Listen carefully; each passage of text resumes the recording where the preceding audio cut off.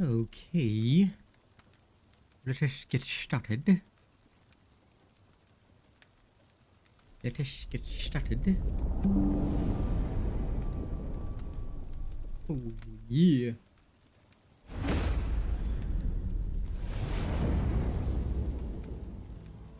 Good.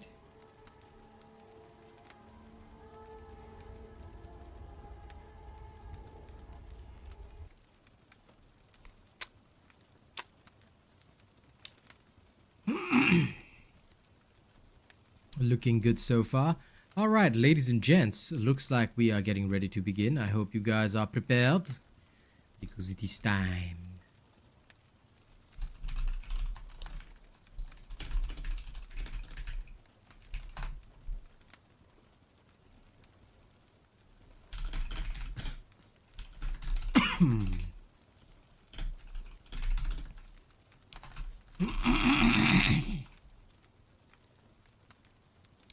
Boom.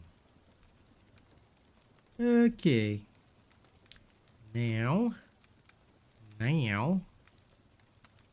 that we have begun, yes, we are, my friend. All right, keep the sound on, people. Performances are back. If you want, oh, no problem at all, man. You joined the Discord. You accepted my friend request, right? I haven't sent the invite link yet, but I will send it soon. Well, by soon I mean after stream, but yes, I will send it today. Welcome, welcome, my friend. Now, we're back on the performances, so if you want yours, because I remember you wanted a rap with the words Big Chungus in it, just request, and we'll be good to go. I've got my lozenges. So, although my throat is still in recovery, I feel pretty confident in being able to at least do night performances. In the mornings, I've got something else planned. Okay, I'm bringing back my workout streams for the morning, and this should help balance it out. You know? So that's what I've got planned. Yeah, no problem, Zane. How you doing, Kevin? Morning, Callie. Alright, let's take a look at all this crap that I got. So I was shooting the video earlier for the Necromancer, and I got a whole bunch of crap that I don't need right now. Wow, this is shit. I did not know this was a helmet. Why is it that bad? I really would love to equip this, but it is utterly useless to me. I need a new, you know what? I need a new Deathless Visage. Deathless Visage. A Deathless VV. I don't know. For some weird reason, maybe it does. Yes, Big Chungus indeed. That is Zane's Discord name, you know? Man loves the Big Chungus. Okay, we got 57 minutes on the Helltide. Let's get right in there. You'll know what to do. Time to go pull up that Helltide tracker. Alright.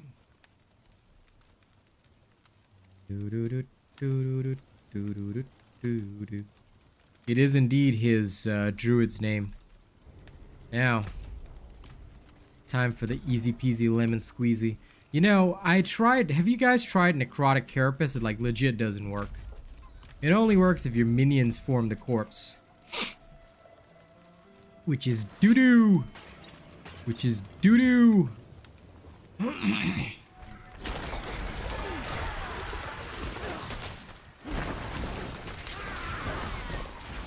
Yeah, nothing wrong with that. I'm sure many other people love Big Chungus.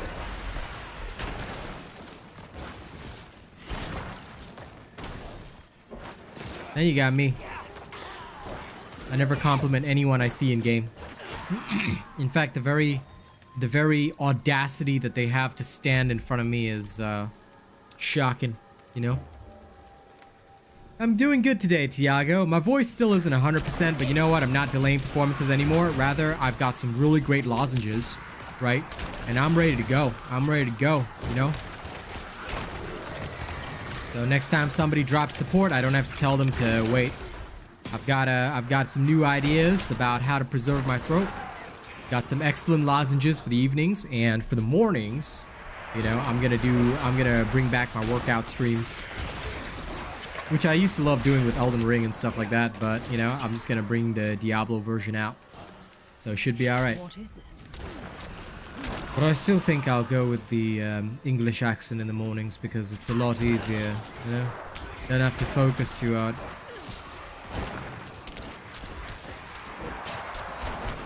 Hello, Kenzo, my friend. Kenzo Suzuki. What's up? How you doing?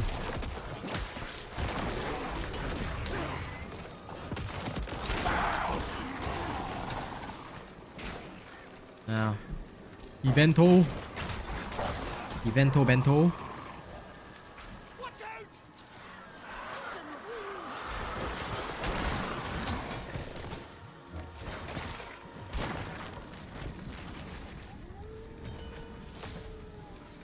I may level up Bob tomorrow. I haven't decided. But quite frankly, Necro is so much fun, I don't think I'll be stopping Necro until the season starts. You might have to wait till season 1 to see my Whirlwind Barb. Because I don't know, there's just no way I'm giving this up.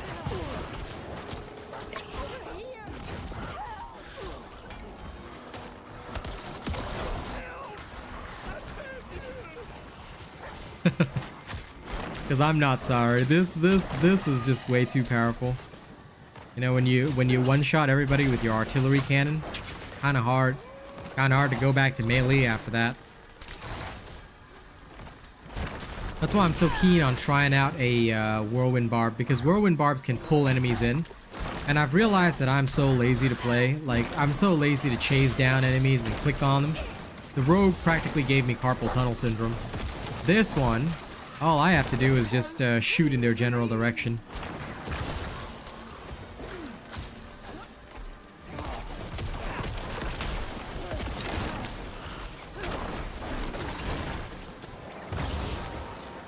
No, I say Marshall first. Marshall is your priority. Basically, as soon as the others are cleared, you need Marshall. Because once you have Marshall, dude, you will be able to push up even higher than where you are. Because your cooldowns will be so short. So get that Marshall glyph going, dude. You won't regret slotting in Marshall ASAP. It should be your #1 priority. Now, the only reason the Hammer Barb is different. Like the Whirlwind Barb, literally Marshall is the first thing. But, for the Hammer Barb, I think it's a bit different. Because of the need for vulnerability. See, what I learned in a little experiment this morning. I don't know if you were there at the time of the experiment, but this is just me stating this openly. When I did my experiment this morning, right? I don't know who on the earth is Frank Lee, Boop, but anyway. When I did my experiment this morning, I realized that even though I had stacked out like this sword with a tricked out crit damage, it had like 3 different crit damage multipliers, right? But it still lost to this scythe, which has vulnerability and crit damage. So this one only has 1 crit damage multiplier and less DPS per second, which means the base damage on the scythe is lower. But somehow it's actually dealing more damage. I realized that because of that, right, vulnerability damage is far more crucial than people realize. Vulnerability damage is in fact the be-all and end-all. In fact, that's what you need to go for in all your gear. You can literally ignore... If you had a choice, right, 1 gear as vul and 1 gear as crit, assuming that you can consistently inflict vulnerable, you need to go only for vulnerable damage. This is a major key thing. So when I saw that and I realized, okay, so this is a problem, it made me change my outlook even more. Which is why I'm so keen on doing a Whirlwind Barb next season. As much as I love my Hammer Barb, don't get me wrong. A Whirlwind Barb next season is probably going to be the choice because Whirlwind Barbs can consistently inflict vulnerable without reliance on the exploit glyph, which in turn is very good. But yeah, that's why I think I realized, okay, we've got a bit of a problem. You know, I think we need to... I think that basically because of how crucial vulnerability is over everything else, and I say this openly, over everything else, it's absolutely dumb. Like, it makes every build, like, for example, between the werebear and the wolf, the werebear, people say pulverized werebear is S tier. I don't think so.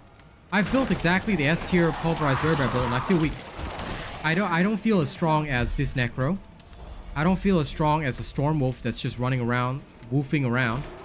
You know, it feels weird.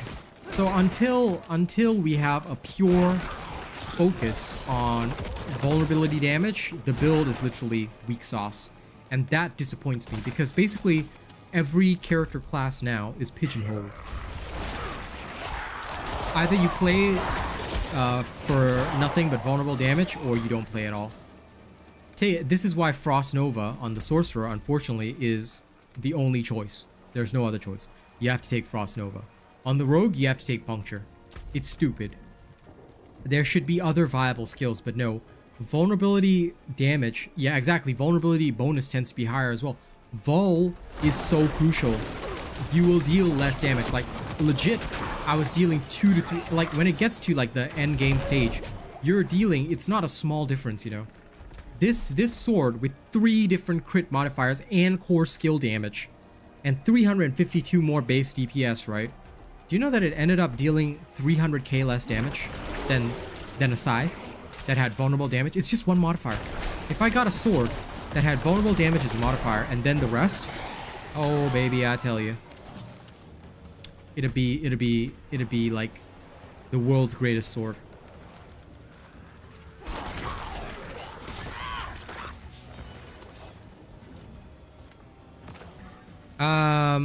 You can go for hammer thorns if you want to, but I view that as more of a level 100 build. It's not really good for leveling and changing gear because you need razor plate and you need a lot of very optimized gear to make it work. And I'll explain this until I'm blue in the face. The reason why I do not support a thorns build is because thorns require the enemy to hit you. Unless you're very certain that your damage reduction can absolutely keep up with the enemy consistently hitting you in order to get your damage out, you are doomed. You are dead. So be very, very wary about that.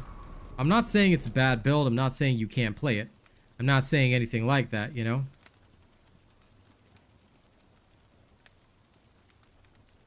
I'm just going to tell you guys straight up that I would never play that build unless I had already hit level 100.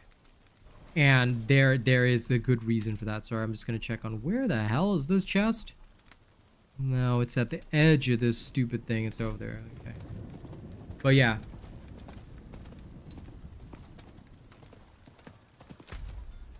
Yeah, and of course, no doubt it's great for PvP. But again, I would urge caution because the straight hammer build is a lot easier to run. Okay? I mean, if you want to play whatever you want to play, don't let me stop you. But these are just words of caution that I'm offering you. The straight hammer build is easier to build up. The straight hammer build has less problems pushing high tier. Okay? The straight hammer build is a lot easier until you get to level 100. Once you get to level 100, you want to go with a maxed out razor plate and go absolutely ham with that. Be my guest. I ain't gonna stop you. Ain't nobody gonna stop you. Alright, but we all know that razor plate is pretty much a necessity. And, yeah, that comes with 0 defense. Just so you know.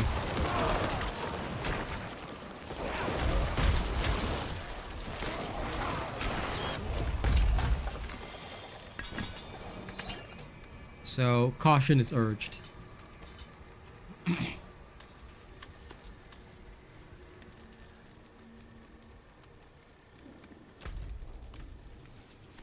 Well, then I also have to probably state it openly that I will not be doing PvP a lot.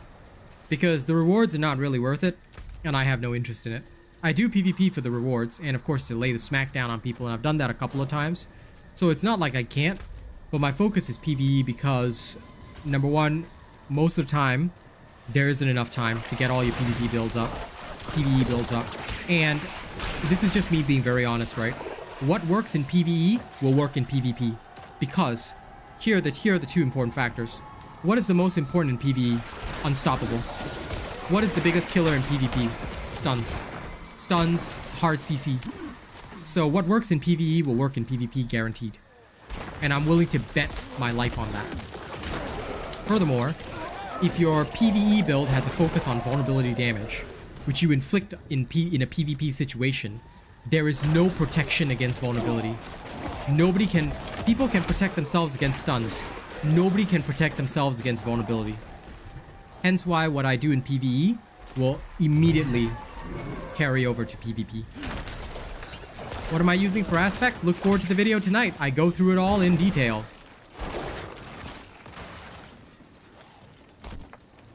Tonight, I've got the late game part of this Necro build coming out. It will contain all my aspect choices, gear stat choices, everything you need to know.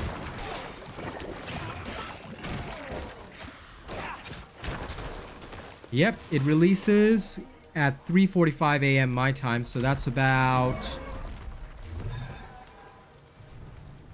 5 hours and 45 minutes from now.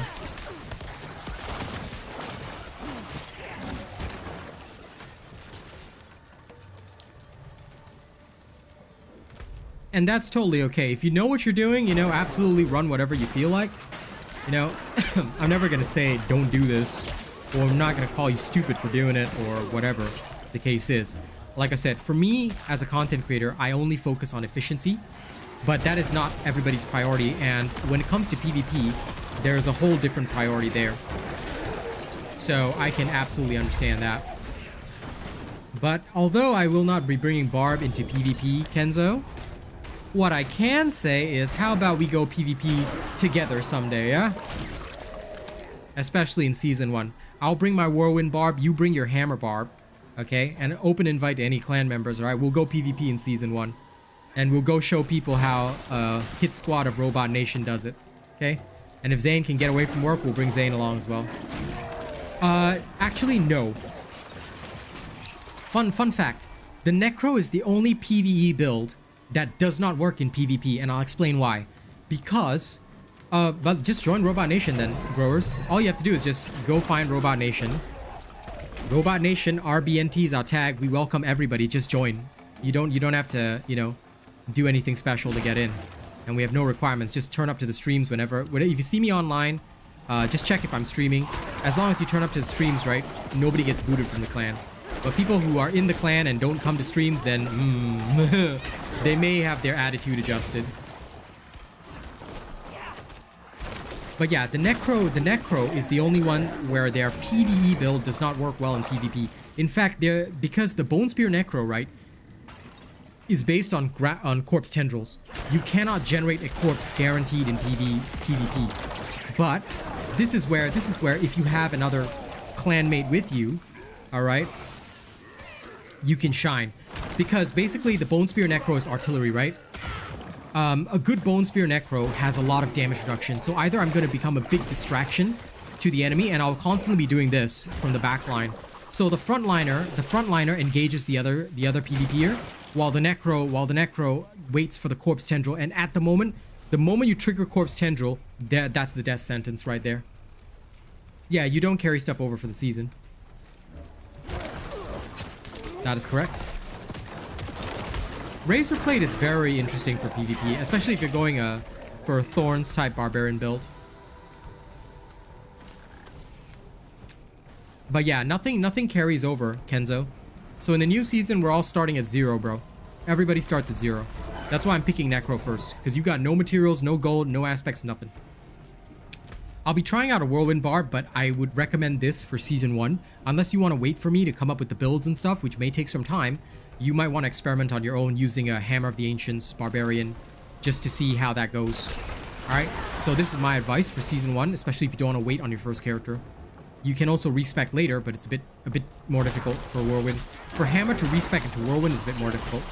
So I would urge you to, for your first character for the season, okay, for your first seasonal character, please use a build that you already know. Because this is going to be your moneymaker and your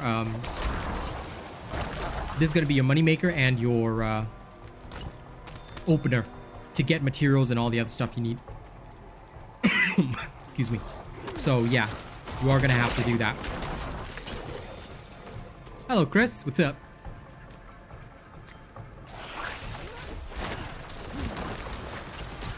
So yeah, growers, if you want to join the clan, just join the clan. Let me know when you've sent your join request. I'll approve it straight away.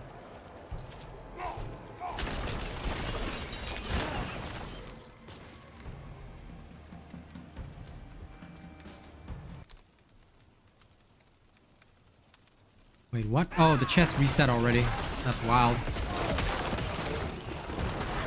Hey, hey, Boxhead. Yo. How you been doing, man? Sounds good. Yes, if you're confused about what carries over for the season, I've got a video that explains it all. So you can definitely just check out that video. It explains everything you need in detail, so you'll be good to go. Like I said, people can pick anything they want for the season, but I highly recommend you pick a build that you are familiar with, that you know very well, and that doesn't have a lot of requirements. That's why, for me, I'm gonna go with my Necro, my Bone Spear Necro, assuming no nerfs.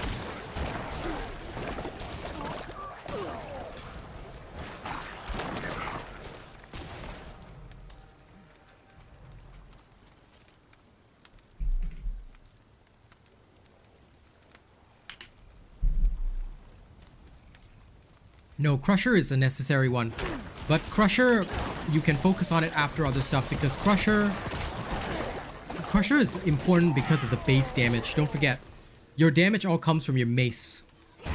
So if you followed my build, my dude, just check the planner and see where I put everything. Crusher was the first one I did, and then Exploit was the second one. Martial was the third. Like I said, Martial is important, but you need Crusher and Exploit, because Exploit will give you vulnerability and Crusher gives you base damage. Vulnerability is a multiplier, which is great, but 0 times whatever is still 0. So although that's a very crude example, basically you cannot ignore base damage either. So try to increase your base damage.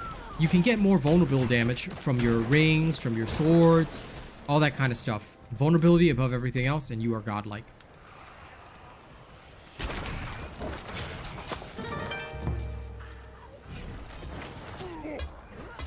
Yeah, Martial was my third glyph, dude.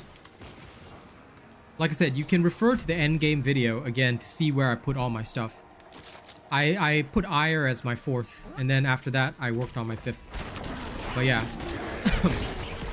Martial is important, but you cannot forget about base damage and vulnerable damage. So those are your priorities first.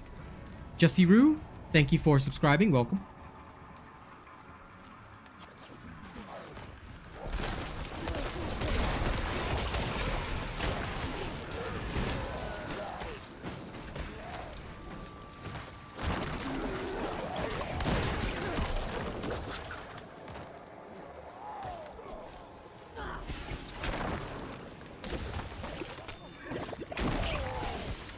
Yeah, I would recommend following the exact order if you want to hit the highest possible numbers. So if you got it written down, follow the exact order. Because that order is the ideal choice for hammer. For hammer barbs.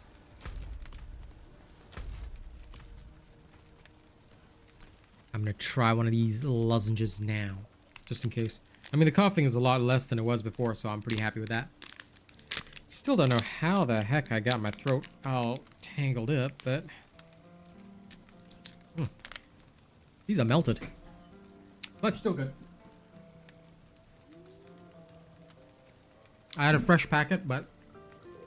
I was like, let's deal with the old packet first. It just turns out that the old packet is like... super melted, lol.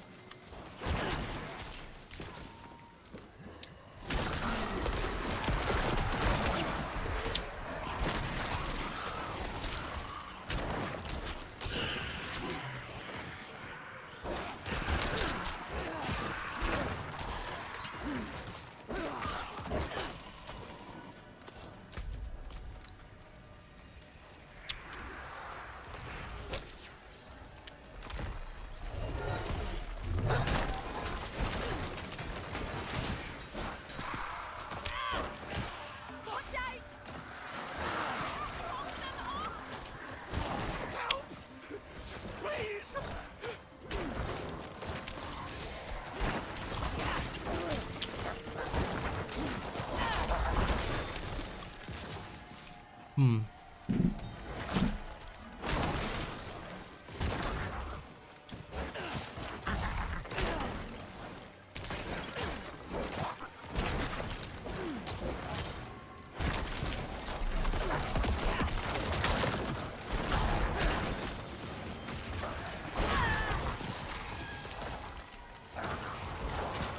it's just random. It's just random, dude. Sometimes I get like 3-4 butchers in a day. Sometimes I get no butchers. I haven't had butchers in 2 days. So it's normal. It's normal. Basically, sometimes he'll be here, sometimes he won't be.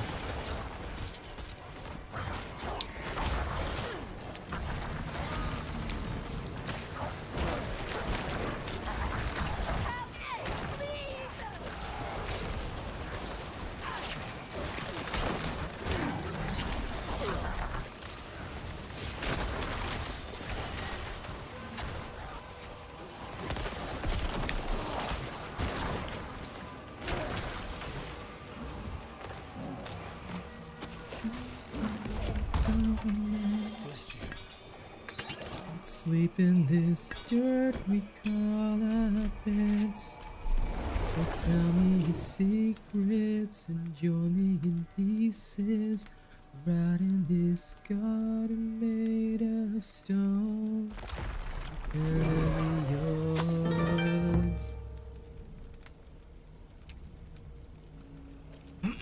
Alright, and thank you to all the active viewers. Mr. PCB, welcome to the channel. Thank you very much for subscribing. Welcome. We welcome all ye twisted souls.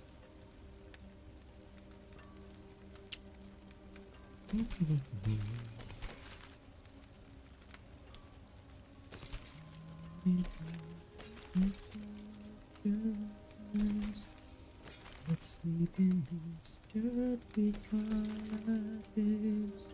So tell me a secret and drunk things right in this garden made of stone.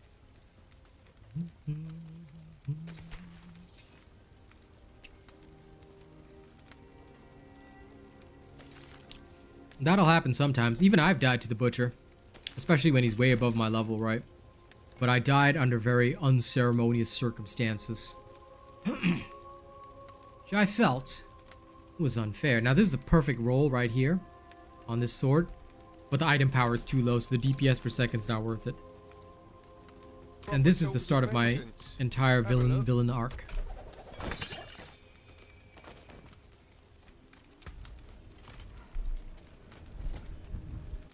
No, I am not a big fan of it. Twisting Blades is quite simply the strongest combo. I'm not saying it can't work, by the way.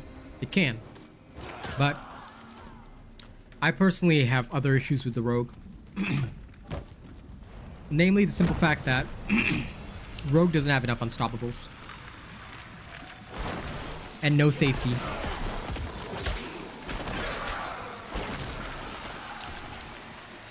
The biggest problem with the melee Rogue is that they don't have the same protections that a straight melee character has. It's kind of the same issue with the Arc Flash Sorcerer. Which again is why Ice Shards is far superior. Unfortunately, you don't really have a choice.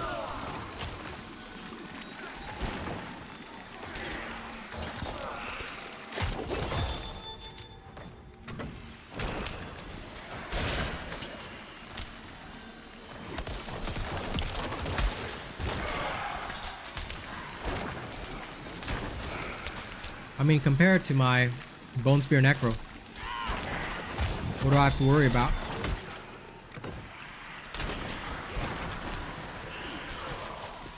I just literally send out one attack, everything dies, and I relax. This is the problem. This, my dear friends, is the problem.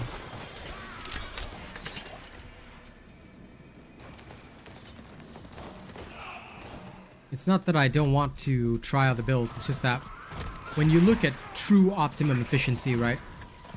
And you want to push the highest of highest Nightmare dungeons. Vulnerable, unstoppable. These are the two factors that matter the most. And any build that does not have both of these in spades is basically going to be invalidated. That's the problem. This is the biggest problem that we are facing right now, I can tell you that. It is what has disappointed me so much, because there are so many potential choices for builds.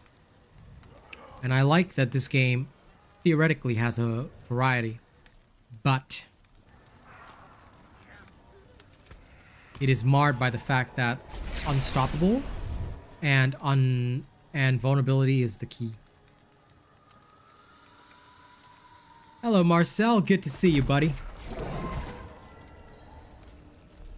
Yeah, that's kind of the problem, Ruben. Once you go up higher, you'll see all the problems. Because when you're like me, right?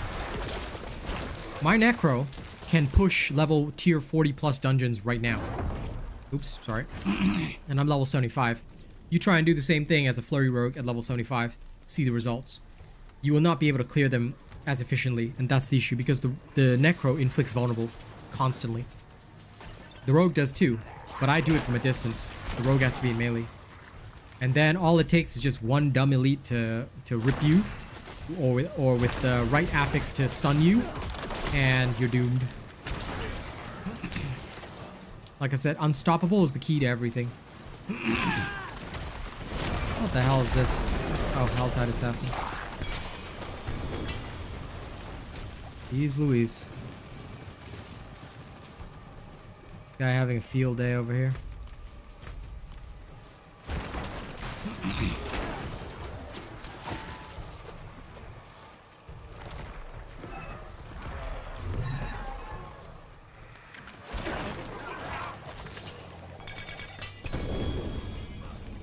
Still no uniques. That's good enough though. Alright.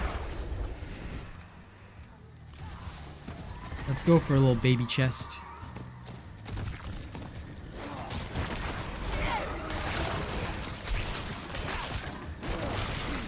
Like I said, Season 1, I'm going Whirlwind, buddy. Season 1, I'm going Whirlwind. And once again, thank you to everybody actively keeping the sound on, okay? It means a lot. Don't drop that connection. You watch me with the sound on, you help me pay rent, you guys will get all the content you want.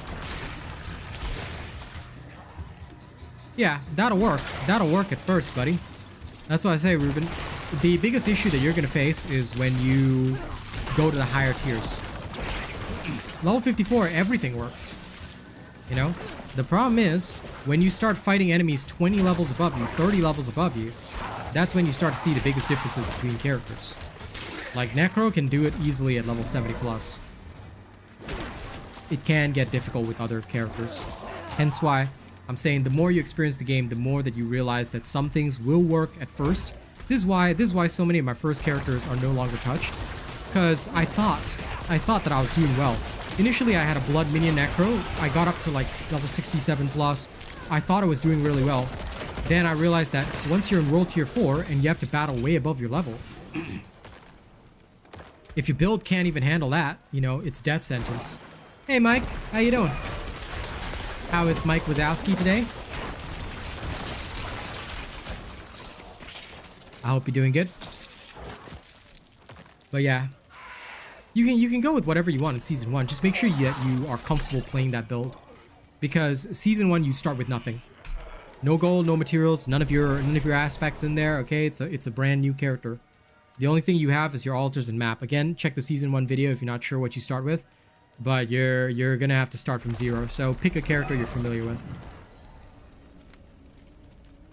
Yeah. And that's okay. Start experiencing World Tier 3. See how you feel. And then, you know, if things change along the way, that's okay. Enjoy what you can enjoy. And get a good feeling for the game. The more you learn, the better.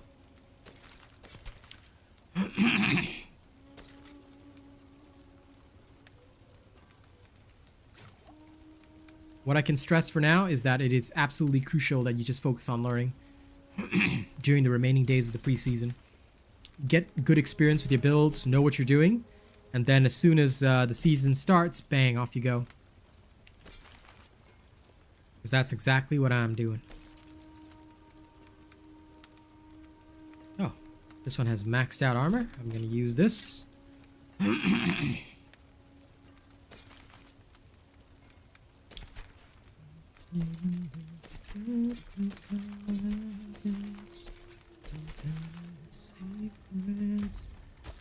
hurt yourself.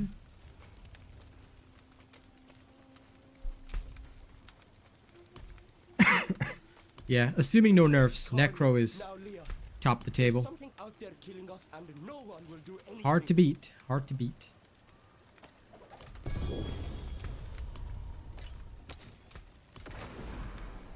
It is truly one of the toughest to beat.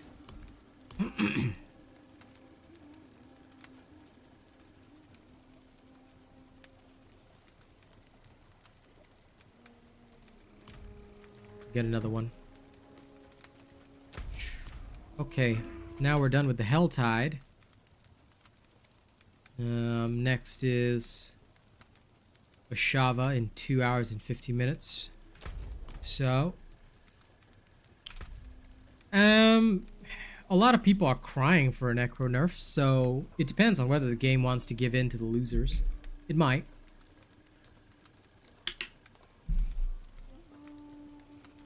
Game devs, you know, I hate to say it, but they're not always known for having very strong morals or spines. Sometimes they can cave to a very vocal population. And if the vocal population is the type that says wah wah wah, problem problem problem, wah wah wah wah wah wah wah wah wah wah, then, you know, yeah.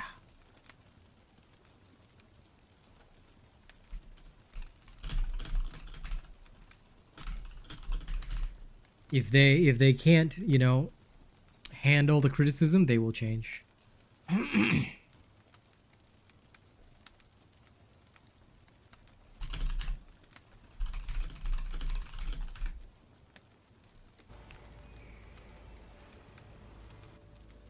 But we'll see. Like I said, we'll see. I'm neither the type that will say, I'm never the type of person who wants nerfs. I hate nerfs. I think it would be better if they buffed other builds instead, so that there's more competitive builds for endgame. They shouldn't just nerf one powerful build. That just makes no sense. But who knows what they'll do. So we'll have to see.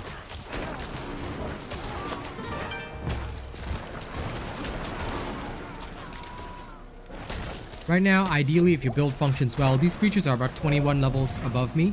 So they hit pretty hard, but as you can see, I can deal with them with relative ease because the build is so damn solid. My offensive power is really good, so all I really need in this build to focus on is my defenses.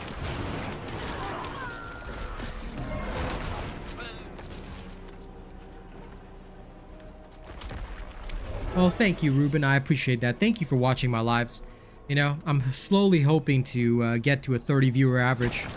Then I can start paying rent just off my streaming alone. Like, just off viewership alone. Like, even if nobody donated, I'd be able to make it. So that's why, you know, I always encourage people to watch as much as they can. And if they do, I'm, like, super happy.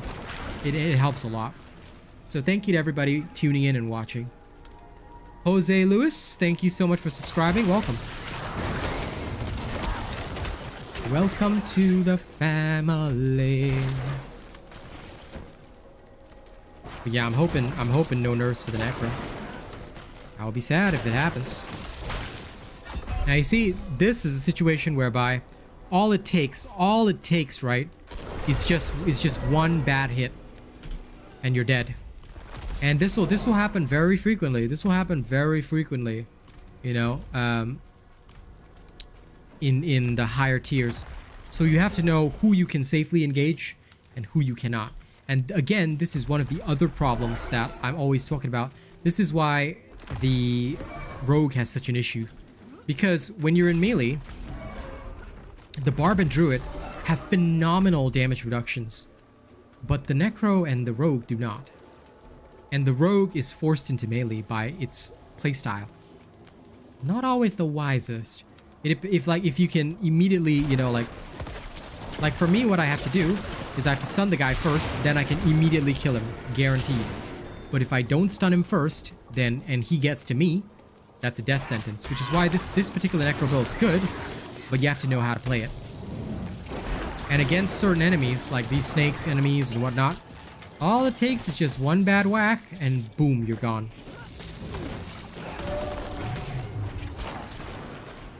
Your golem is a spare health bank, but even then, it cannot fully protect you.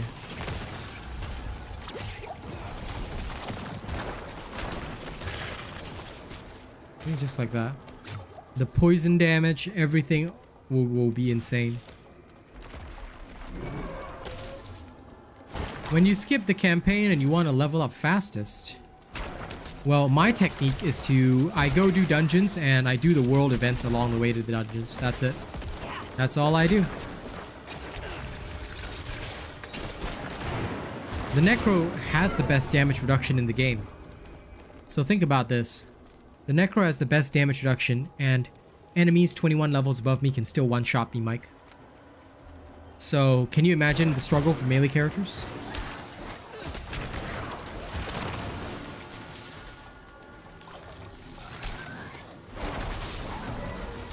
That's why melee characters not only have to get hyper armored up, like the Barb, that's why they have to use Challenging Shout. Because Challenging Shout gives 40% extra reduction. It's hard. It's hard. Well, I'm live every day at night for about 4 or 5 hours, so make sure you tune in every day. I'm always live, man. And you'll get used to my stream timings the more you watch me. But you just imagine that, Mike. I already have insane damage reduction. And on top of that, I'm taking deadly hits. What does that tell you about scaling in this game? It gets crazy. So you have to be very careful. This is why I tell everybody be very wary. Because for melee characters, you have to know how to get even more damage reductions, how to like survive, what are your unstoppables.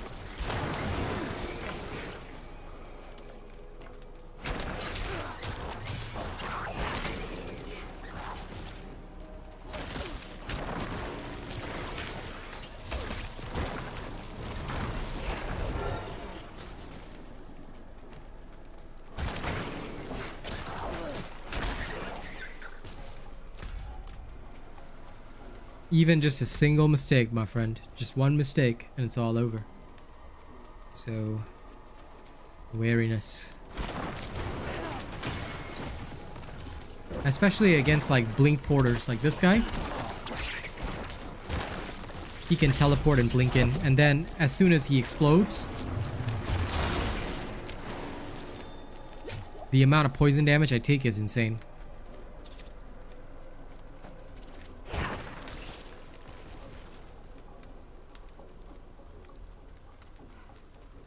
Yep, that's how it is. Pretty much as Pen has described.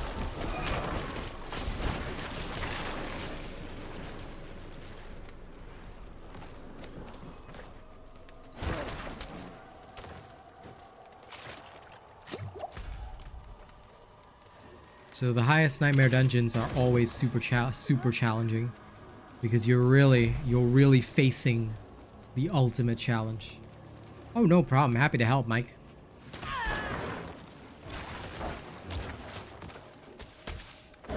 That's what the community's here for.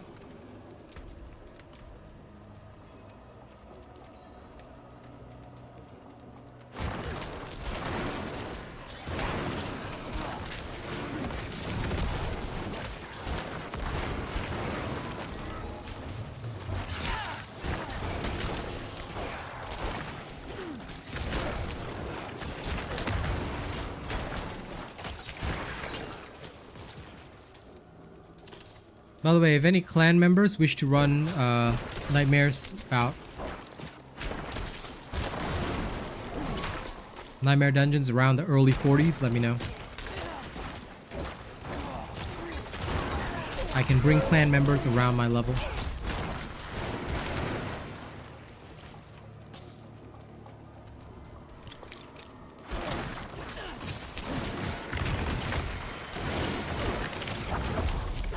You see, I'll usually like get out of certain situations like that because I know if I stay in, I'm doomed. So I won't hesitate to escape.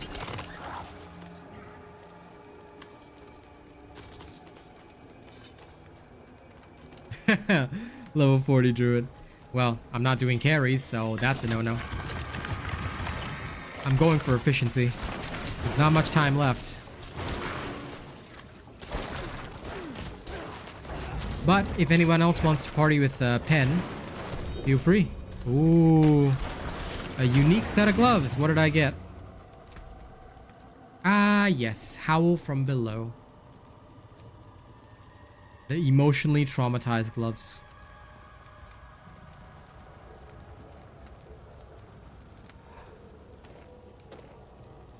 Only one build uses this and it's trash. Oh, I guess I'll just keep it for like memories, I guess.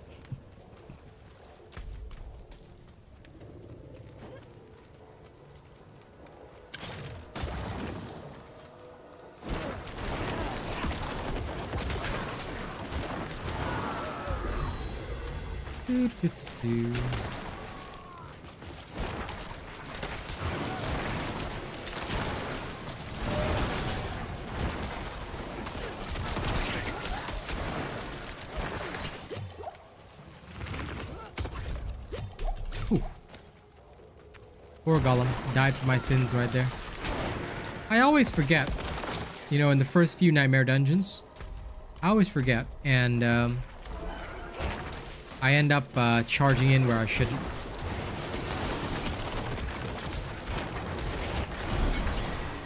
Which again, I reiterate, is a very bad decision.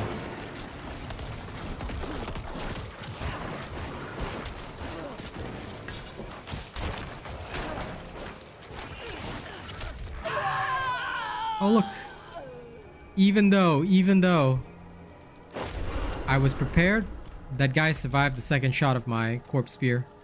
And that's all it takes, just one shot and you're dead. Well, it was a 2-shot, but still. Just for that, I'm gonna extra murk him. I mean, I don't mind the repair costs, nobody cares about the repair costs, but still. Because it's a drop in the water compared to how much you earn, but still. On principle, how dare he? That little punk. Let's keep upgrading the exploit glyph.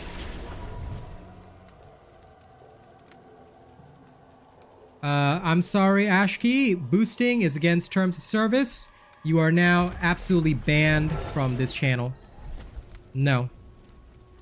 You want to talk about trading boosts and whatnot? Sorry, against terms of service. Boosting services are also against terms of service. You're banned. Don't come to my channel and spread that shit. End of story. You can find some other messed up place to do that. This isn't an illegal marketplace. This is my stream and my community. And you can bet your bottom dollar anyone else buy into that crap. All right? You will be evicted straight away. The only thing that matters here is good viewership and good clean fun. For real gamers. I swear. Start getting a little popular and all the trolls show up. Talking all sorts of random crap. Morgan's folly is lost in ruins. Going back is... This isn't like before. This isn't for the fort, for Akarat. Surely you understand that. I guess I'll just chuck it in here.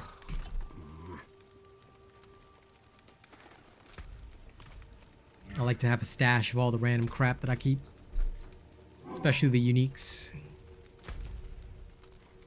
Probably as I go through all the seasons, I'm gonna like literally have them all. Okay.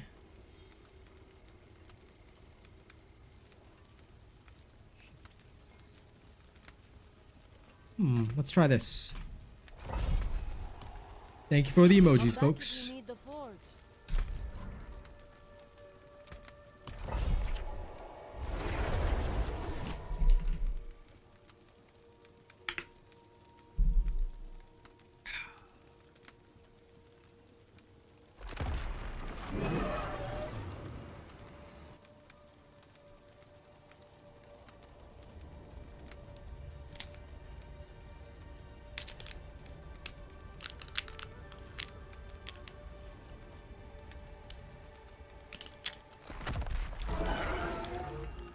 Don't need it.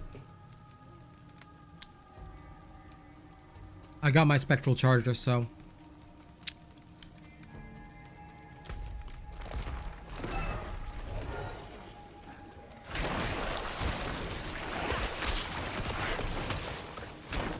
I used to do every Legion event till I got my spectral charger. Once I got it, that was it.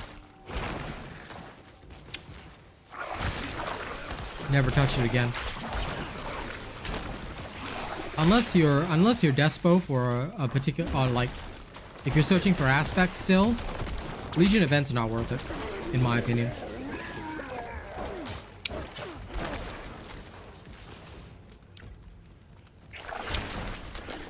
They're literally just to help people get legendary aspects or some basic gear and the spectral charger.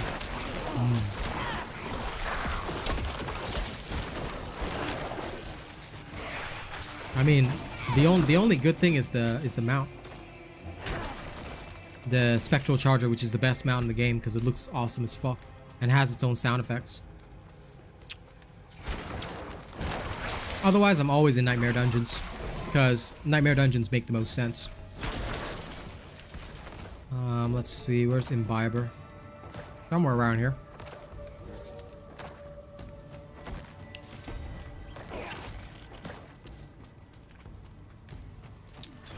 No, I haven't. I would love to get it though, but I'm sure I'll get it eventually as I kill enough goblins. I kill every treasure goblin I find, but I haven't gotten any decayed type mount. I do world bosses, of course. But I do world bosses because they have a chance of giving you a unique.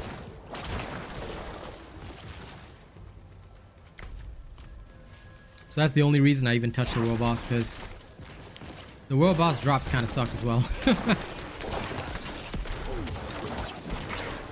So I will usually like go to the world boss when there's like 2 minutes left to go. And then I'll just go in there, get my drop, and then I'm out.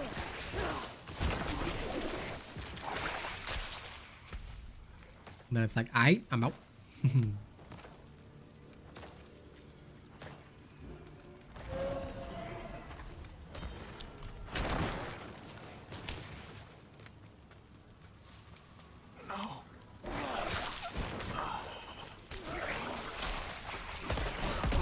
The blood golem is defensive, not offensive.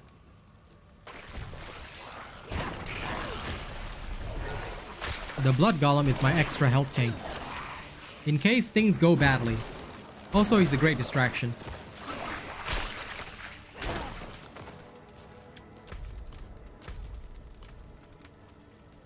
The blood golem is literally there as a distraction. His job is to distract the enemies from the real threat, which is me. And as long as he does his job well, there's no problems. If he doesn't do his job well, then I'm doomed.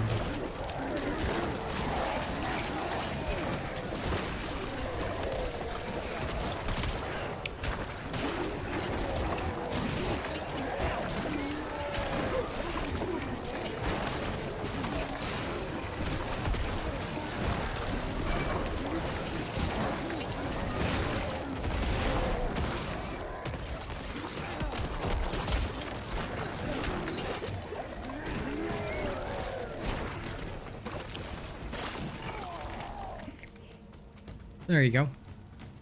Thank you to everybody keeping the sound on. Appreciate that.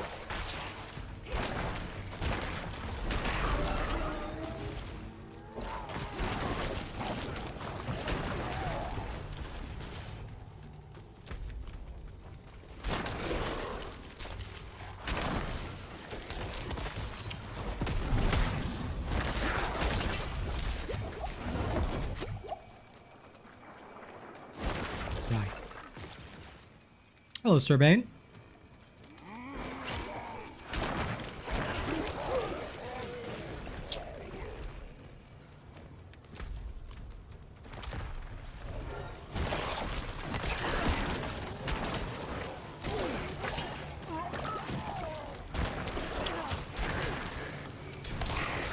Twinkie, what's up, my man? How you doing?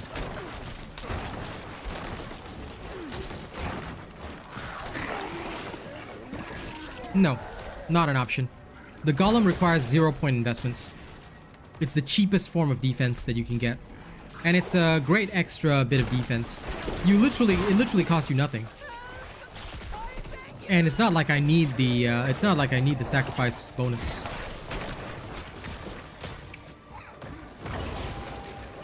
See for yourself. It's great, of course.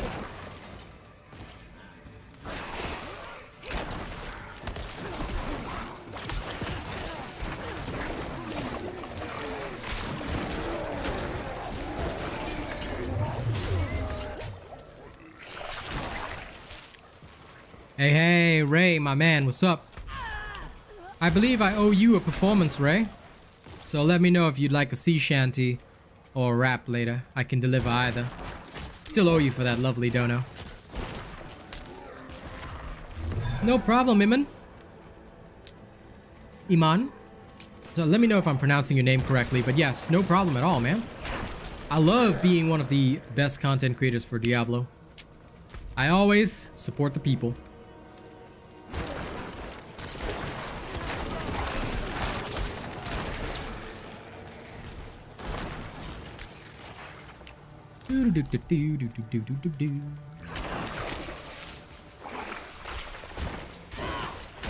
Exactly. Armor is in fact your biggest thing.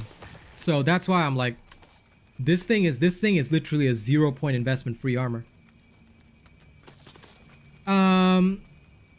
Art, thank you very much for saying that, but I do have to inform you that due to the fact that the developers of Dauntless support racism toward the Asian people via their partner, okay, here's the proof.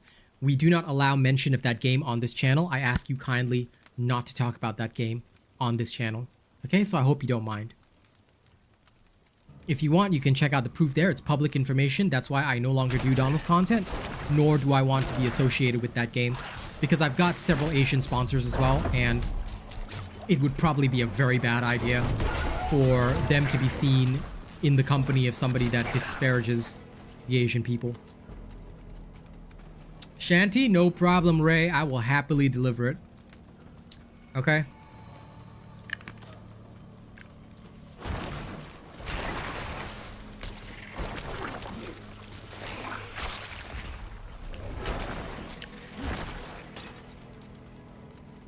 Okay, thank you. I'm glad I got it right, Iman. Welcome.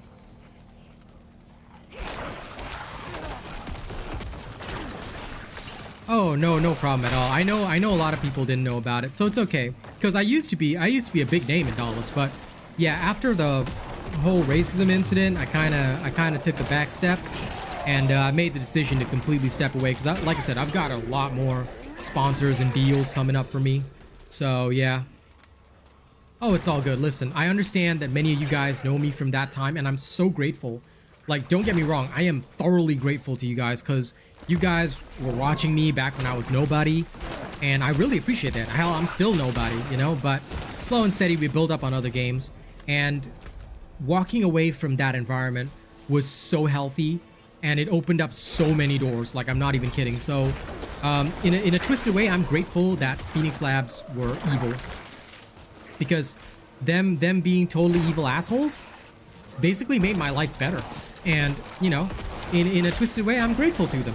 In a twisted way, I'm grateful to them, you know? I wish them good. I wish them good luck. I wish them very good luck. Because thanks to them, I am literally partnered with people like Fat Shark, Nexon Korea. There's a lot of stuff on my plate. Just because I'm not playing the games right now, though, I'm also partnered, in case you guys didn't know, with Deep Silver. So they're the ones behind Dead Island, Metro series. They also did Saints Row. So yeah, we've got a lot of stuff coming up. I just like, when these companies call me up, I'm just like, yo, I'm your man. So it's great stuff. I got no regrets. All right, let's go slam this in.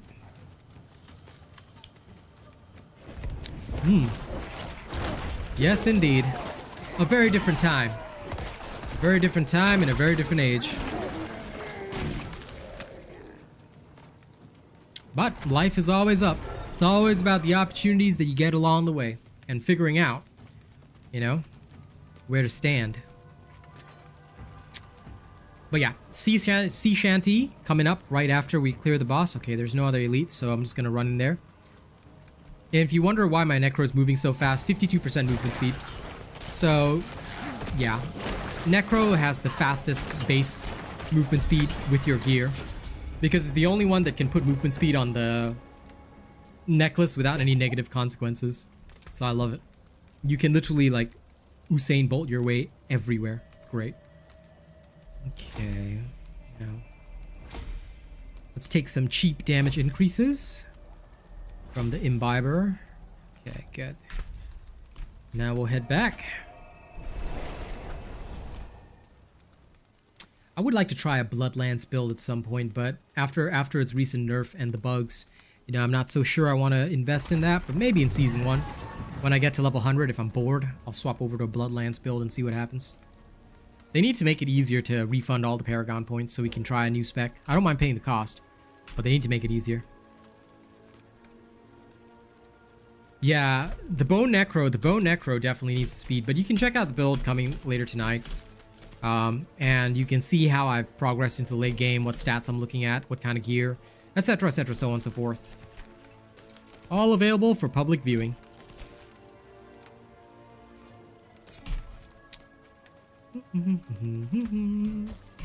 Okay, sold. All right. Now, let's see. If we're going to do a sea shanty, right? First, I'll pause my usual background. We're going to put on the lovely pirate ship ambiance. Gotta have that, right?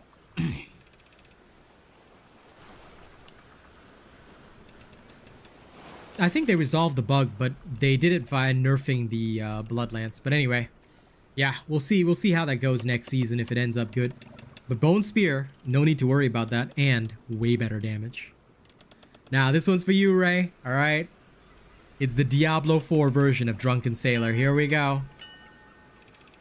Oh, what will we do with a drunken sailor? What will we do with a sunken whaler? What will we do with a hell-tide failure? Early in the morning, way hey, up she rises, way hey, chest surprises, way hey, up she rises early in the morning.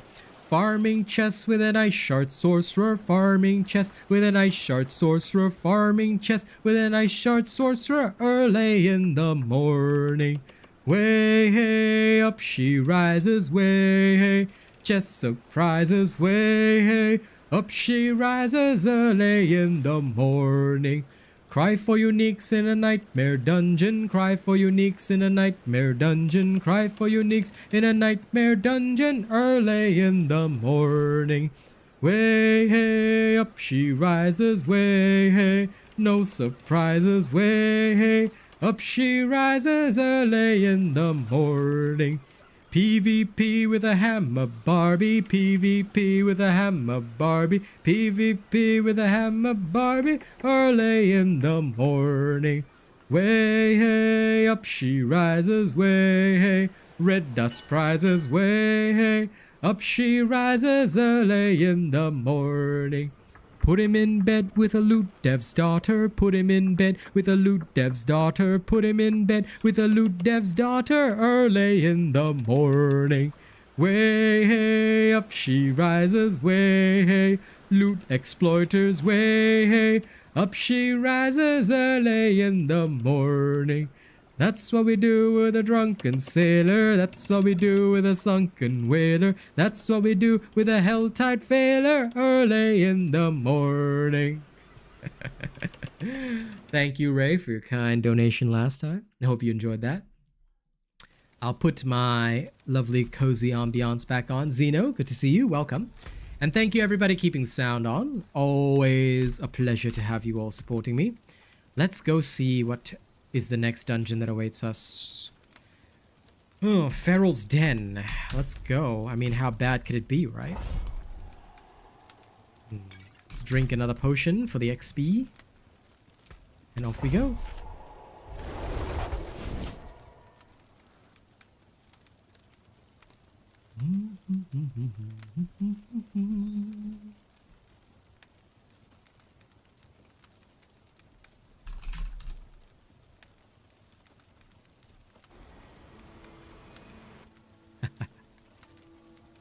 Oh, you're using my sorcerer build? Yeah, it's great for leveling, but the only problem is that once you get to late game, you have to switch for ice shards. It's the only viable sorcerer build. That's the only reason I stopped leveling it, bro. Season 1, I'm gonna go ice shards, but I was so disillusioned with it this season that I was like, nah, I couldn't do it anymore. Because I love lightning, okay? I am a huge fan of lightning style, damage, characters, whatever. I like it. I think it's cool. But my god, basically anything other than ice shards is not gonna work. And it's like the way it is like, oh, you want ice shards? Nah, no. Tell you what, buddy. How about you play, sorry, you want lightning? No, ice shards, bro. How about you play ice? Oh, you're not playing ice? Okay, GG. You cannot go to high tier nightmare dungeons. Nah. It's so annoying. Like you really feel the bottleneck really quickly, and it sucks. I was very emotionally traumatized.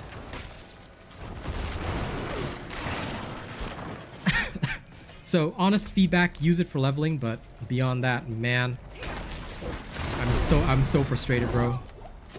Like, I loved sorcerer so much, and they're like, nah, you gotta play ice shards, bro. I mean, I will, but like, why do I have to be forced to do so? It's just no, nay.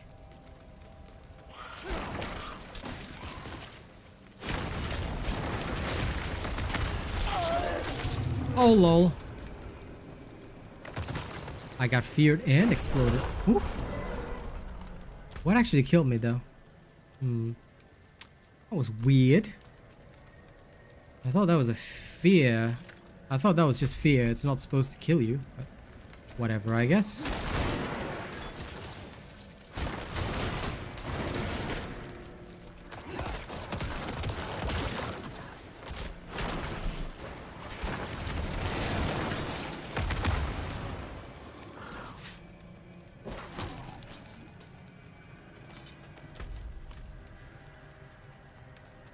Yeah, no, it will definitely work when you're still in the leveling process, so don't worry about it. Use it freely.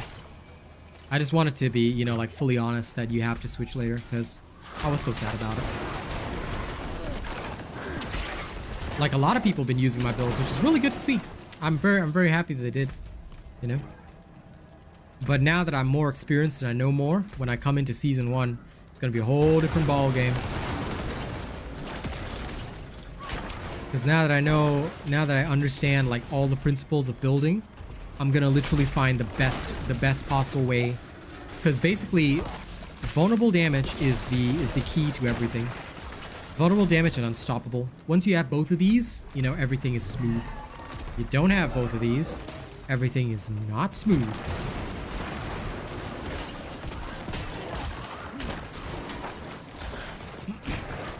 That's why I had to go Bone Spear Necro as well, because making people vulnerable is like too important. That's why I also don't believe in any build that doesn't have pure vulnerable damage. You must be able to consistently make enemies vulnerable. If you cannot, then death. Of course, there are ways to circumvent that, but it's usually due to some unlikely cheese methods, which do exist, which are a thing. Anyway, yeah. Sometimes it is the cheese. The cheesy weezy squeezies.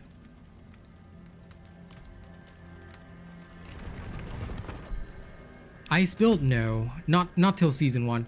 Because porting my current sorcerer over without having focused it, like, I needed to get certain rare aspects beforehand, and I didn't. Also, you would need to prepare gear with very particular stats, which again I didn't, because back then I didn't understand the full game, and I didn't know that the lightning build was going to collapse in World Tier 4.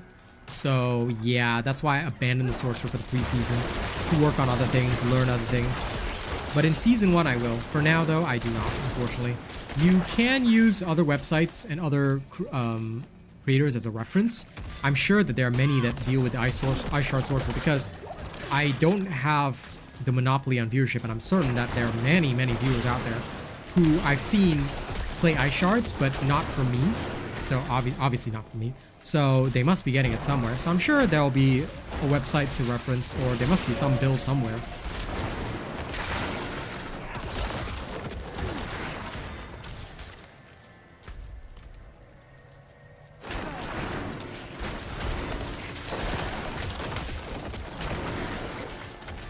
but I will most definitely cover it. I can guarantee in Season 1.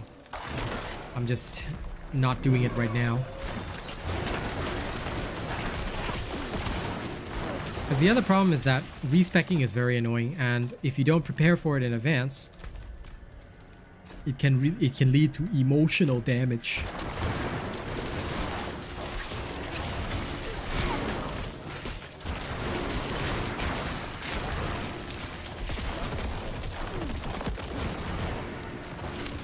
Ooh, look at all those spiders. Okay.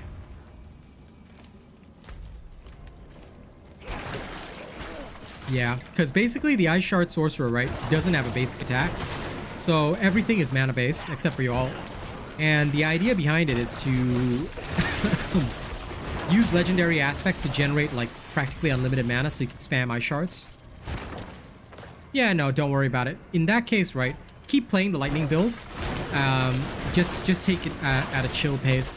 Because most likely in the next 10 days you're not going to push the tier 100 nightmare dungeons. So the lightning build will actually do just fine. Like you can fight up to 8-9 levels above you. Just be very aware of what type of gear you're getting. And of course, like I've discussed on stream, damage reductions, critical, vulnerable damage, all of this is very important. These are things that I didn't know as well back then as I do now. So even in Season 1, the way I gear the sorcerer will also be different. Because my biggest focus will be on vulnerable damage, which is a massive multiplier. And critical strike damage, of course, critical strike chance. All of this is going to be absolutely crucial. Again, these were things that I didn't fully focus on, although I should have. Because the sorcerer and the necro were my first two characters when I first started this game. I was totally new to the mechanics too. So I made a lot of wrong decisions, unfortunately. So while the stuff works, it doesn't work in like the hyper optimized fashion that is necessary for the upper tiers. And that is the only problem. Plus Ice Shards, right, can CC everything. So that's why it's even more popular, because lightning is awesome, but lightning doesn't CC everything. Like, not without the passive skill to stun, but even then it's a chance. Whereas ice is guaranteed to freeze. And CCing your enemies is basically the be-all and end-all of endgame. Because either you go unstoppable, or you CC them into oblivion. That's why for my Necro, I've got the CC angle, because all I have to do is just deploy these, yank them all together, and then they're dead.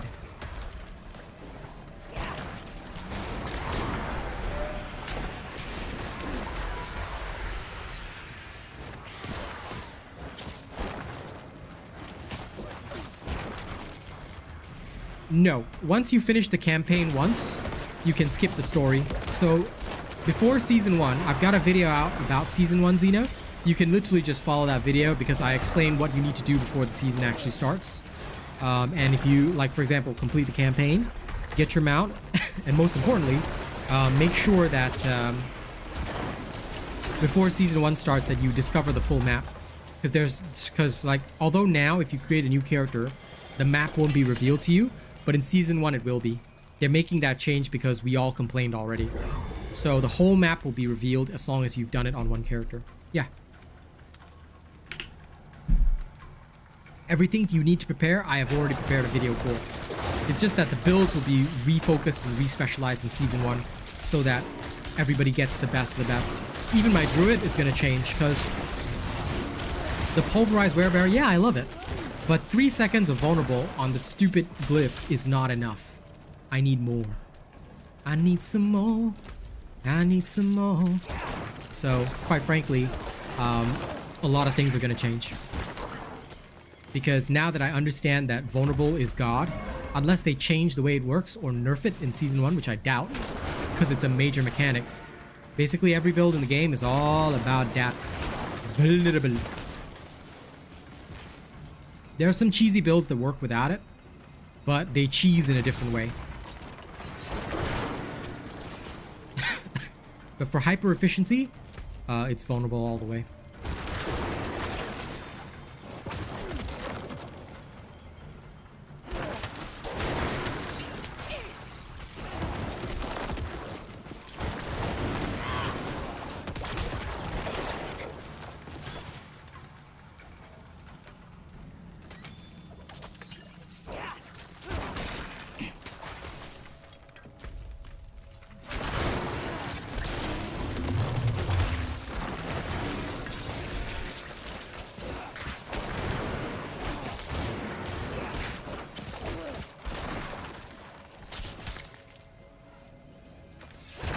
Hello, Denari Adams. Welcome.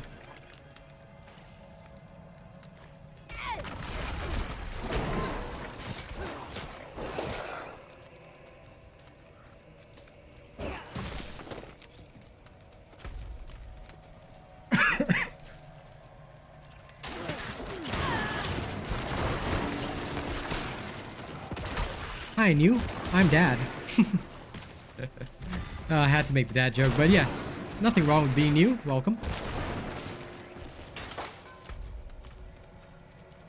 If you are here to seek knowledge, then observe and learn. Well, this is the best place to gain knowledge.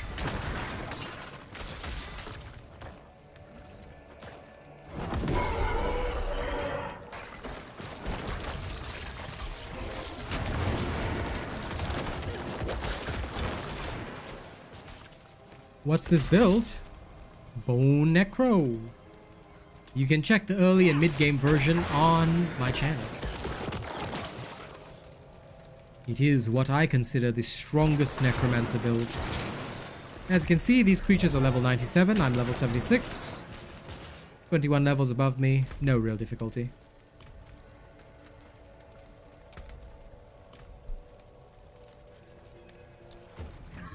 And thank you, as always, to everybody keeping the sound on. Just know that I appreciate you, okay? Would not be doing what I do if not for you lovely people. Ah. There we go, now we're talking. Okay.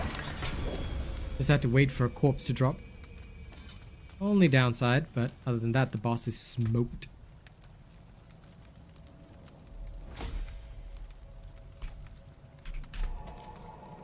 Back to town.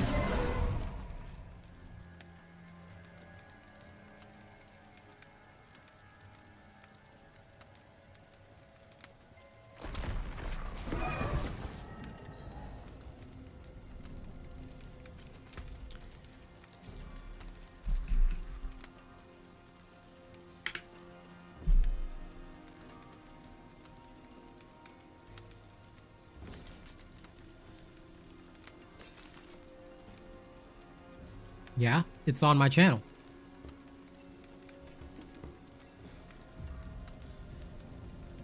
The early and mid-game version is there. The late game version will come out tonight. Of course, you can copy it. If you are in the late game stages, wait till the late game video drops in about 4 hours and 45 minutes. That's when it's scheduled to release. Of course, you can copy my builds. My builds are literally public information. They're always on my channel. So don't ever hesitate. Now this sword could potentially be good. Start by first eliminating this old one. Now this one has core skill damage. All the good stuff.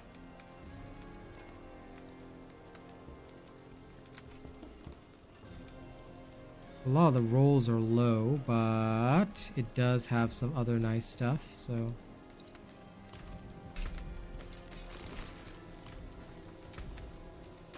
Show your teeth. Is my vulnerable close to max? Yes, it is. Critical strike is close to max. Let's try and get core skill damage maxed if I can.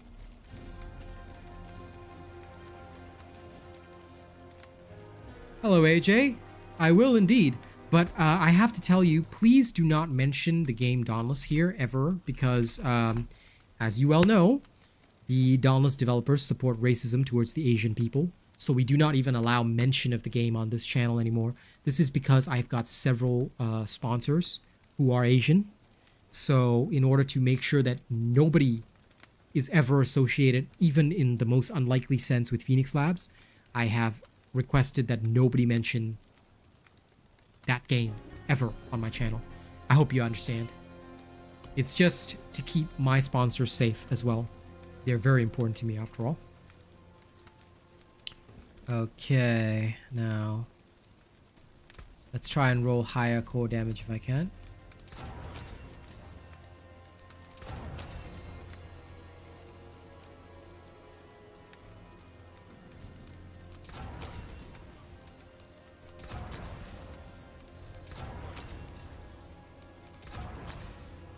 Well, that did not go so well. Doesn't matter, I guess. Okay, first things first. Codex of Power. Let's try Splintering Aspect. Please and thank you. Then we're gonna go. Hey, hey, Alien Frost. You want a rap or you want a sea shanty? You tell me, and I'ma deliver. Hello, hello, my friend. How are you? Okay, let me put this in here. Now it's time to try out this all-new sword. That's okay, AJ. Like I said, now that you know, I'm very happy that you do know, you know? There's a good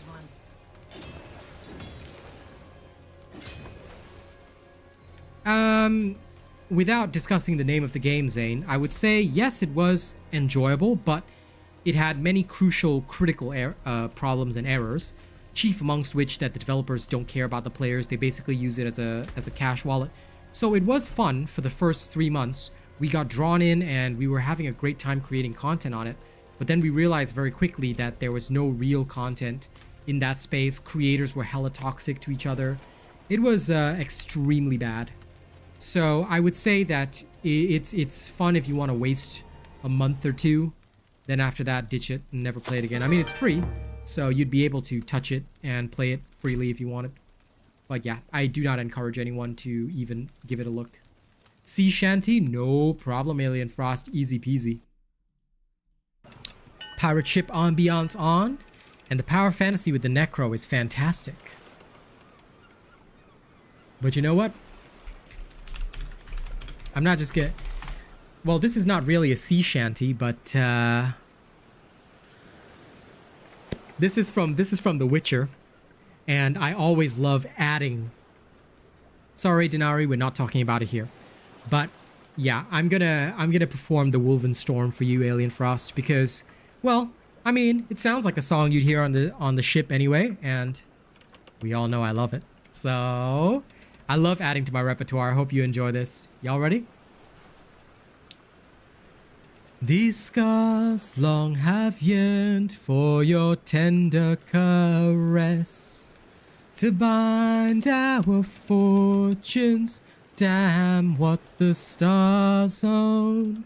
Rend my heart open, then your love profess.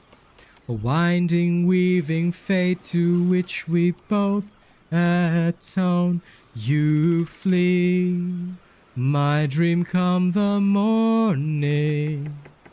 Your scent berries tart, lilac sweet. To dream of raven locks and twisted stormy, of violet eyes glistening as you weep. The wolf I will follow into the storm, to find your heart its passion displaced by ire ever growing, hardening into stone. Amidst the cold to hold you in a heated embrace, you flee. My dream come the morning. Your scent berries tart, lilac sweet. To dream of raven locks and twisted stormy, of violet eyes glistening as you weep. I know not if fate would have us live as one, or if by love's blind chance we've been bound.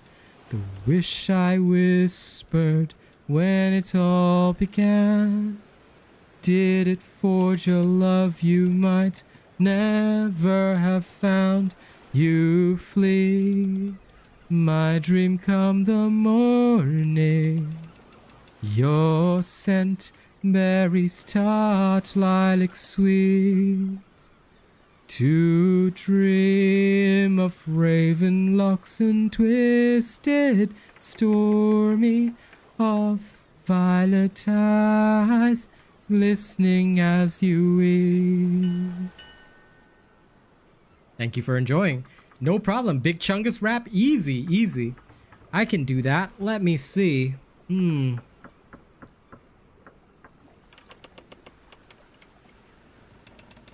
see what this guy got. I'll try and drop a beat like I've never heard. Like, I always try beats to drop on beats that I've never heard before. And I see how it goes from there. So let's see. Let's see.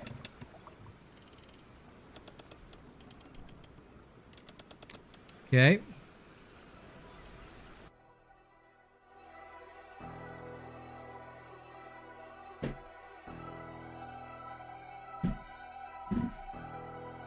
All right.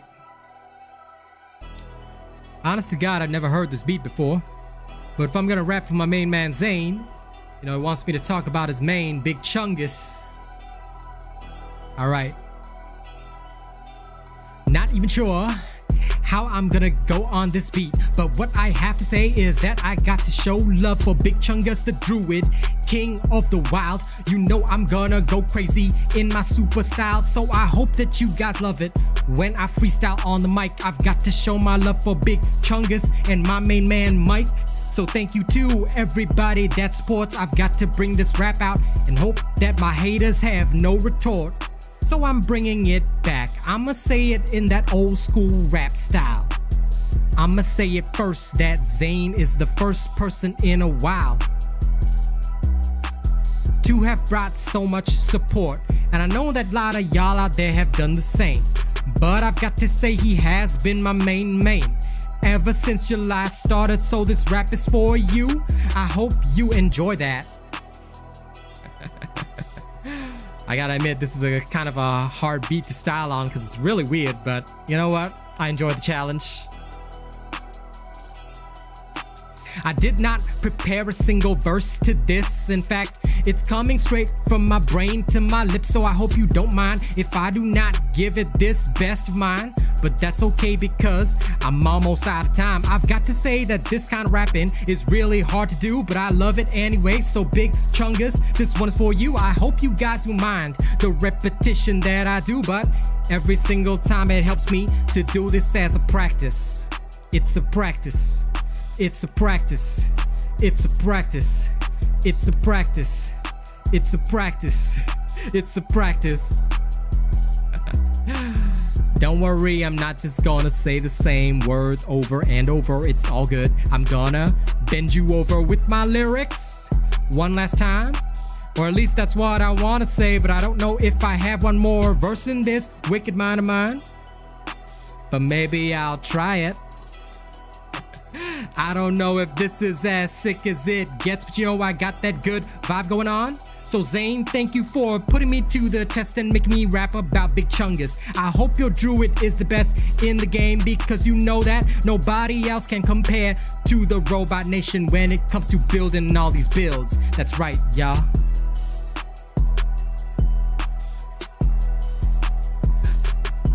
Oh, I am so out of practice, guys, but thank you anyway. All right. I hope for more opportunities in future, but that's for you, my main man. Thank you so much for all you do for me. I like that beat. The beat was interesting, but you know, woof.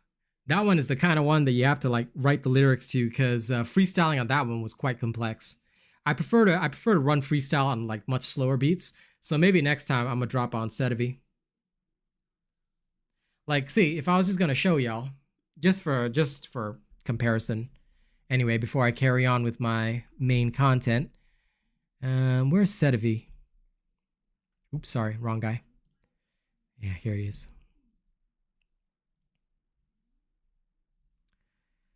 Oh, no. You want to hear straight fire? See, I like the slower beats like this, right? Because when the beat is slower, I get time to think about how I want to dissect my opponents. I'ma split them right down the middle and take out all their components. See, I'm all about that boom bap rap. So this is a bonus performance to show y'all guys what I can do on the mic. So many people wanna hate on the robot, but they ain't even got the talent to compare. And quite frankly, I gotta wait, stop and stare, cause these guys are making me go bare. And even if I was naked on stream, guess what? I could probably beat them out in viewership. Cause even when they got that 300, somehow they ain't making any money. They ain't even making any rent, so they gotta have a full-time job when streaming is mine. But suddenly, somehow, every single time I'm beating them out. So what the hell is going on? Oh, I guess I gotta shout. I guess I gotta say this is the truth of the industry. Everybody wants to fake it, cause if you was getting 1,000 subs every month, let's talk about that. That is $5,000 in your bank account. What the hell you doing with that? Oh wait, you don't even care about your community. You don't even care about anybody. All you wanna do is show off that you're making 5,000. But really you're paying it out in the same way. You're doing back-end deals fucking every day. I do not do that because I do not associate with anyone but my own. So my community is the first one that gets to know about what I've done. And that's why I stay real to the bitter end. Everyone else, man, fuck that, fam. I don't even care about that, man. See, what I'm all about is reality. I do not like anything but that. And that's why I'ma hit you with that Mortal Kombat animality. Rip you up one last time, it's fatality. I'ma show you the fact that I'm the real one. Everybody else, they all seem like fake ones. Cause how the hell am I paying rent off 20 viewers a month? That must be insane. I guess I'm insane in my own brain. But that's what you don't like about the Asian man.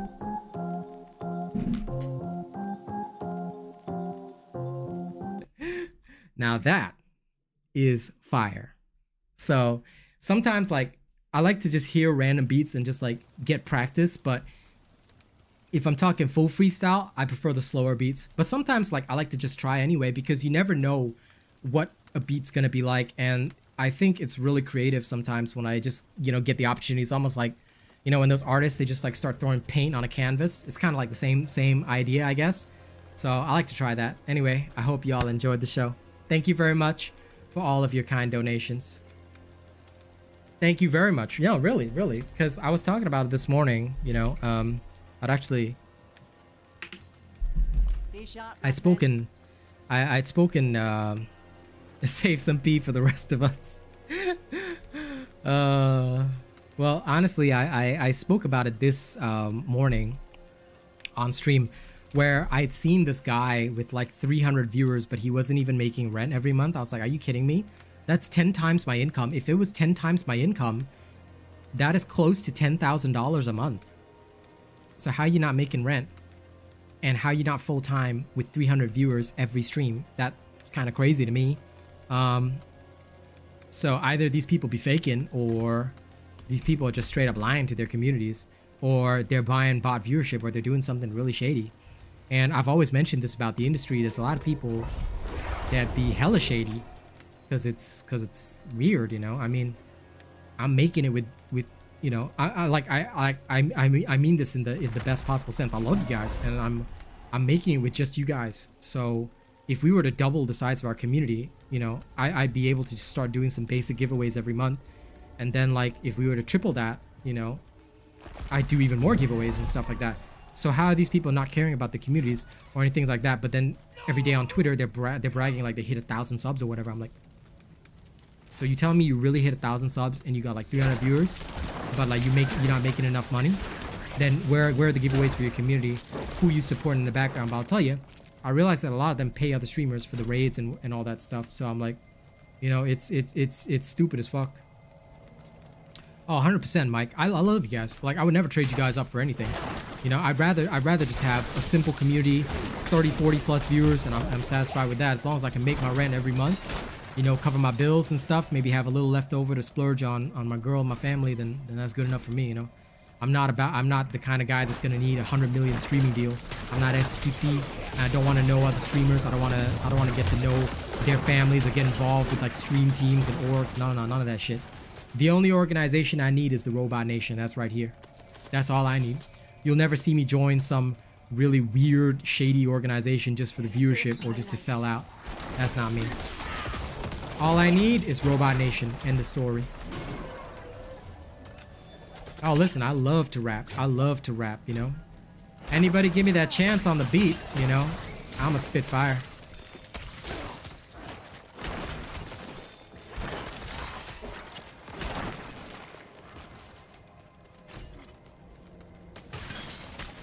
Nope. Never. Oh dear. Got insta-murked there. I hate the one-shot sometimes, but meh. That's what happens when you lose concentration. But no, I never play with other streamers. I don't want to know any other creators. I don't want to know them. They can, you know, they want to stick to their communities. That's fine. I have no hate for them. I have no, like, bad feelings for them. Nothing. You know, I don't care what they do. They just stay the hell away from me. That's all that matters. I don't want to know them. I don't want to know anybody around them. I don't want to be to get to know them or their communities. No, they can stay away from me. As long as they stay, because like for me, right? I guess what I've learned in this industry is very simple. It's all about loyalty, family, and respect. And my family is the Robot Nation. It's not some other creator. It's not some other creator's community. They're going to have their own community. They're going to have their own thing. I have my own thing, and I'm happy having my own thing. My priority is my viewers, my community. Why should I care? Why should I care what somebody else does? You know, that's their business. That's their community. That's their thing. You know, my priority is you guys. Flesh is weakness, steel is strength, you know, 110%.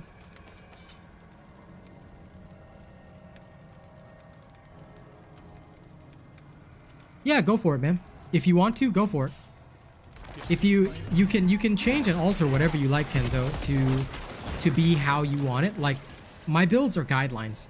But ultimately, if you feel more comfortable with your particular way, try it. Try it. Never hesitate to experiment. And if it doesn't work out, well, then you can follow mine. But if it does work out for you, then go for it. You know, you're good to go.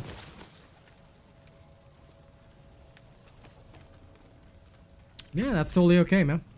Like I said, for me, all that matters is that I just want my community to be happy with me, and that's it. Now, I don't really like, cause like there's a lot of people, and a lot of the big streamers, they know each other, get into drama with each other, they're commenting on each other. I don't care about that. I really don't give a shit. And I don't want to be a part of that world. Robot Nation, it's because I was the real Asian robot, so, you know, I just wanted to call us a nation, so that's literally it. There's no fantastic story. It was just, you know what? What are we gonna call ourselves? Robot? We're robots, so Robot Nation, you know?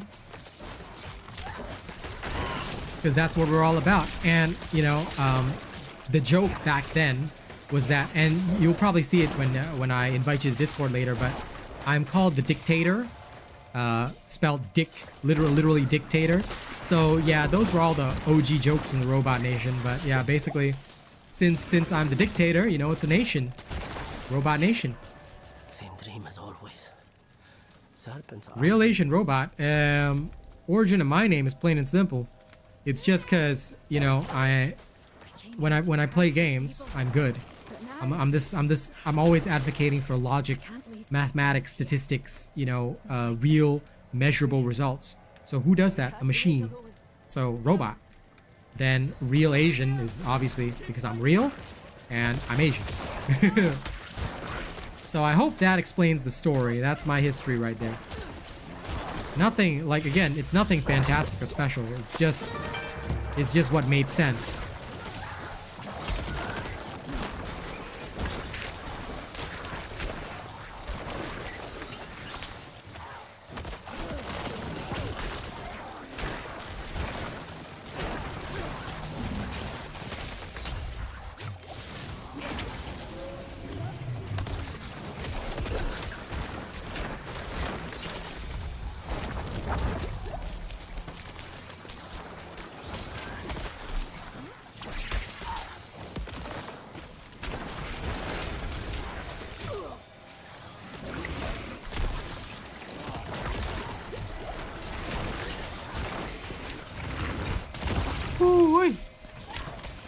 This is wild.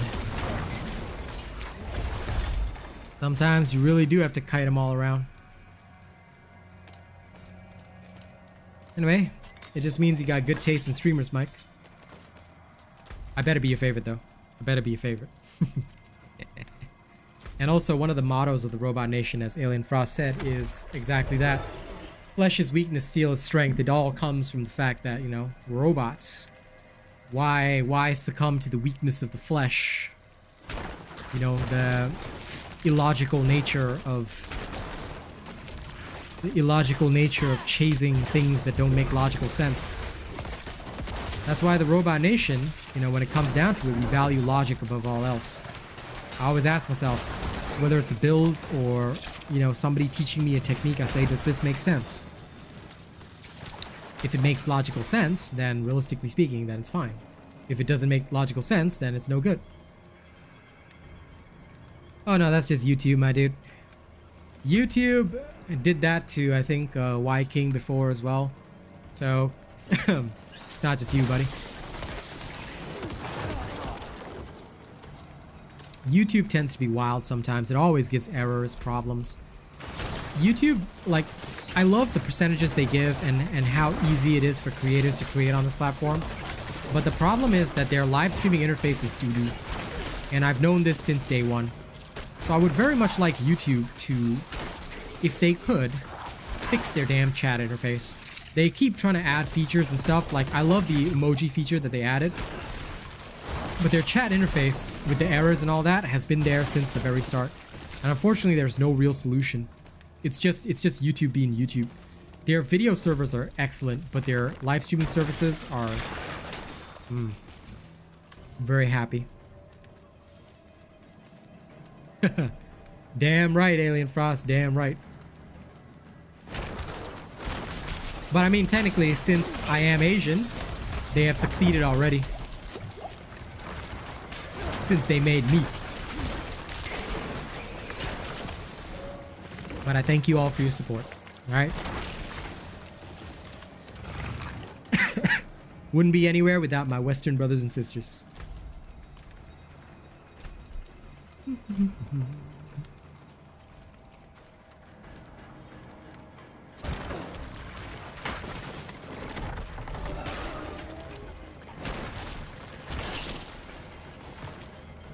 You know what? I'm gonna try something. I like these bone splinters, but let's go back to hemorrhage for a bit.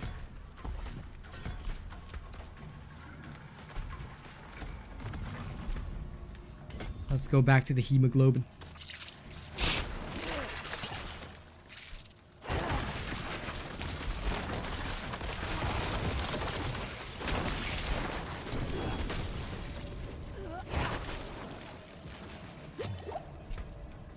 Actually, you know what? There. And then there's one more here.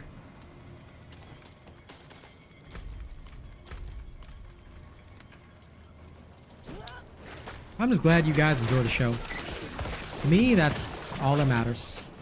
If you guys are having a good time at my show, then I'm satisfied. It's all the small things, really.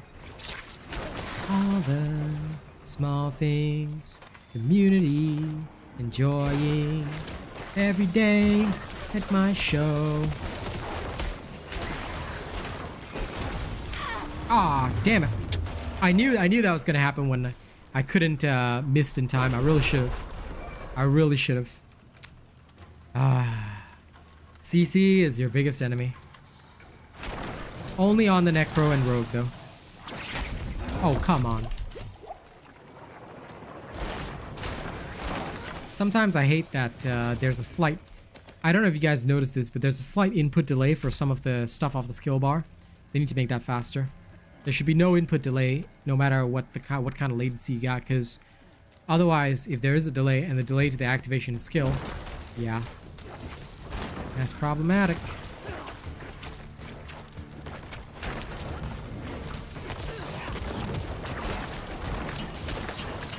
Okay.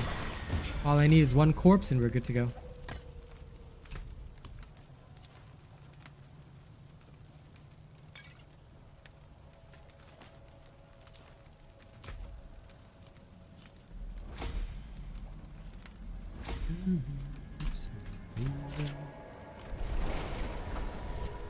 Now I shall go and repair my gear.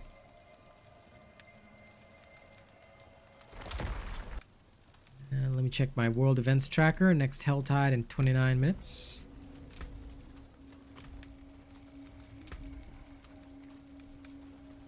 Gonna try for the 2 uniques if I can.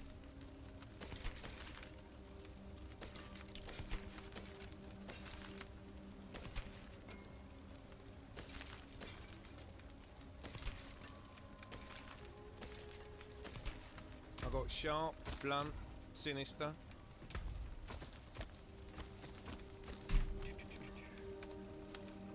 And once again, thank you everybody for keeping the stream up and the sound on.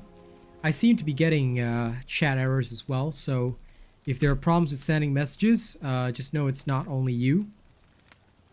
YouTube does this once in a while, and I'm so sorry about that. I wish I had a way to solve that on my end, but I don't, unfortunately. It's literally YouTube being YouTube. But that's how it is. You do have my apologies regardless, though. I wish, like, I had a way of solving that for you. Don't, so wah. Okay, let me see. Resource burns a no-no.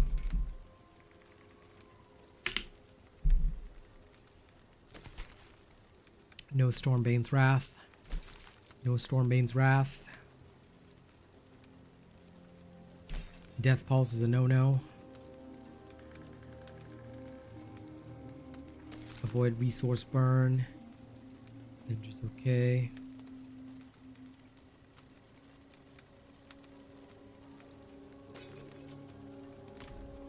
Let's get rid of those and then we'll carry on, shall we? But yes, thank you guys for trying to help me get to my 20 viewers every session. It, like I said, it really means a lot. So y'all doing this for me is what helps me carry on. And like I said, one day we'll go for that 30 if we can. It will take some time, but we will do it. And I just thank you all for being along with me on the ride. Yeah. Greetings, traveler. Behold the marvelous tales I have to offer. Now, where is that super awesome? Now, it's supposed to only be in season 1, but if it ever shows up, I want that Mother's Collection thing. I want that Mother's Collection thing for the Necro. I love this skin, but I've seen it for other characters as well. Might get it for Barb as well, because it looks badass. Morgan's folly is lost. Oops, wrong place. Where's the wardrobe? Going There it back is. This isn't like before. This isn't for the fort, for Akarat. Surely you understand that. Aha, my sword. Now. Oh my god, what a sick sword.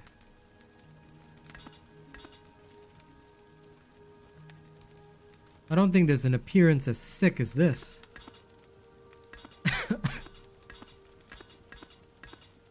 Oh, it is. Oh, it's this one. Okay.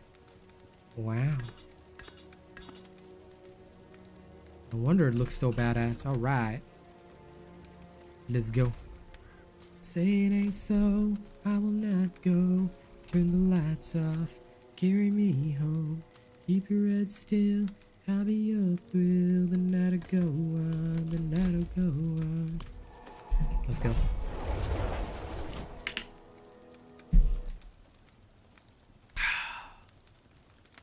If anyone else is still getting errors on YouTube, don't worry, it's happening to me too. But all you can really do is just wait for YouTube to basically unshit itself. So my deepest apologies if it happens to you. Sometimes I try refreshing my own stream, see if that works. But the problem has occurred over several days, so I do apologize for that. It's not anybody's fault. It's YouTube. YouTube being YouTube. One day, guys, their live service streaming will be better than Twitch. But I can tell you it's not today.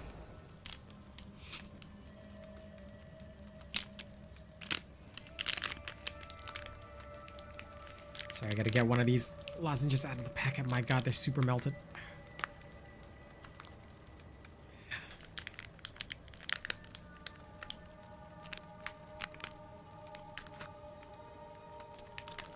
BRB. I gotta wash my hands now. Oh, we are back.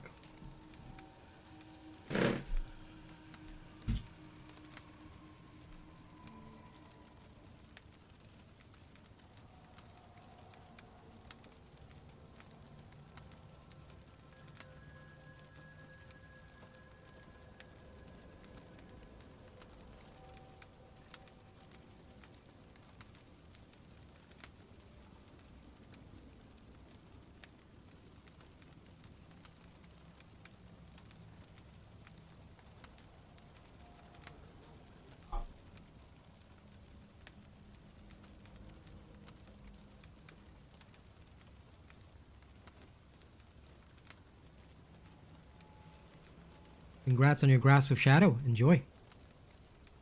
Okay, I'm back. Let's go. How long are we going to stay here? This place reeks.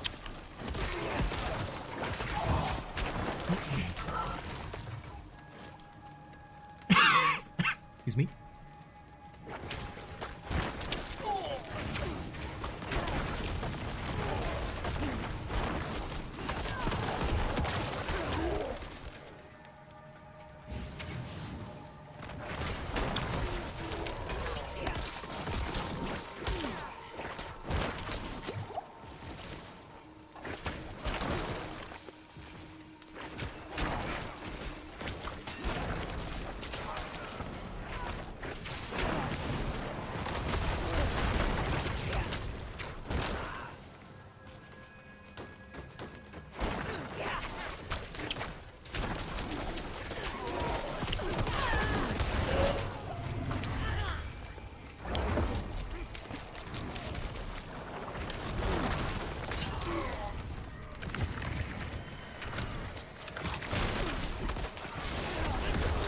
Oh.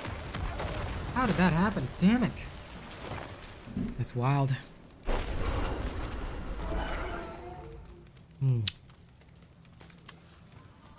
I gotta be very, very careful out there.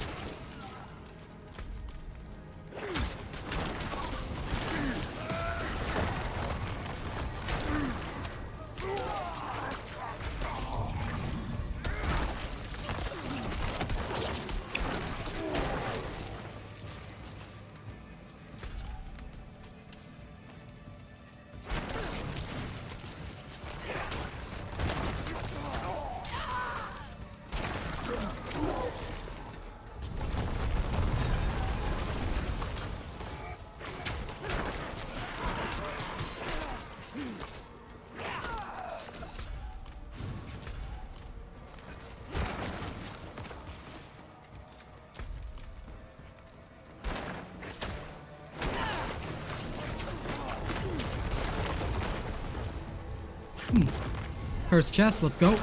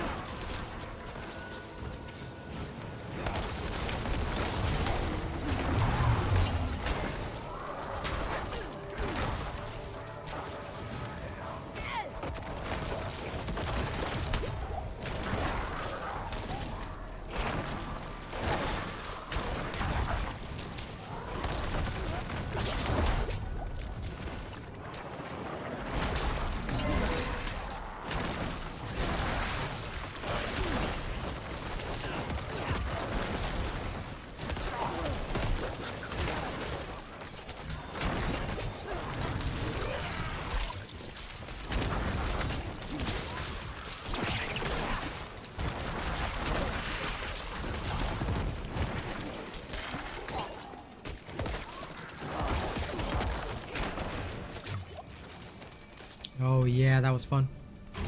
What class or build requires the most skill to play? I would have to say right now, and this is just me being thoroughly honest, Rogue. Because the Rogue is almost pigeonholed into melee. And despite being pigeonholed into melee, they have none of the advantages that the other melee classes like Druid and Barbarian have, which is a long-standing unstoppable. So it'd be like trying to run a Necro without any of the advantages in melee range. It's like, yeah. So I would agree the same. Do not hear a different result from me because, yeah, no. I'm under no illusions. Rogues are. Rogue to me requires the most skill to play. Because it's difficult, it's not easy.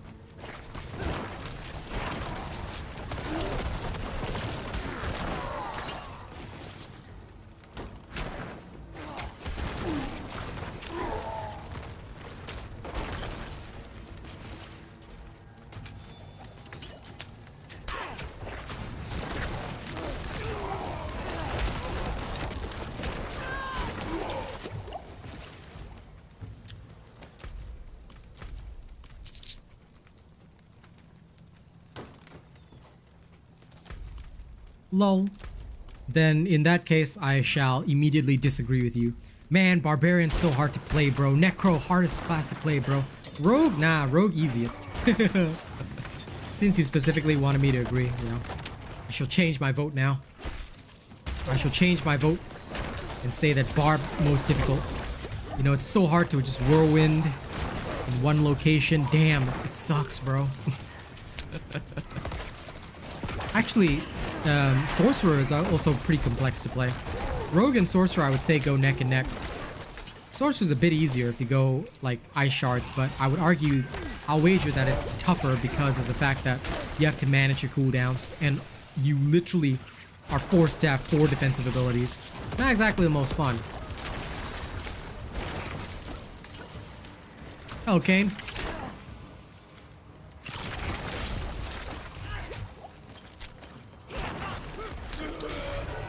Sussels is in the army. He has started his military service. That's why he's not around.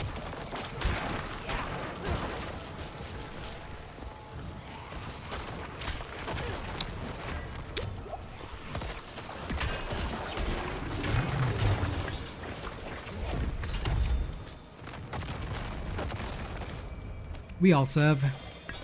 So it's just his time.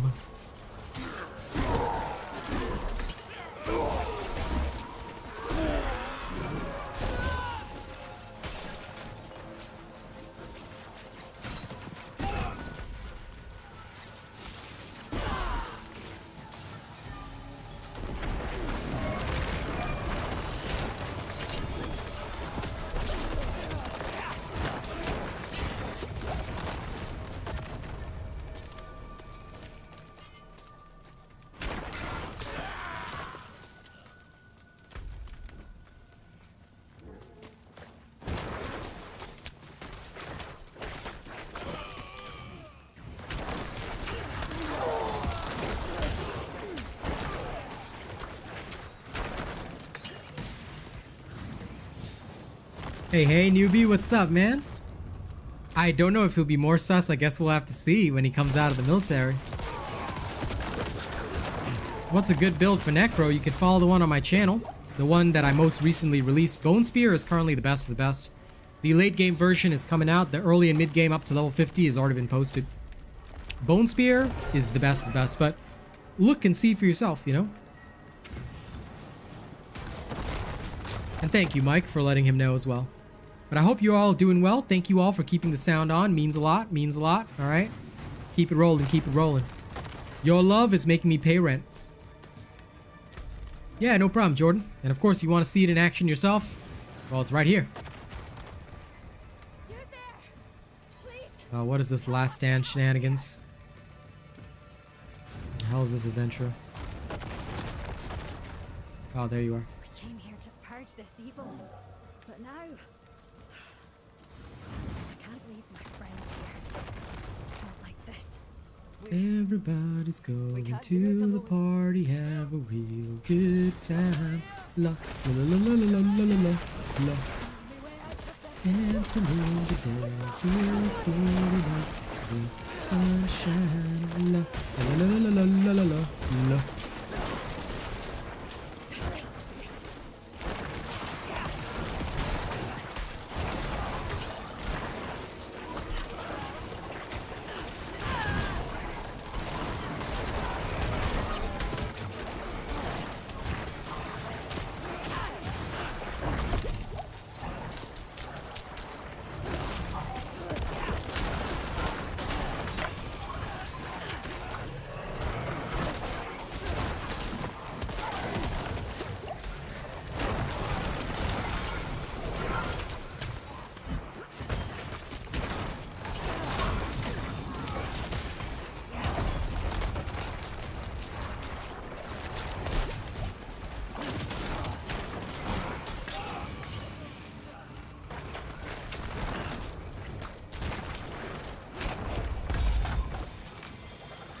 I think I like hemorrhage over bone splinters though, because it just makes stutter stepping so much easier. Because it's hit scan. Makes my life way better. Okay, back to town. No problem, Jordan. Happy to help. Flar. Well, I'm glad you enjoy watching me on your lunch break. Thank you very much for keeping the sound on. All of you guys who view my streams and keep the sound on, you know, when watching, thank you guys so much. It helps me pay rent. So one day when we get to that 30 viewer average, that rent is in the bag and I don't even have to worry anymore. So thank you guys very much for helping me onto my goal. We're getting there, stage by stage. So I'm very grateful.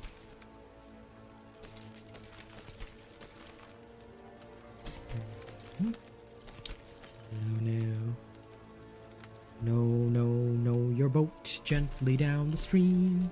Why don't I get deathless visage? It is a dream. Seriously, I need deathless visage. Why don't I have this? I am miserable. Why no deathless visage? Why? Why?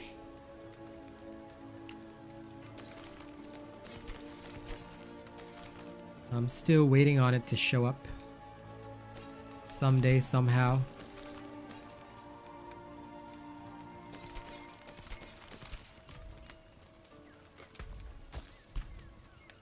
The fort ready for whatever. Yep, that's the idea. That's the idea. Ultimately, they're just guidelines, but you know, I want to find the most efficient pathway for everyone. Same with like the druid. I was so disillusioned by how much vulnerable damage matters. That's why like druid, sorcerer, all these were stopped midway. Only the barbarian and the necro even got past level 70 area. But now that I understand the game and I know what we need to do, especially in season 1, I'll make sure that every build that I do is all about making sure that you max out vulnerability first. Because during the leveling stage, if you don't do that, you're gonna have a bad time.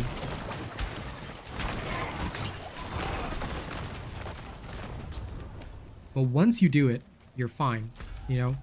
At level 100, you can change to whatever build you want. At level 100, you can use the most cheesy build ever and respec completely, and it won't be a problem. The problem is that many people claim their builds are good, but they suck for the leveling process because while you're leveling up and you don't have all the perfect gear, quite frankly, there's only one thing that will carry you through. Unstoppable and vulnerable damage. That's it. That's the be-all and end-all. Because vulnerable damage is too crucial in this game, and unstoppable is essential to survive. Because you will always be fighting above your level. You don't lose your characters. So if you guys want to know how seasons work, I've got a video all about season 1. I suggest you watch that video. It'll tell you everything you need to know. But just to let you know, you're not losing your characters. Your characters right now are on the eternal realm. There's 2 separate realms. One is seasonal, one is eternal. Eternal Realm characters are there forever, okay? I highly suggest you watch my video on the seasons to understand better. Basically, you'll just be creating a new character for the seasons. You don't lose any current characters that you have. Okay? Yeah, so I hope that information helps you. Because I know that all of this was like a major concern for everybody, so please, if you haven't checked out my Season 1 video, alright, please check out my Season 1 video. Everything you need to know is in that video. Once you watch that video and you digest all the information, you're gold. You're gold, okay? Promise you that. Anything you guys need to know, more or less, I will have a video for. Especially if I think it's important. And if I don't have a video for it, if it's worth making a video, ask. I may make a video on it if enough people need to know.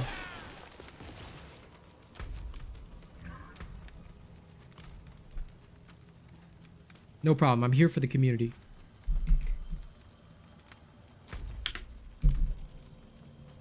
All I ask is that you just tune into my streams when I can and just help me make rent. That's it. Watch my videos, tune into my streams.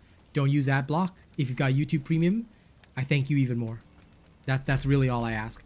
You guys tune in and watch, and I'll be making rent. I'm not even gonna ask you to donate. You can if you want to, but you know, just watching is helpful enough.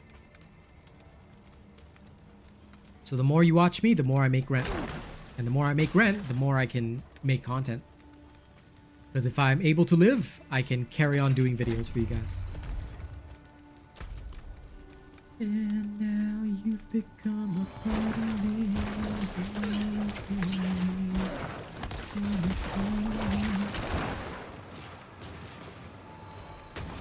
Okay, where's the outlaw? There he is. Sorry, I lost track of the boss. I was like, where's the boss? He just literally moved to some random location. I was like, come on, man. Why you like this? Okay. Back to town.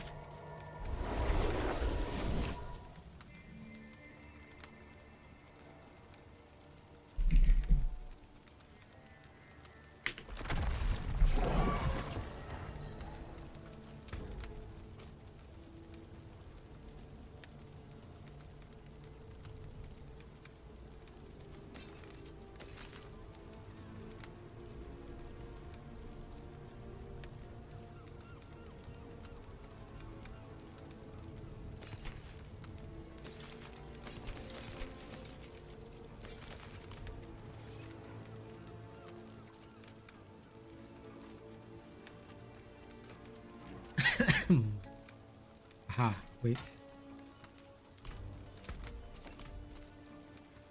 Yeah, no problem. Enjoy.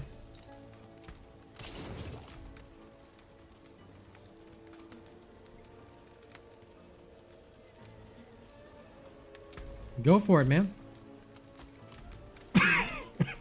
Enjoy, enjoy. I'm never a fan of power leveling, but I understand because you've got your limitation. So I understand you, bud. I hope you enjoy it. Should I do a tier 46? You know what? Let's go be crazy. I mean, how bad could it be, right? If I die, I die. Oh my god, Rena. I can't believe it. Yes, it's the real Asian Robert. Wow, so nice to meet a big fan. Look at this guy, huh? KNN, I swear, man. KNN.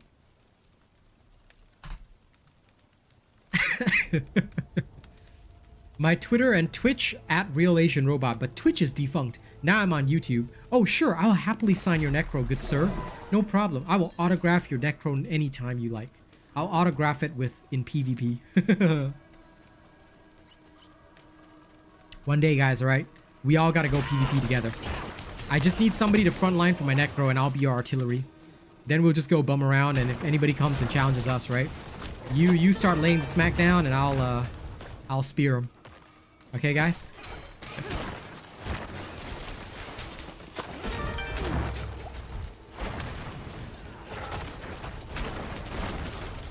Alexandra. Thank you. Welcome. Thank you for subscribing. Welcome to my channel. Hill, thank you for subscribing. Welcome to my channel. I hope you all have a good time today. With the with the real Asian Robert. Thank you very much. Okay. Why are we always the I am your Robert.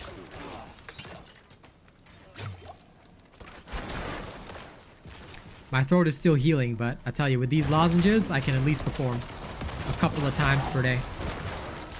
So, in the mornings, we're gonna do the workout segment. In the evenings, I'll use the lozenges and still carry on with performances. I will get my throat prepared, ladies and gents. I know that sounds wrong, but I promise you, it's not wrong. I'm just preparing really well because I just love performing for you guys, and I can never give that up.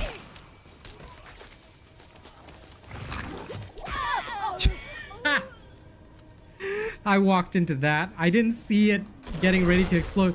You know, sometimes those things explode so fast and sometimes they explode so slow. I swear I keep walking into it when it explodes slow. I don't get it. That's the one thing I haven't been able to figure out. Sometimes they explode really fast. Sometimes they're so slow and I just end up walking into them. It's so sad. Oh well. Oh well, whatever, never mind. But yes, thank you to everybody here keeping the sound on. I see you. Thank you to my active viewers, okay? Means a lot, means a lot.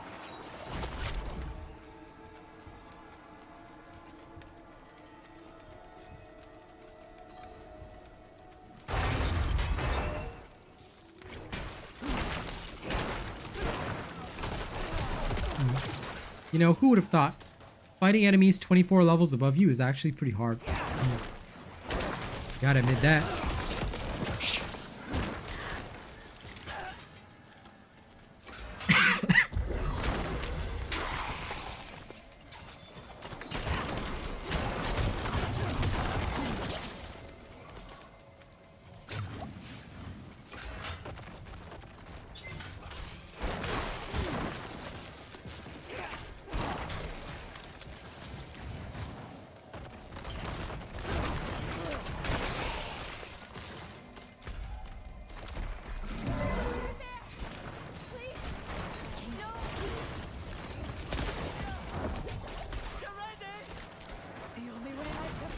Dude, before this thing even started, like, the adventure already died. Like, yo. Hey, yo, why? What is this? Of course we've lost somebody. They're all dead.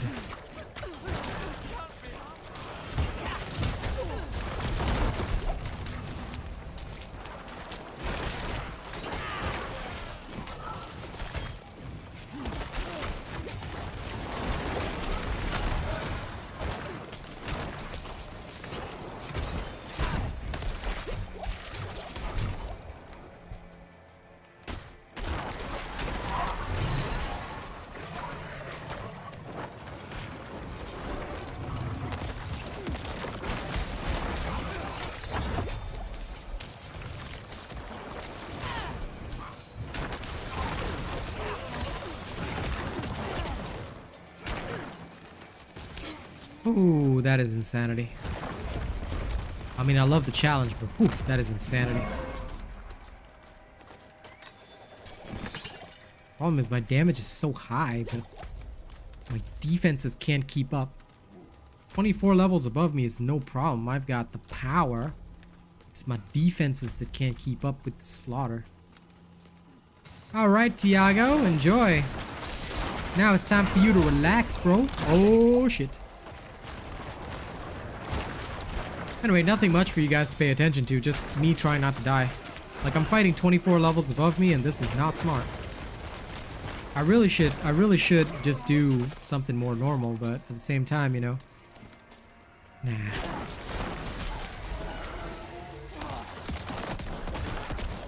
Normal's too boring. I'm just trying to see how far I can push my character. And it's clear that I can push it very damn far, but... Okay.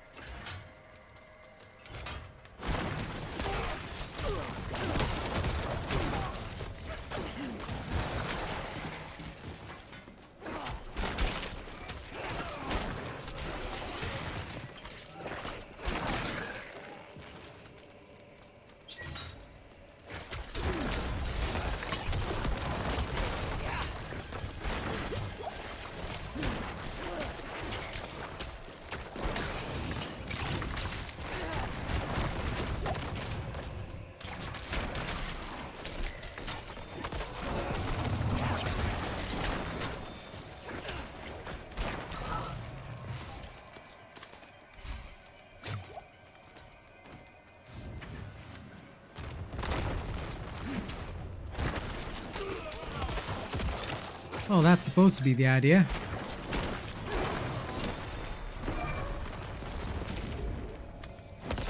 But too much challenge and it ends up with slow leveling, so that's why I'm being very, very cautious. And also I would really, really like it if I could get my freaking Deathless Visage helmet. It's kind of a pain. The only reason I want to battle all these level 100 creatures is so that I can get my shit. Would be nice.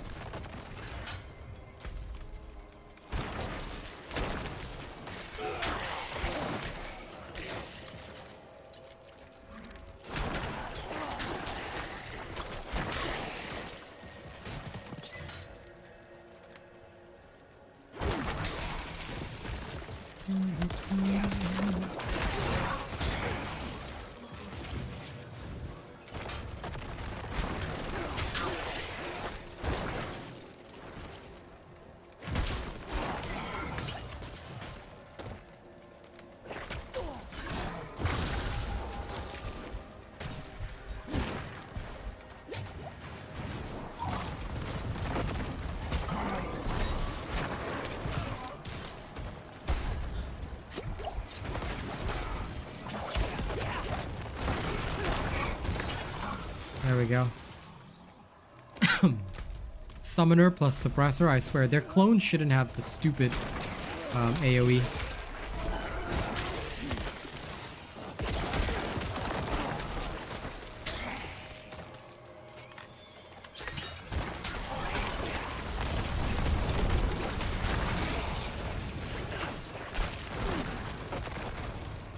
I guess if it was just a straight summoning minion, I wouldn't mind too much. But summoning plus suppressor is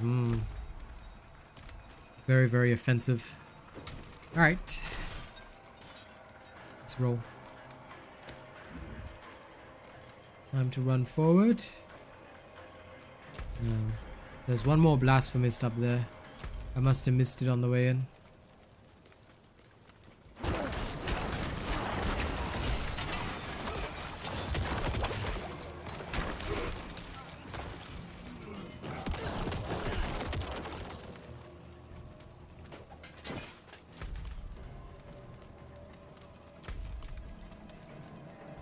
Someday I'm gonna get a Deathless Visage. I've already gotten everything else. But, Deathless Visage, I need an upgrade.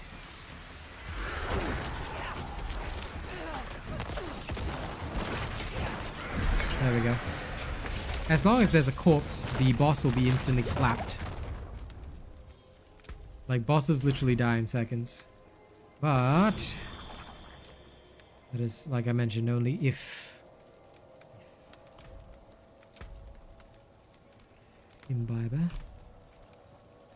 Back to town.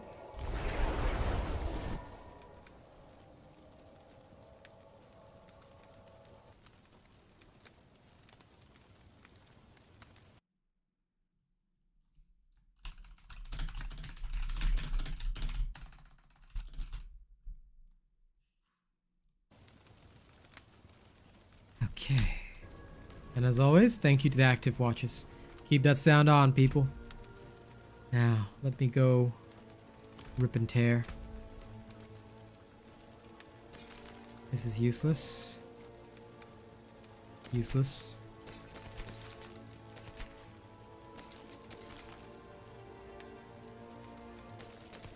Starting to think I might switch to shield. You know? Shield and sword. If only it wasn't for the fact that I'm not giving up that much off. Like, I don't want to give up that much offensive power, but shield and sword starting to look real nice.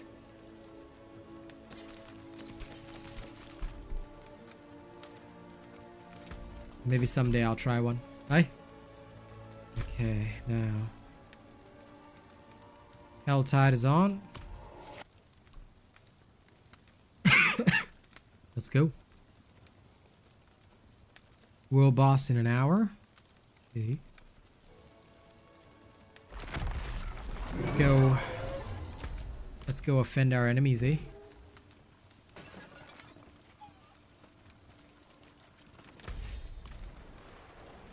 Helltide timer's bugged. Lol. Gotta love it.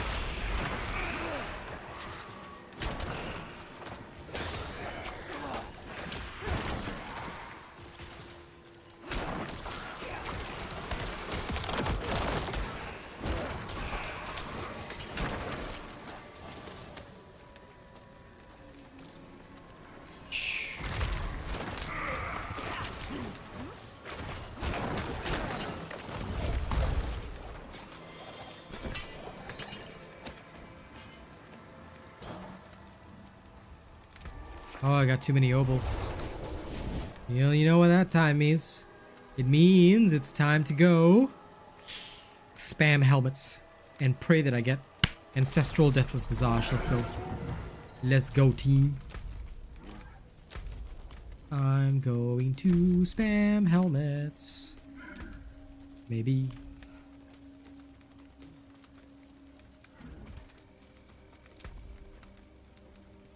Okay. It seems your fair bit of magic. It seems your prayers have been answered. Lol. Nothing good. Sorrow and sadness next to me. This helmet is really bad, so I'm just... Oh, hey. This is good. That I can use. I'm gonna chuck that straight into my pants. Into my pantaloons. So, la la la la la la. Extract. Ding. Then... Pants.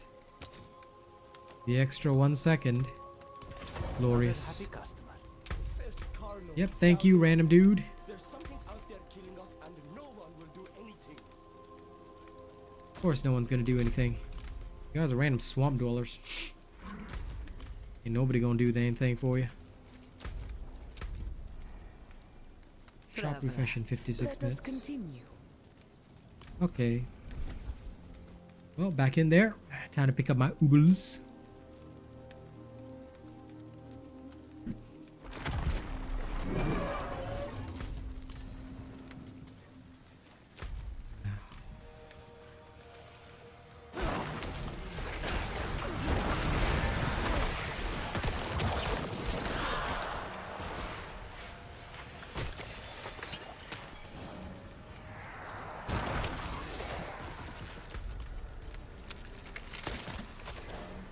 As that blacksmith always says, let's go get people offensive.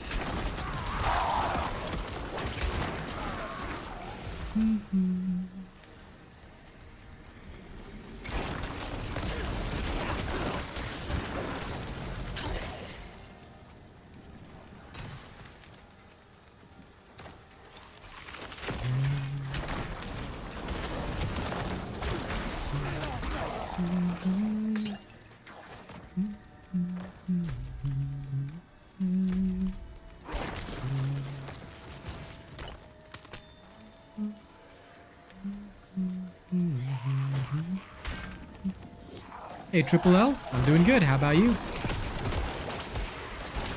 My throw is still recovering, but I could not hold off the performances anymore, you know? I had to make today a day that I busted out. So, I'm doing good.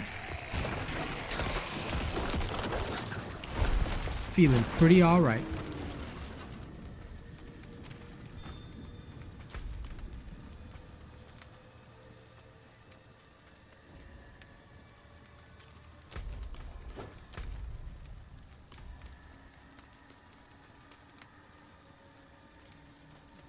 And as always, thank you to all the active viewers keeping the sound on. You know, sitting through the ads. I appreciate that. You guys are the best.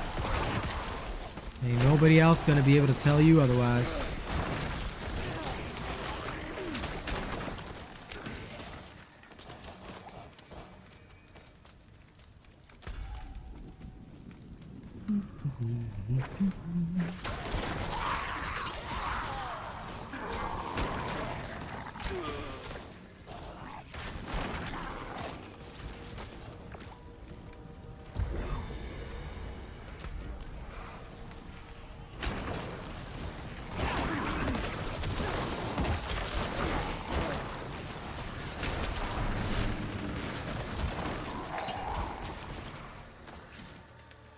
What's the best way to do Helltides? For me, I just wander around. I use my Usain Bolt movement speed to wander around, do events, and that's pretty much it. I find packs of monsters to kill, they die in seconds. And that's it. Now, I wish I had a cool special methodology for you, but I really don't.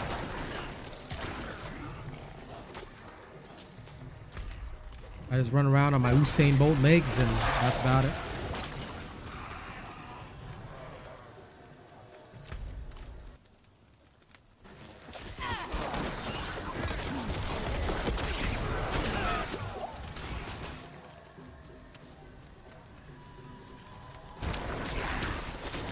Oh, and if I do see the Helltide Assassin, you know, see that fellow there? Kick Sarth? Yeah. I just eliminate him instantaneously. Because he might be the boss of the Helltide, but I'm the boss of him. What's he gonna do to me? What's he gonna do to me? Except die. So you ever see the Helltide boss? Just give that guy a slap with your, you know, military-issued robot build. Slap him, he's dead, move on. Don't need to think too hard. You kill him and he dies.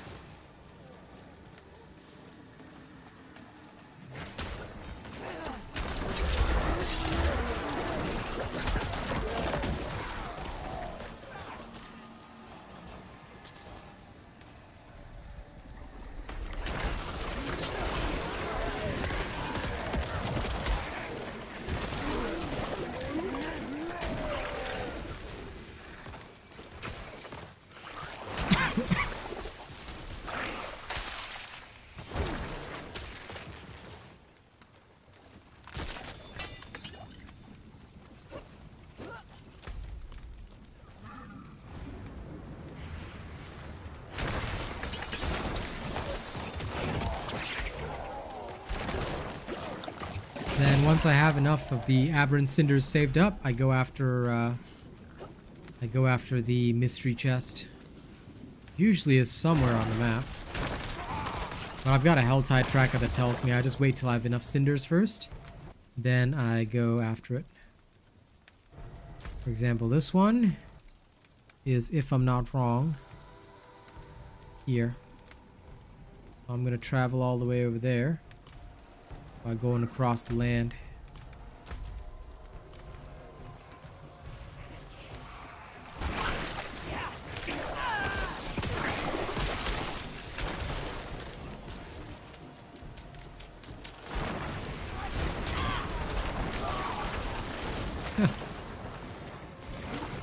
Some kind of shadow necro. Lol. Lol. Sorry, not sorry, bro. Ain't even worth my time.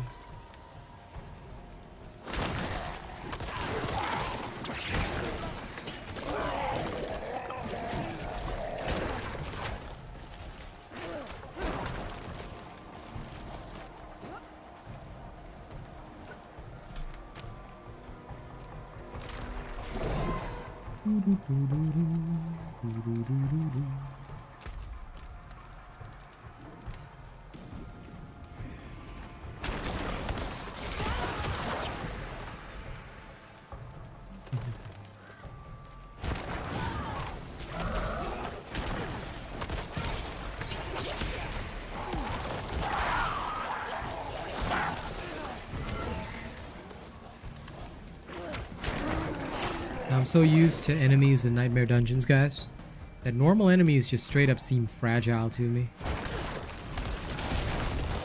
Just yanking them all together. I explode a couple of corpses and they're all gone.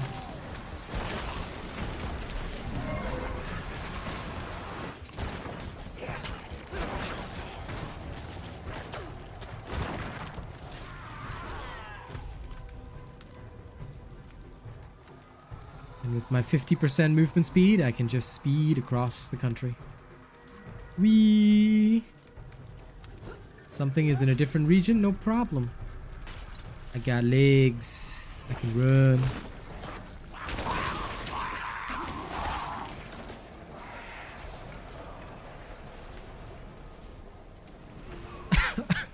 After level 50, yeah, Helltides, Nightmare Dungeons.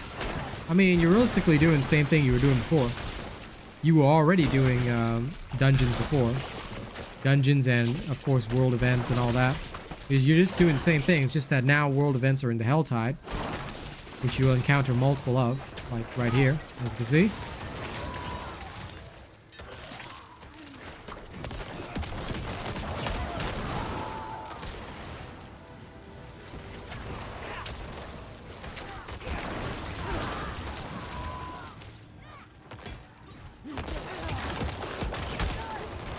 course, please don't be as bad as this here Whirlwind Barb, who doesn't seem to be able to take care of business. Like, if you're gonna take that long at level 92 to kill these guys, that's pretty sad. I expect more. Okay, don't be like that guy. If your attacks in the Helltide are not one-shots, you've done something fundamentally very wrong with your gear. Especially because Barb has 4 weapons, Necro has 1. So if nothing else, you should be at least critting for 500,000 a pop. That should be enough to insta-gib these dudes no matter what level they are. So pro advice, don't be a weak character. Be a strong one.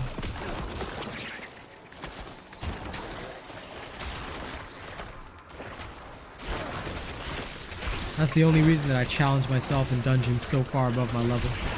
Because I don't want to be an embarrassment, you know? When I walk around these hell tides, I don't want to be that one guy that can't even do anything against creatures barely 2 levels above. It's embarrassing. It's weak. Alright, there we go. Whole bunch of elixirs. Let me go drink one. Oh, I'll drink this. It's not like I need the overpower damage. Okay, the other chest is all the way at the top of the map. Right there. So we're gonna do the same thing in reverse now.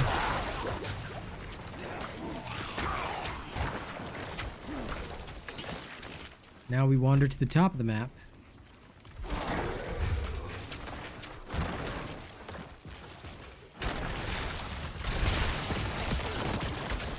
One shot, 1 kill.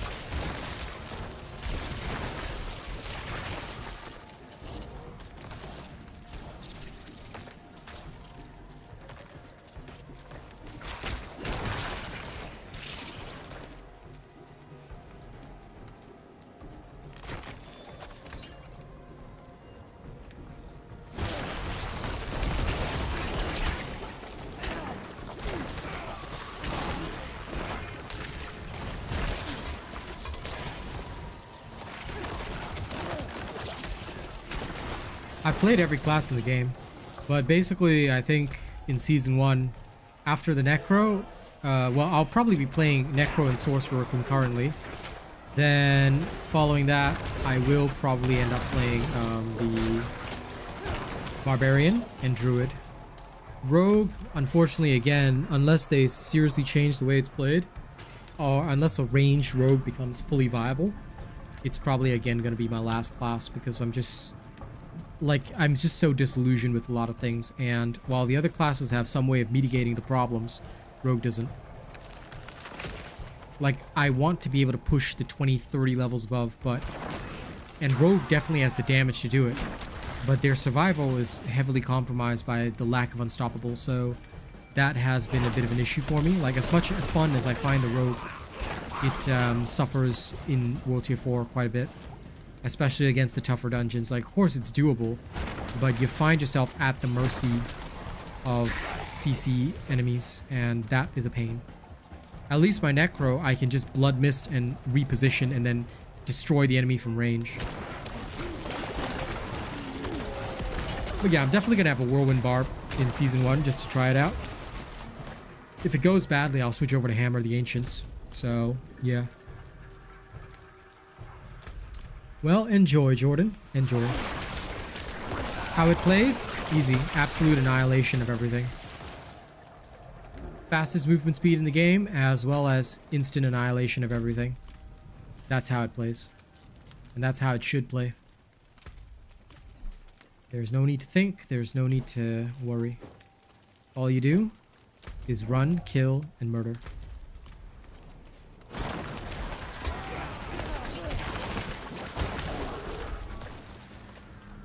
and pray that the Helltide Assassin comes after you so you can kill him. I love encountering that guy. Every time I see him, I just murder him. It's so easy.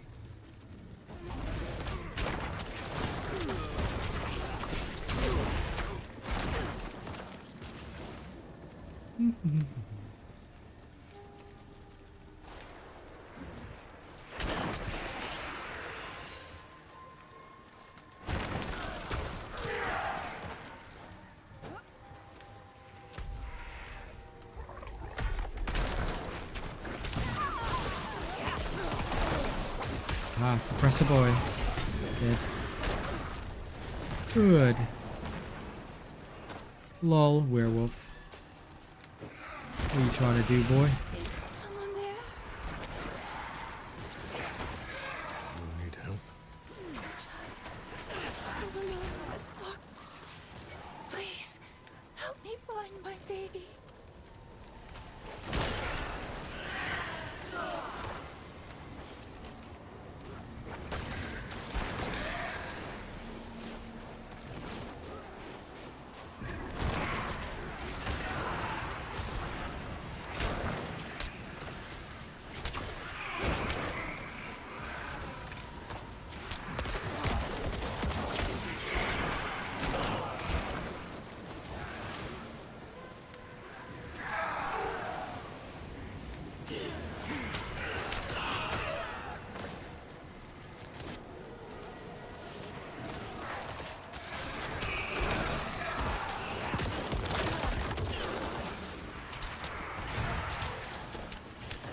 No problem, John D.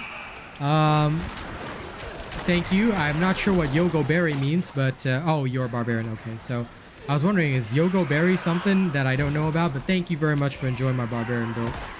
Barb is insanely strong. I do want to try a whirlwind barb though, because whirlwind barb has an easier time inflicting vulnerable.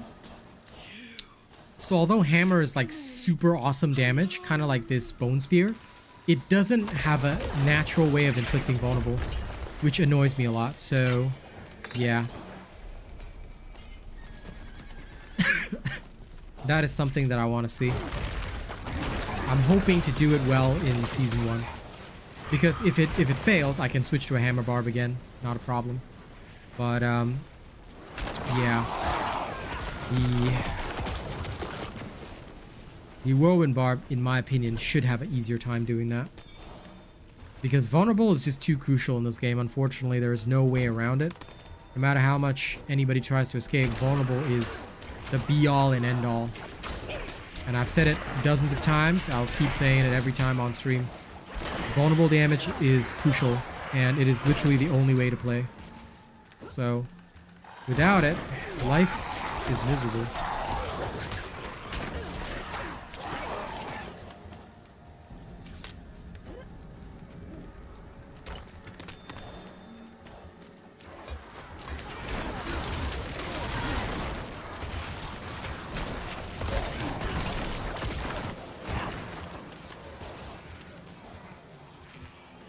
Basically, any build that has a way of inflicting vulnerable innate is the key.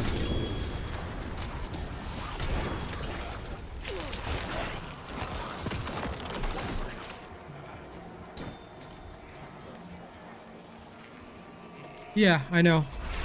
But I wasn't the one that built the whirlwind last time, was it? Was I? So, don't you worry. You can trust my work. I'm going to give it a try, robot way. You see, there are many builds out there. But can you be sure they meet robot standards? So we'll see.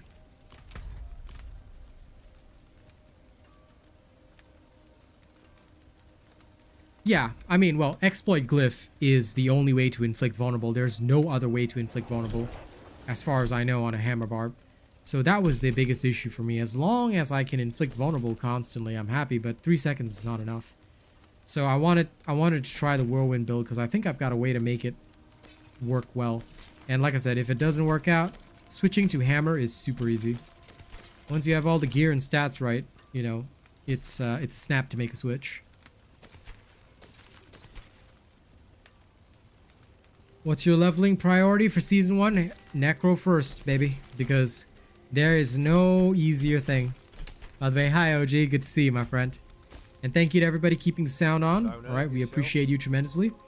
Yeah, 110%. It's gonna be the Necro first, because ain't no sense in not having a Necro. Necro is the ideal. No death pulse. Stop with that. But I'm removing this death pulse one. But definitely Necro. I'll probably play Sorcerer with my girl. And I'll have a Barb up and running ASAP as well. A good business and fortune to you. Because there's no way I'm going without a Barb. Barb is the champion. But I'm going to try out a Whirlwind Barb. You know, build it the robot way. And then after that, you know, I'll have a look-see if I need to switch back to Hammer. After all, I do it different.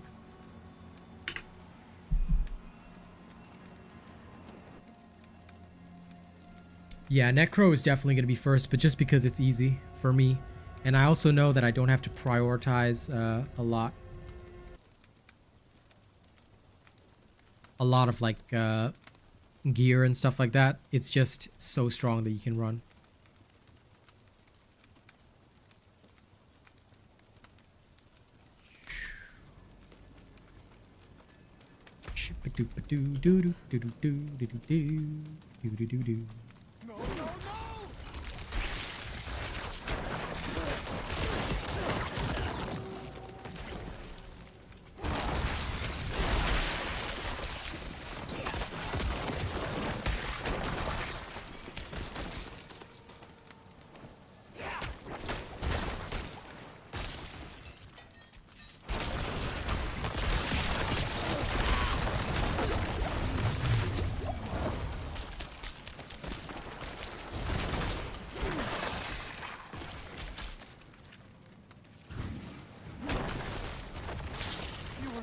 To my prayers.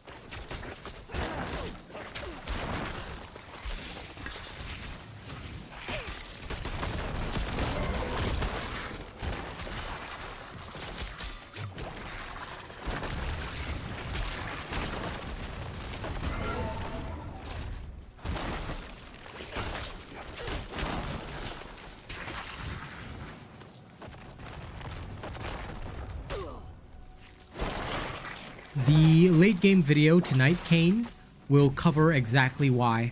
It explains all the gear stats, everything that I'm using. So the early and mid game video doesn't cover that as much because it's not as necessary. Oops.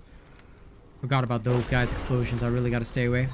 But yeah, it doesn't cover that as much because it's not as necessary early and mid game. But late game, when you're really ramping up all the different types of gear you need, that's when I really cover it, and that's when, you know, I do explain thoroughly why we have so much movement speed, how we get it, all that kind of stuff. So the video drops tonight in about 3 hours and 15 minutes. So be sure to tune in and enjoy. All right, I got you. The robot always has your back.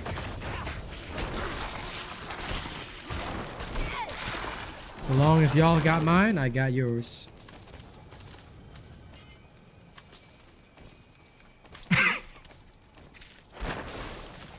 But long story short, it's because you don't need certain things, so you can literally sacrifice for more movement speed and it won't bother your character. Like that's the summarized version. The detailed version is in the video, and it will explain it more thoroughly to you so that you get the full picture and you can apply it yourself. But yeah, every Necro that plays this build should have about this much movement speed, because if you don't, you're gonna have a really rough time. I'm gonna tell you that straight up. Because you have no other way to evade, you've got no other way to like get out of trouble. You have to be able to stutter step, run, move, that kind of thing.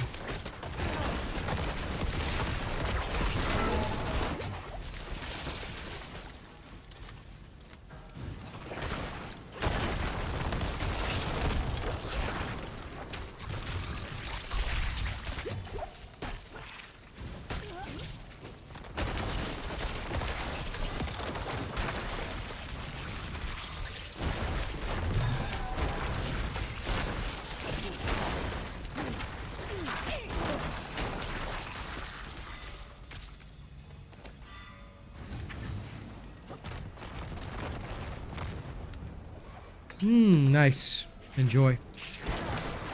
That sounds good. You know, I actually never got a single one of the Ancestral Echoes, which was really weird. I legit never got a single one. And, like, I'm always thinking to myself, okay. So, it's literally, you know, I've gotten every other aspect. Bold Chieftains, which is known for being rare all the time, right? I've got, like, 3 or 4 of those. But Ancestral Echoes, like, not even once. For some weird reason. Not even once. It's so strange. I bet you when I do play, like in season 1, when I do play my Whirlwind Barb first, I bet you, and this is probably gonna happen, you know, I'm gonna get nothing but Ancestral Echoes and not get any of the other aspects that I actually need. Tell you, this game tries to hide what you need, you know. It knows what you're doing. It knows. That's why, like, right now, I've gotten every other unique at Ancestral level, but Deathless Visage, I've been searching. Still haven't gotten it.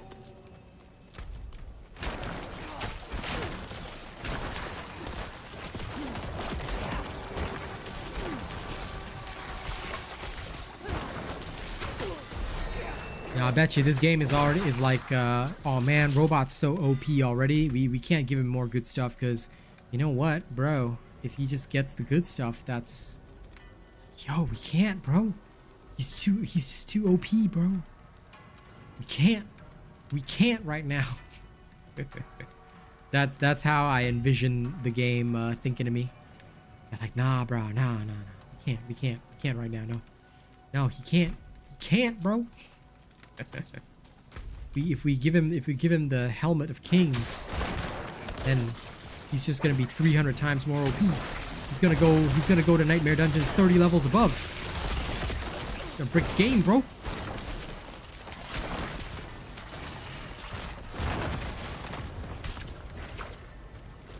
Although I'll tell you one thing, guys. I'm gonna laugh if I get a Shaco or something. Like, imagine one day I hit level 85 and I get a freaking Shaco.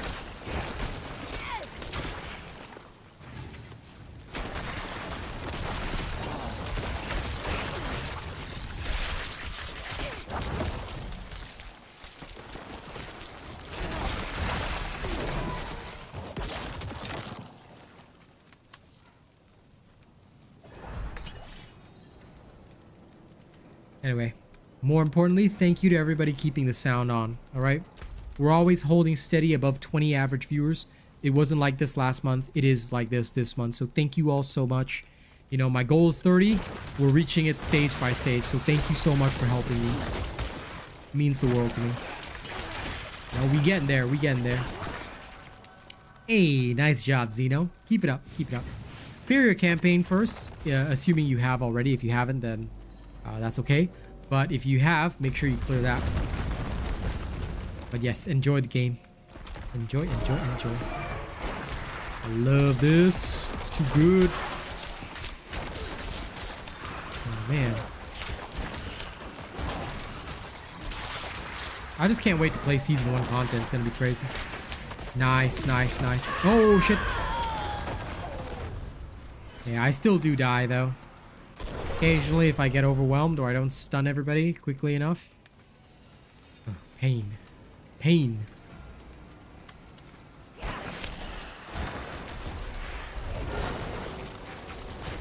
it's funny because I've got more range damage resistance than I do close damage resistance. But somehow the range dudes are the ones that mess me up most.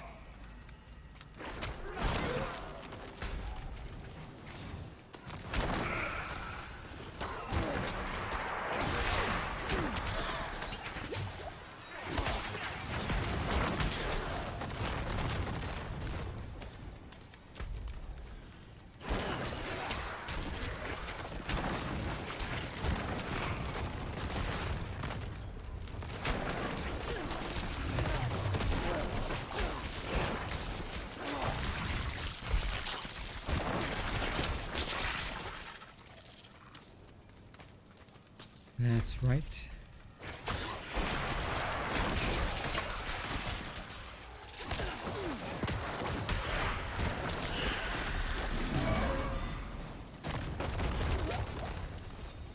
Damn it, I hate that volcanic thing.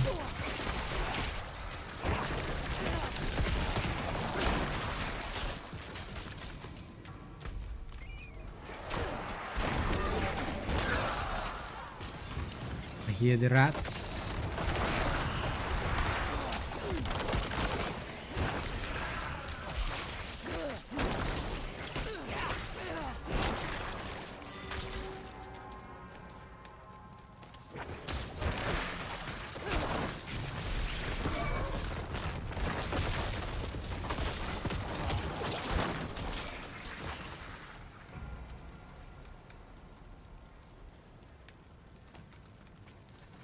I don't know if they have, but like I said, I appreciate you doing that, you know?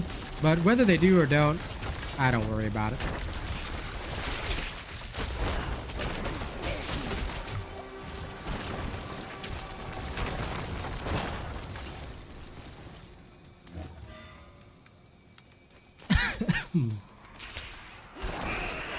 I've personally found those like promo retweets to never really work. Back when I was a much smaller streamer, I usually find it like if I retweet it to like it's mostly like word of mouth sometimes. Like if people got actual friends that play the game and stuff like that, then that's usually how it spreads. But you know, don't feel like it's not helping or whatever. If like nobody may tune in now, but you never know. Maybe in 2-3 days, one dude may tune in, two dudes may tune in. As long as it's out there in the internet. You never know when somebody's going to tune in. So, regardless, thank you for putting my tag wherever. It helps. Okay? Whether people do tune in or not, you know, I still appreciate it. I'm going to kite these guys back here for a bit. Hello. Oh, suppressor. They always try, but they cannot win.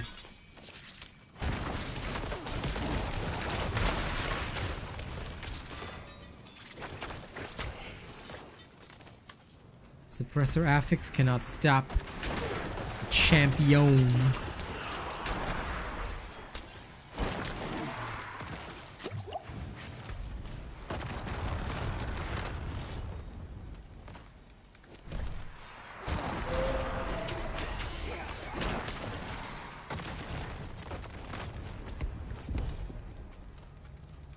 The golem's cooldown is so fast though. It's not entirely like, it's not like the fastest, but it's not the slowest either.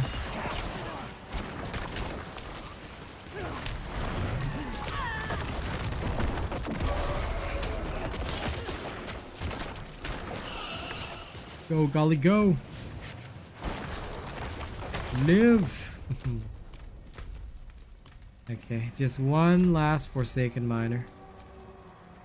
Let's go to Fort Miner.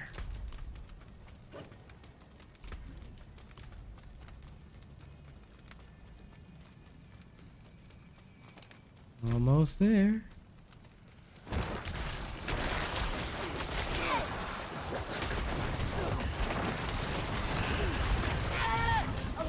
Oh, I got CC'd and died to the fire. Ah. So that's what was killing me. Okay. I might try to avoid volcanics for a little bit. If I can, but you know, it's not too bad. If I'm like not spoiled for choice, I'll still do the volcanics. But if I do have a choice, I'll probably avoid them.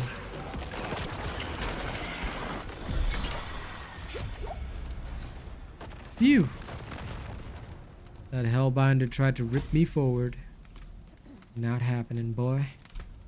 Can't stop me.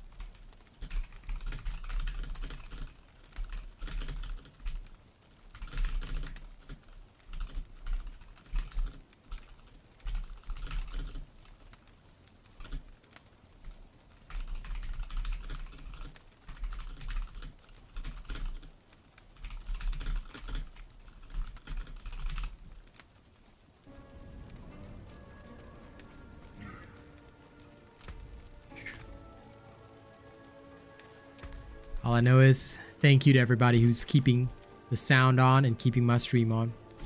Big appreciations all around, my friends. Thank you.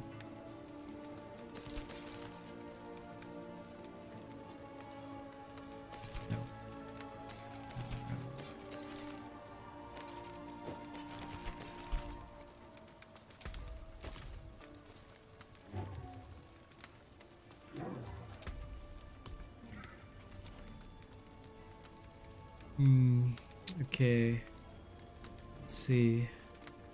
Suppressor. I want to try avoiding suppressor if I can, but you know what? I might take it on as a challenge. Lightning Storm is definitely gone. Death Pulse is a no-no. Drifting Shade might not be so bad.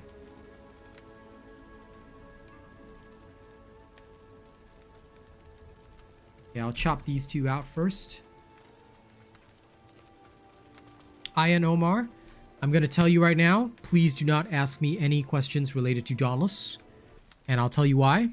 I no longer want any mention of that game on my channel. Here's the proof that the devs support racism against Asian people via their partner. Okay, you can go take a look at the proof and evidence if you want. But please do not mention that game on this channel, especially because I've got many sponsors, some of whom are Asian. If you want to look for Dauntless content, you'll have to go elsewhere. I'm sorry, man. This is only for Diablo. Please do not bring up Dauntless here. It is not allowed. Okay? I appreciate you enjoying my content, but again, it is due to this unfortunate situation that I have to tell pretty much everybody, these devs support racism against the Asian people, and being Asian myself, that's a no-no. So, yeah, be very careful of supporting that game. And Playthopia, thank you for loving my stream and enjoying it. Please call me Robot, though. It's better to call me Robot than to call me Asian, because if you address me by race, some people can see it as a negative, so just be careful of that. Do call me Robot. Everybody calls me Robot. Thank you very much for enjoying my vids.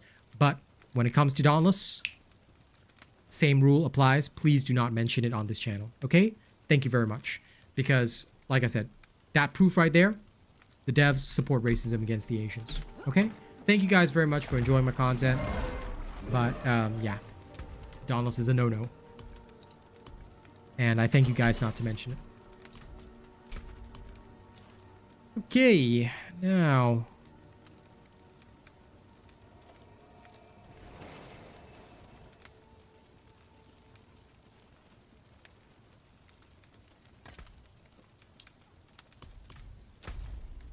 Oh, it happened years ago, dude.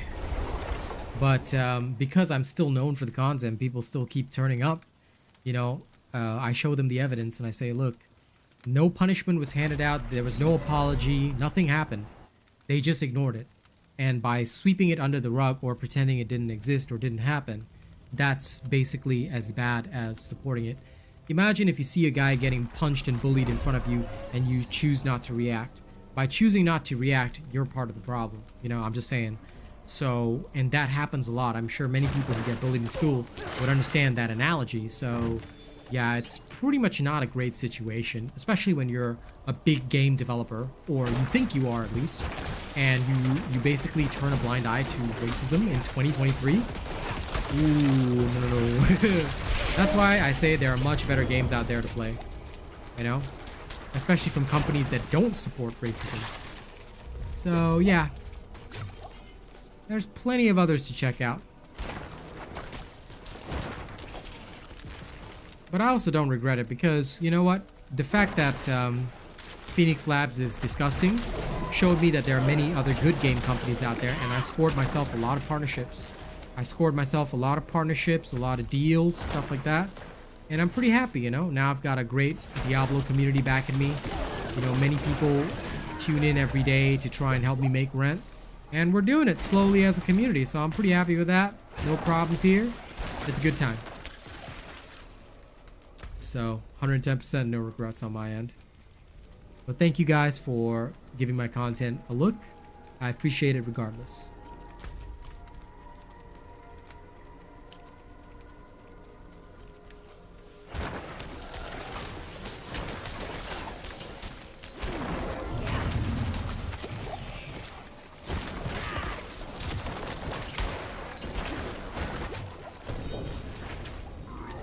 Ancestral gloves, eh? Ah, yes, howl from below, which I don't need. Every time, I'll drop tons of uniques, but it's never Deathless Visage. It's never the real unique that you need. It's just other crap. Ooh. No problem. Like I said, there are many better games out there to play, so I hope you find some. Or if you ever, you know, feel like Diablo 4, I'll be creating content every season for this. I'm also working for Nexon, well, working with Nexon Korea for the first Descendant. That's another big one on my list. I'm currently partnered with Fat Shark, Deep Silver. Several other game companies are also on my short list. I'm looking forward to getting deals from them, hopefully next year. But Diablo is currently, which I'm not partnered for, but Diablo is currently my big money maker because the community I have here is amazing. What should you do to level up? Go to World Tier 3, do Hell Tides and Nightmare Dungeons, bro. That's all you should do. Get to World Tier 3, Nightmare Dungeons and Hell Tides mix. If you're not in a Nightmare Dungeon 24/7, you're not playing the game.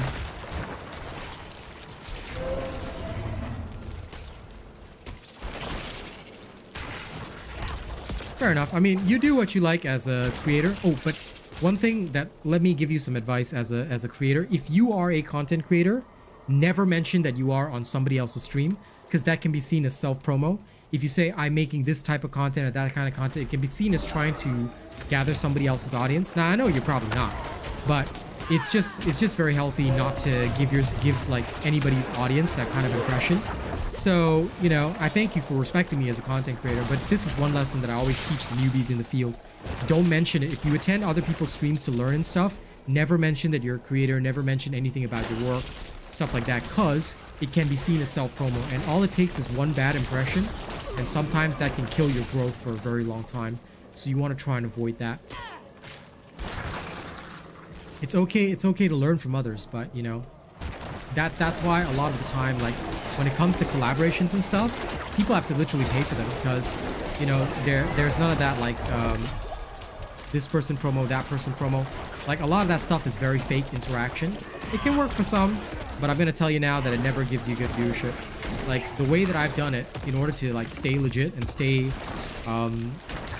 unique to my community and all that kind of stuff, is that I literally focus on me and my community. That's it. I don't interact with other creators. I don't look at other creators. I just do my own thing, my own way. Any tips for Nightmare Dungeons? Are you using one of my builds, Mix? Because if you're not, that'll be your first step, buddy.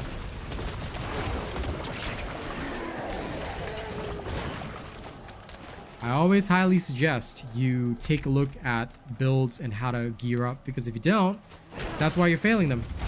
You should never fail a Nightmare Dungeon, because it means that your build cannot handle them, and if you're failing them, you're doing something wrong. So try out some of my builds, see if that helps. If you're using my rogue build and you're failing, bro, you probably haven't worked on your gear. So that's the only thing I can think of troubleshooting, because if you're using my build, you should be doing dungeons up to 20 levels above you, which is literally possible, and I've literally done it on stream. So that means that you messed up somewhere. You either did not follow my Paragon build, you did not follow, well, you would have only just started the Paragon. Did you do all your renown? You need to get all your renown bonuses for all the regions, especially if it's your first character. Because I get a feeling that number one, this is probably your first character. So have you done all your renown? If you haven't done all your renown, do that first. Don't even worry about Nightmare Dungeons. Get all your renown done, because you need your renown bonuses to be good. On top of that, make sure that the gear that I've recommended in my late game rogue video is the gear that you have. Because if your gear doesn't have the right stats, you are dead. You need your damage reductions, you need your defensive stats. Yeah. Oh, no problem at all, Playthopia. Don't even worry about it. Like I said, I can tell you're new to the industry, so it's just some first advice that I always give creators. I like to let people know, you know, how things work, because I feel that a lot of people, they come into this industry, they don't really understand how it works. So you got to be careful sometimes about the kind of impression that you give people. So I hope it helps. Yeah, definitely, man. If you haven't gotten your renown done, get your renown done. You can do it in World Tier 2, it's okay. Do it there first, and make sure you get your gear up to snuff. Because, yeah, most builds for World Tier 3 onwards, they are very, very gear dependent. And without that gear, you are doomed. I hate to tell you this, but this is the kind of game that is all about gear, unfortunately. You got no choice. I wish you did have a choice, but you really don't. And it sucks, but that's how it goes, my friend. That's how it goes.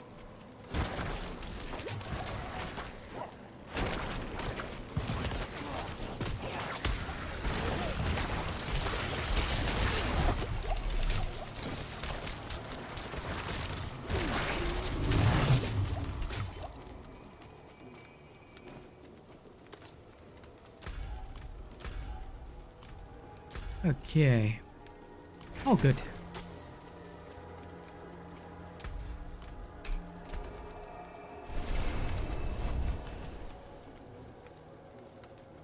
All right.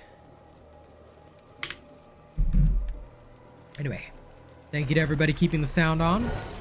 I appreciate it sincerely. Let's keep on going. And what Rena says is right. Stats, affixes, these are the key. That's why, like, even though I've got all these gear drops, I don't care. I delete most of it. Unless it's got perfect stats, I don't even want it. This is why gear is so important. This game is all about gear, gear, gear, gear, gear. No gear, no life. Like, legit, I just deleted all that shit because useless.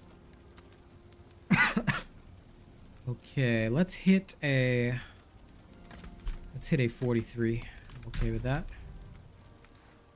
World boss in 15 minutes. Set timer for 13. Okay.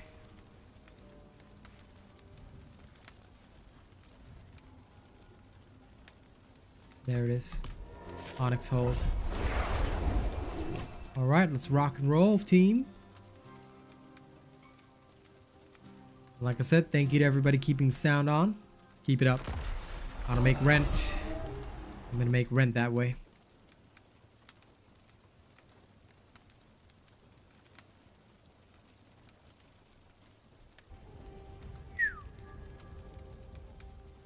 All right. Excuse me. Let's have some fun.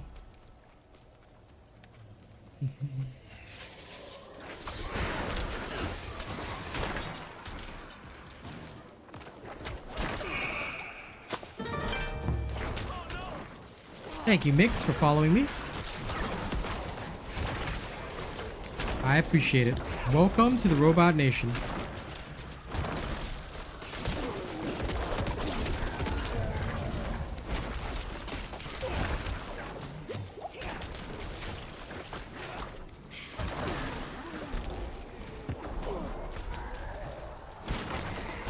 Oh, monsters are 30% tougher. I love it. Good challenge for me.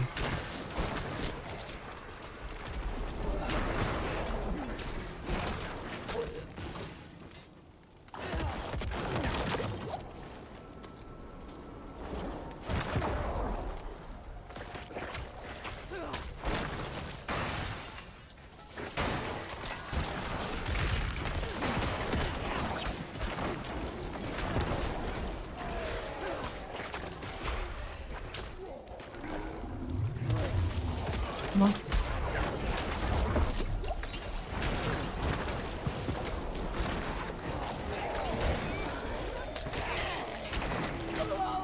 Oh, damn. I got steamrolled by that fella. That's okay, though.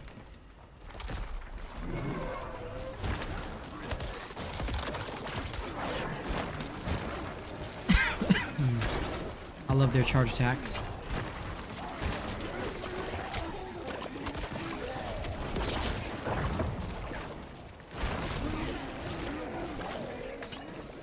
All part of the fun.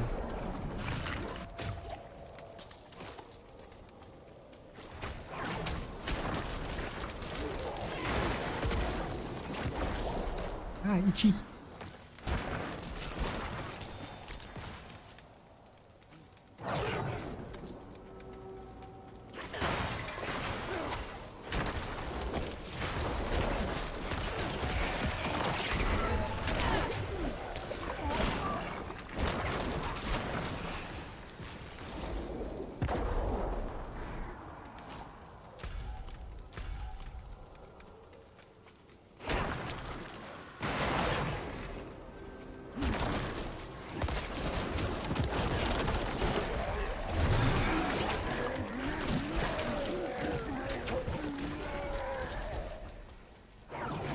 Okay, whack.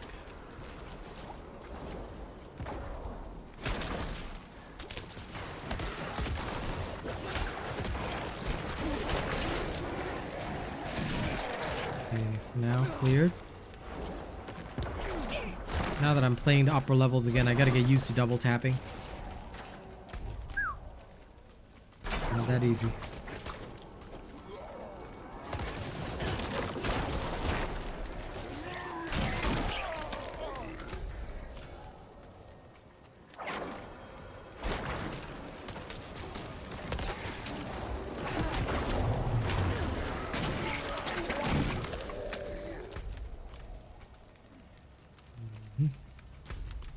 I've got 9 minutes left to clear this.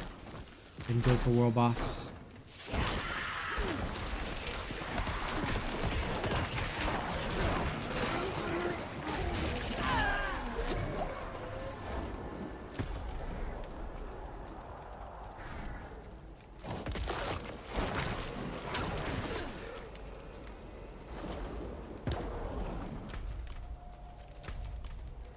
Okay.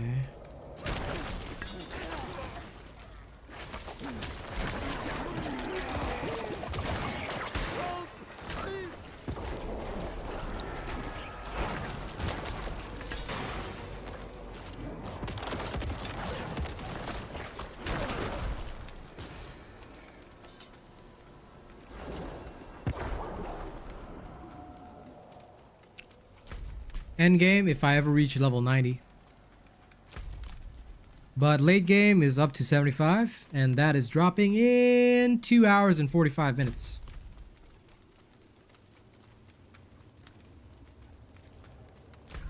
But the end game, you have to wait and see if I reach 90 before the preseason ends.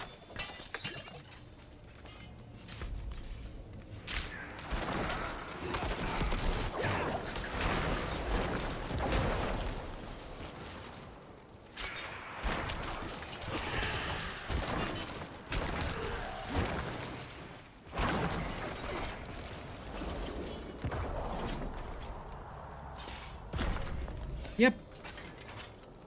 2 hours and 45 minutes.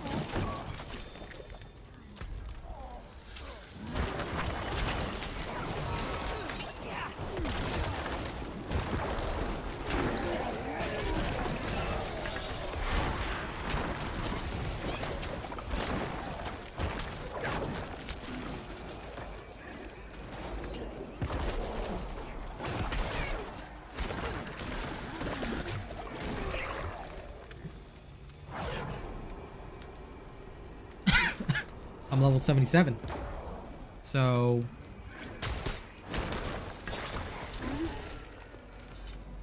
but anyway, if you have a good build and good gear, right, it's easy. Also, some characters have an easier time than others. For example, Necro. If I was playing a Blood Necro, this would not be possible. But Bone Necro, easy. So it really just depends on your build, you know, how you've got your character geared up, stuff like that. It's not that difficult. Once you got the right stuff, you're all good. And that's why I post my builds. So, you want to copy this? This Necro build is out tonight. The late game version, which is up to about level 75, shows you where I'm going, you know, what I've done so far. All that jazz.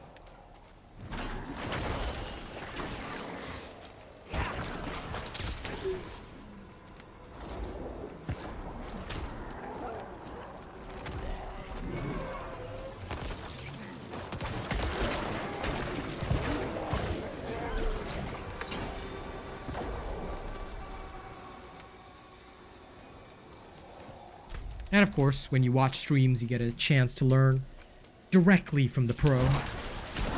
But it honestly took me a long time to learn all this crap, so you know, don't sweat it too much. This is a very complex game. Season 1, of course, I'm gonna be like super prepared and stuff, but you know, in the preseason, dude, I had no idea what I was doing the first, like even for the first few videos I made. Yeah, I had shit all idea what I was doing, and I kind of regret it because, you know, maybe I messed some people up that didn't intend to be messed up. I'm actually sorry for that. But season 1's gonna be different. I'm gonna do it different. I'm gonna literally rock it hard, so I'm looking forward to it.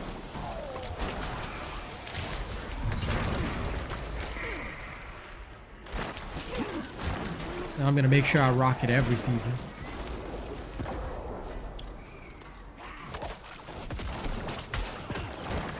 It's basically in Diablo, right? Only one thing matters. Vulnerability damage and sorry, vulnerable damage and what you call it? Unstoppable. My friends were cut down. I won't last on my own.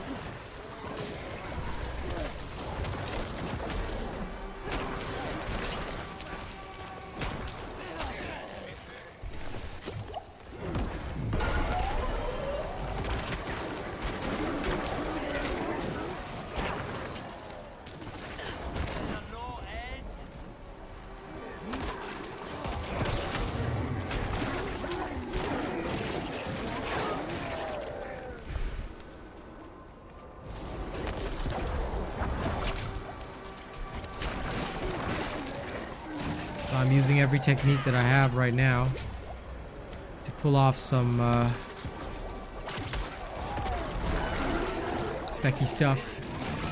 Hey, Frederick.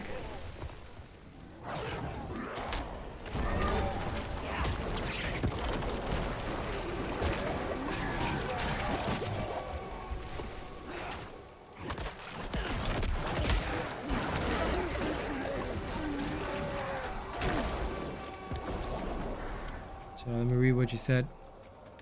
Crit, of course, is important, but vulnerability is even more important, dude. I'd be dead. Vulnerable first, then crit. Manage from here. But then again, every build has crit, but not every build is vulnerable. That's the problem. But yeah, every like end game build, you really want to push the end game. Vulnerable and unstoppable are the two things that every build needs, which severely limits creativity. Like there are some cheesy builds out there, but they're with like perfect gear at level 100. So I choose not to work with that. Like for leveling up and stuff, there are very few actual builds that work.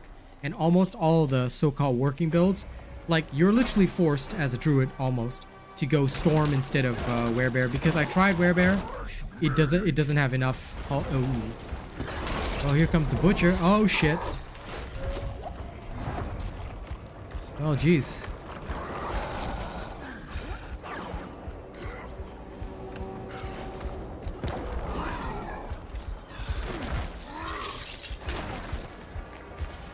Jeez Louise. Come here, butchie boy.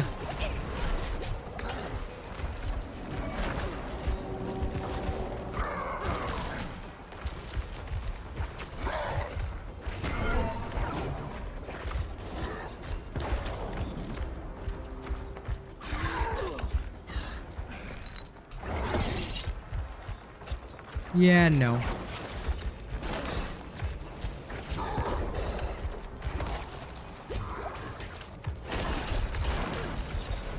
Bye.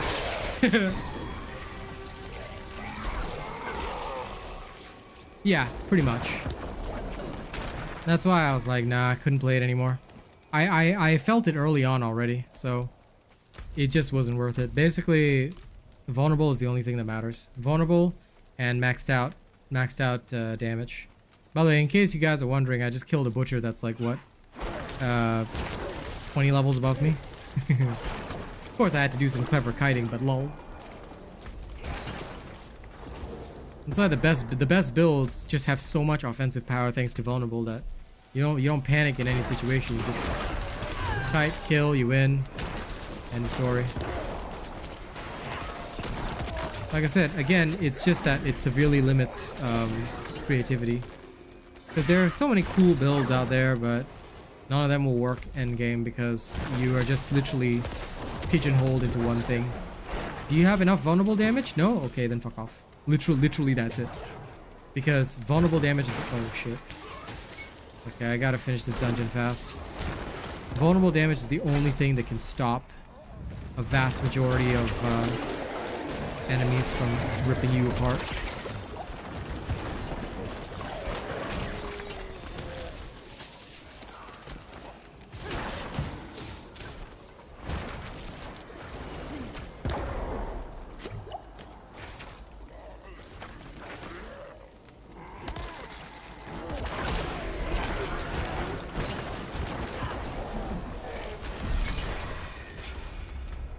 Okay, let's go.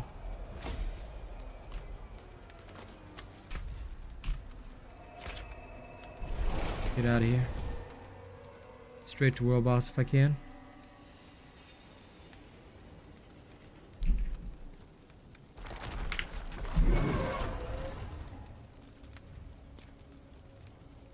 $56. I know, I'm gonna try it. Gonna try and get there.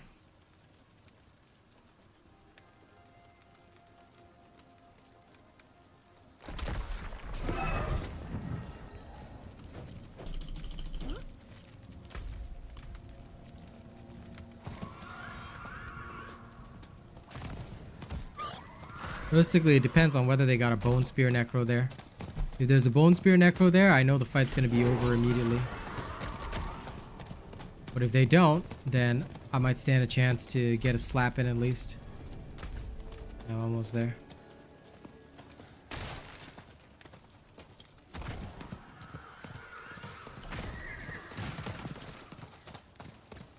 Whew, made it. Wait, what? Am I the only one here? Whoops. Alright, well, that's nice. Ah, crap.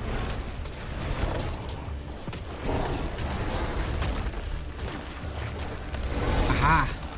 Okay.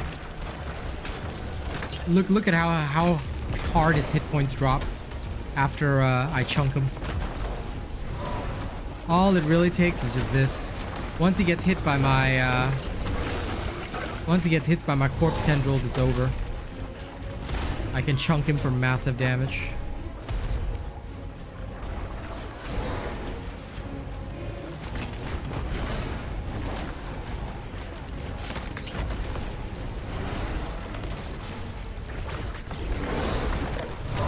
You want to see his hit points dropping? There you go. Done.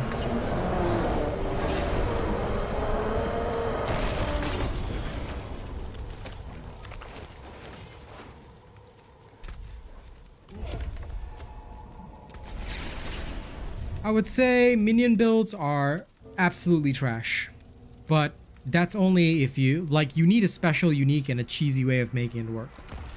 I'm just gonna be very honest about that. Other than that, minion builds are literally hot trash. You can use them if you want, but I don't believe they'll ever compete with anything. Because like I said, minion builds require cheesy strats to win. Whereas the Bone Spear build, it's the whole build that works. So you're not cheesing anything. It's just literally, you get your fundamentals right, yeah, you're done. Whereas minion build, if you don't have this one cheesy little thing in your build, then you're done. So I don't believe in minion builds ever. But if you want to play one and you feel okay with that cheesy strat, then go for it. You know, I'm not gonna stop you. But will it ever compete? Hell no. Up closer at it. Well struck. Oh no, there's a way to make it work. What is it? I can't remember the unique.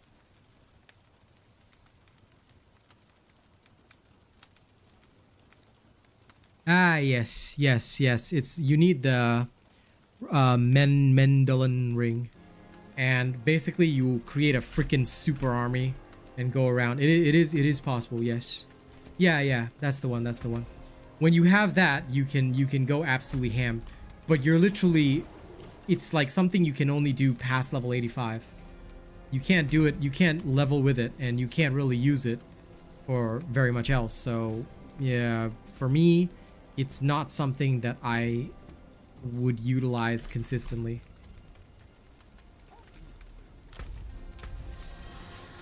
There's only one good cosmetic right now. No, well, I mean, you can... Come and The free cosmetics are pretty much good enough for literally everybody. Interesting choice. But, oh my god, that sucks so bad. What is this? This looks worse than anything I've got on my sorcerer. No, thank you. No, no, no. There's only one good skin for the sorcerer. This one. Gives you maximum booba. Alright? It's creepy as fuck and I love it. So this one is my favorite. And then I'm using... The Necro one that I'm using right now is epic. So, yeah. The rest are not so good. But the one that I have on right now is really, really good. Like this one, this is the ultimate Necro skin. It's creepy. You gotta have the creepy ones. But yeah, that's basically how it is. What is the best ways to roll weapon stats? You just find them randomly, dude. Basically, right, the enchanter can only roll one stat. So you have to find 3 good stats, and then you can roll 1 stat. So for me, like, let's say I were to put this in, right? It's gonna cost me 3 million to reroll. But since I've already tried to reroll core skill damage, I can only reroll that. And if I don't get a higher roll of core skill damage, then GG, I've wasted my money. So that's it. You have to try and find 3 good rolls. Alright? And they have to be high rolls. So the only time I'll replace this is it has to have about 800 item power. And the rolls have to be like max vulnerable damage, max crit, max shadow, max core skill. Then I'll be able to get a better sword than what I have. But yeah, that's how it is in this game. So you got no choice, buddy. You got no choice. All you can do is try to roll. Try to Ragnarok and roll. Okay. Let's go fight some, excuse me, crazy suppressors. Why? Because that's fun. And thank you to everybody keeping the sound on, alright? I appreciate the many people who have kept the sound on my stream. Those of you who watch with the ads, with sound, thank you so much, because although you guys have to endure that, it is what is literally feeding me and my family. And if you feed me and my family, it means I can keep making more content for you guys. Thank you. Yeah, vulnerable is the most important key stat. It is everything that it is the most important thing. Vulnerable first, then crit. Because I did some testing, right? Vulnerable is actually more important than crit, unfortunately.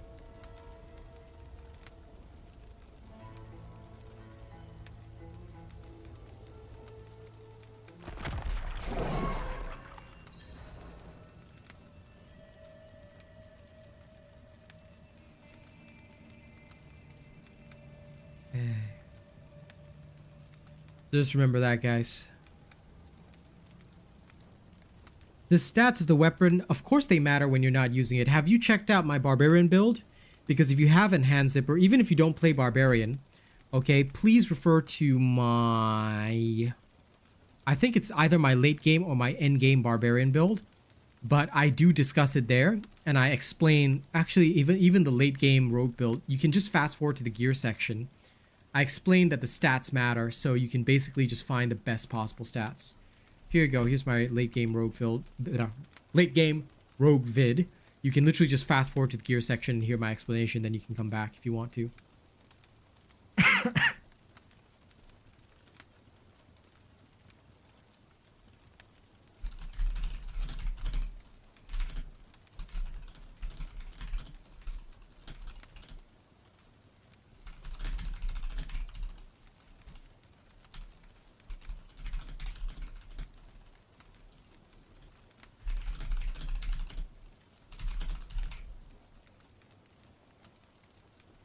Show you my gear section by section. It's all in my build video, dude. It's coming out in 2 hours and 30 minutes. So wait for that, dude. And you'll be good to go. No problem, Hand Zipper. Welcome to the game. I hope I become your favorite Diablo 4 content creator. Well, good. Keep the sound on. But as for builds, I don't show them on stream, dude. Wasting my time. No offense intended, but it's serious waste of my time. That's why I make the build videos, because I go through every single piece of gear. I go through every stat that I use. So this build's video is dropping in, like I said, 2 hours, 30 minutes, and you're good to go. Until then, enjoy the gameplay. The more of my videos you watch without ad block on, well, if you, for example, if you don't have YouTube Premium, right, please turn off ad block. If you've got ad block on, I make nothing. So just keep the sound on, ad block off, and as long as I can make rent, you guys will have more content. And of course, same thing in Season 1. I'll be here every season to make sure you guys get the best stuff. Especially because I learned a lot during this preseason, which I didn't actually understand about the game. Now I've really learned a lot, so come Season 1, I'll make sure you guys get the best of the best. Of course, this build will pretty much stay the same for Season 1, because unless they nerf it, I don't think there's going to be any change. This is still the top tier. This vulnerable is beautiful.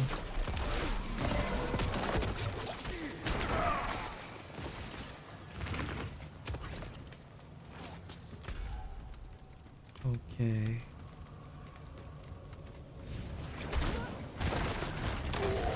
Oh, there, Kush.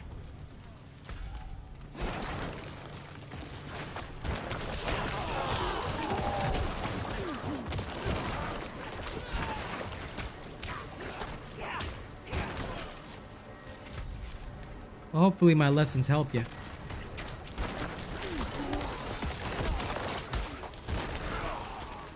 But streams are a great way to learn. Although I don't go through like all the gear, sometimes people do ask questions like about specific pieces of gear, or I get to show off a piece of gear. Yeah, that can help people learn because they can learn what kind of stats I look forward to live, things like that. Also, it's a great way to see the gameplay, which is pretty much crucial.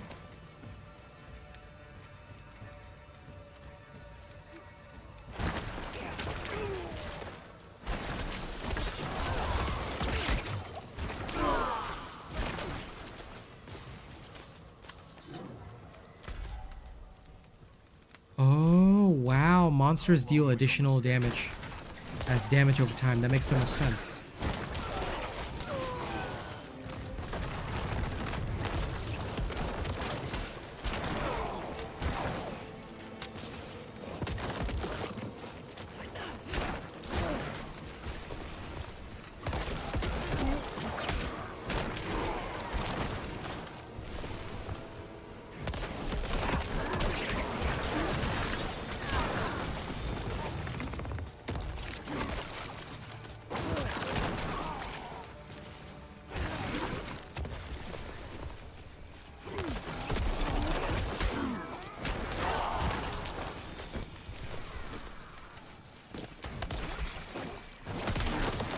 Me, Bruce.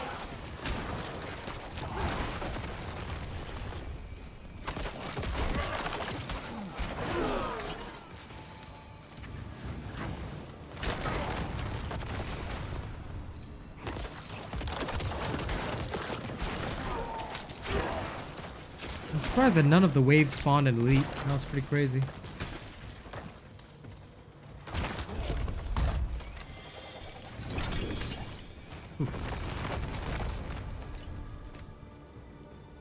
Sorry, 1 second.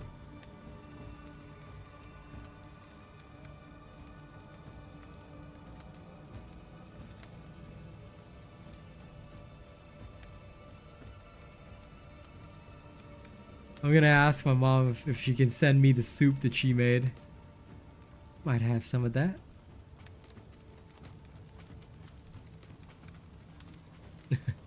Enjoy, EBK. But yeah, this Bone Necro is insane. Love it.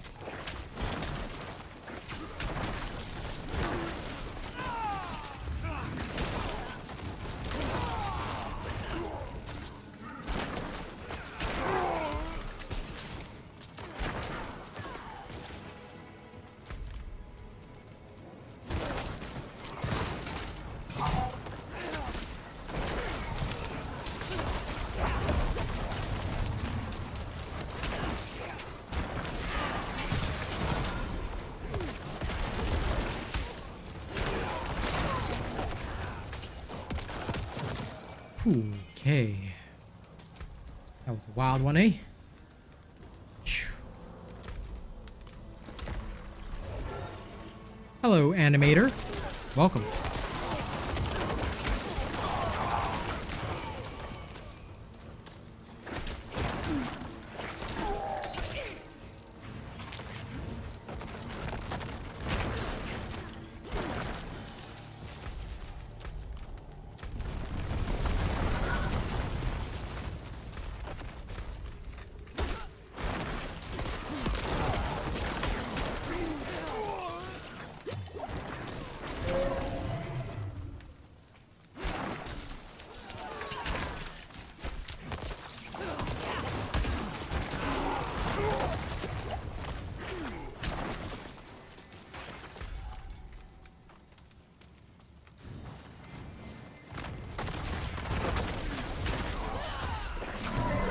We'll see. I don't know if they'll nerf it, because like I said, if they're gonna nerf this, then they have to nerf the fundamentals of the Necromancer, which is gonna be very stupid. So I don't think they're gonna nerf this. My money's on no nerf, because if they do nerf it, you're basically denying the only good Necro build for endgame. There's literally nothing else unless you want to go with a cheesy strategy like Mendel's Ring and the minions. So don't listen to all the whiners. If they want to whine about the game like this just because their character sucks and they don't know how to play, then you know they can literally bugger off, because quite frankly the Bone Necro does not deserve to be nerfed. It's not using an exploit, it's not using a bug, it's not using a trick. Alright, it's not like the Blood Lance, which was literally using a bug. You know, it's different. It's not like using a cheesy strat at all. It's just literally you build up everything from the baseline. So unless they want to nerf the whole ass thing, you're gonna have a very tough time. At most they could nerf the base damage of the Bone Spear, but if they take away its ability to create vulnerability, then all we'll do is just find a different strat. At most, my survival will be impacted, but I'll just use Iron Golem then. I'll just use the Iron Golem to inflict vulnerable with heavy cooldowns, plus my, Corpse Tendrils. So there's a lot of things that they could do, but I'm very certain that if they nerf this, they're gonna have to nerf the fundamentals of the Necro, which is gonna be very, very dumb.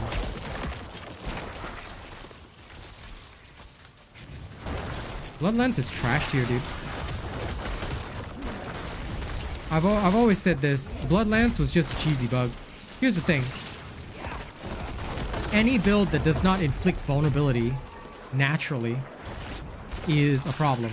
So unless you have a way of constantly inflicting vulnerable, now there are ways to do it. For example, you could go Iron Golem and just do the stun attack. Or you could go with Corpse Tendrils. So you can have both, and you can constantly inflict vulnerable in cycles. Like, if I wasn't concerned about my survival, I would do that. Like, right now I'm using the Blood Golem as a literal shield. But you could, theoretically, okay, use a strat like that and be totally fine. Like, if they were to nerf, like, how the Bone Spears generate vulnerability, no problemo, no problemo. Like I said, let's just do this for science. Let's summon an Iron Golem. It'll take a while to respawn, but that's okay. I can live with that. I can live without it. Sure, like I said, my survival will go down. My survivability will go down. So I guess in a way that could constitute a nerf. But with clever positioning, that's not going to impact me. Like so. I could just kite with high movement speed. Sure, it means, like I said, I have to play a bit more actively, but it's a minor like concern. Sorry, I gotta reassign that. Say hello to my Iron Golem. Now, what I could do is I could Corpse Tendril everyone together, stun them, and I've got additional vulnerability inflicted. And my Iron Golem's ability is on a very, very short cooldown. So I can just constantly inflict vulnerable whenever I want. Stun and inflict vulnerable, please. Thank you. Like so. In another 5 seconds, it'll be back up. So I can literally, like, in between my casts of Corpse Tendril, I can just continue to inflict vulnerable if I really wanted to. There's a lot of ways that you can inflict vulnerable even without Bone Spear. So other builds can work, but just be aware that Bone Spear is the one that has the most fundamental vulnerable because of its innate nature. So yeah, it's not gonna be easy for them to nerf it without nerfing the whole ass Necro, which is gonna suck for other builds. The consequences are gonna go beyond Bone Spear. Because what you're looking at here is the fundamentals that are strong, not just the build or a cheesy strat. And again, I caution the people that want the nerf for the Bone Necro. I caution them that they are gonna suffer in the long run because you're getting rid of fundamentals. Start of Act 4, my dude. Start of Act 4. There we go. Back to the Blood Golem. As soon as Act 4 starts, you have to talk to Donan in the Kilvashad Cathedral. After you talk to him, you get a side quest called Favor for Donan. You just go to Stable Master and you get your horse.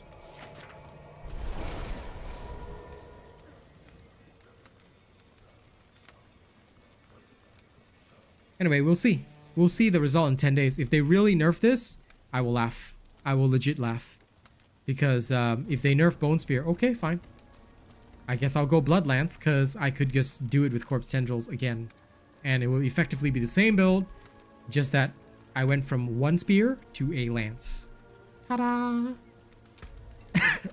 And I would need a couple more aspects to make it work, but overall, like I said, I don't foresee many troubles. And if they do nerf it, I'll probably start as a Barb and go Whirlwind Barb. Again, easy peasy.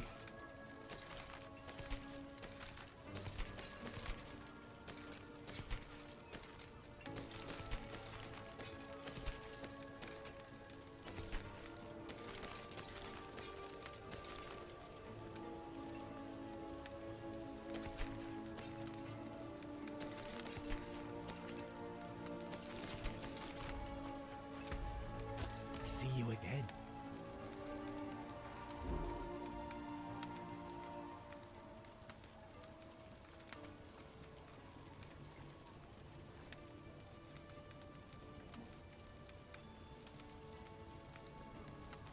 Necro is beautiful and perfect. Literally no troubles. 1 second though. I want soup and I'm gonna go claim it from my mom. BRB.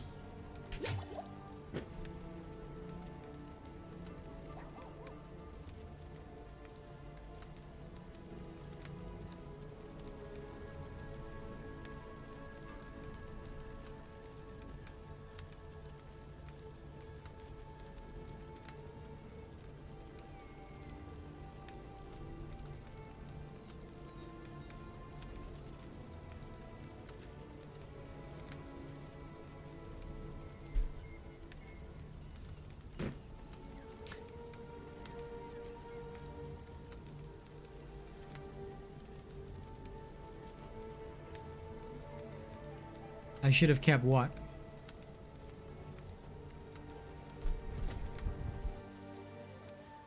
I don't need any of the items that I tossed off. Literally worthless.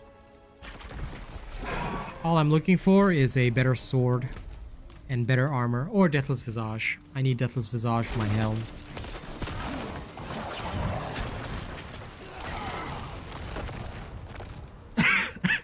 Thanks for the emojis, guys. Appreciate that. The paid one. If you look at my video description, you can see that Newbie sponsored my Necro skin. So I wear this skin in his honor. Now I just need somebody to sponsor me Mother's Embrace when season 1 comes out. But that one, they said it's gonna be like a rare one in the shop, so you have to check back. So I don't know if you can just obtain it anytime, but yeah, if somebody does sponsor that for me, I'd be like, yeah. But basically, I'll wear whatever skin I'm sponsored to wear by the viewers. And this is the, well, technically speaking, this is the only skin that I find good in the game anyway. So Newbie very kindly said, I will sponsor it for you, and he did. So now I run around only in this skin. I appreciate you, brother.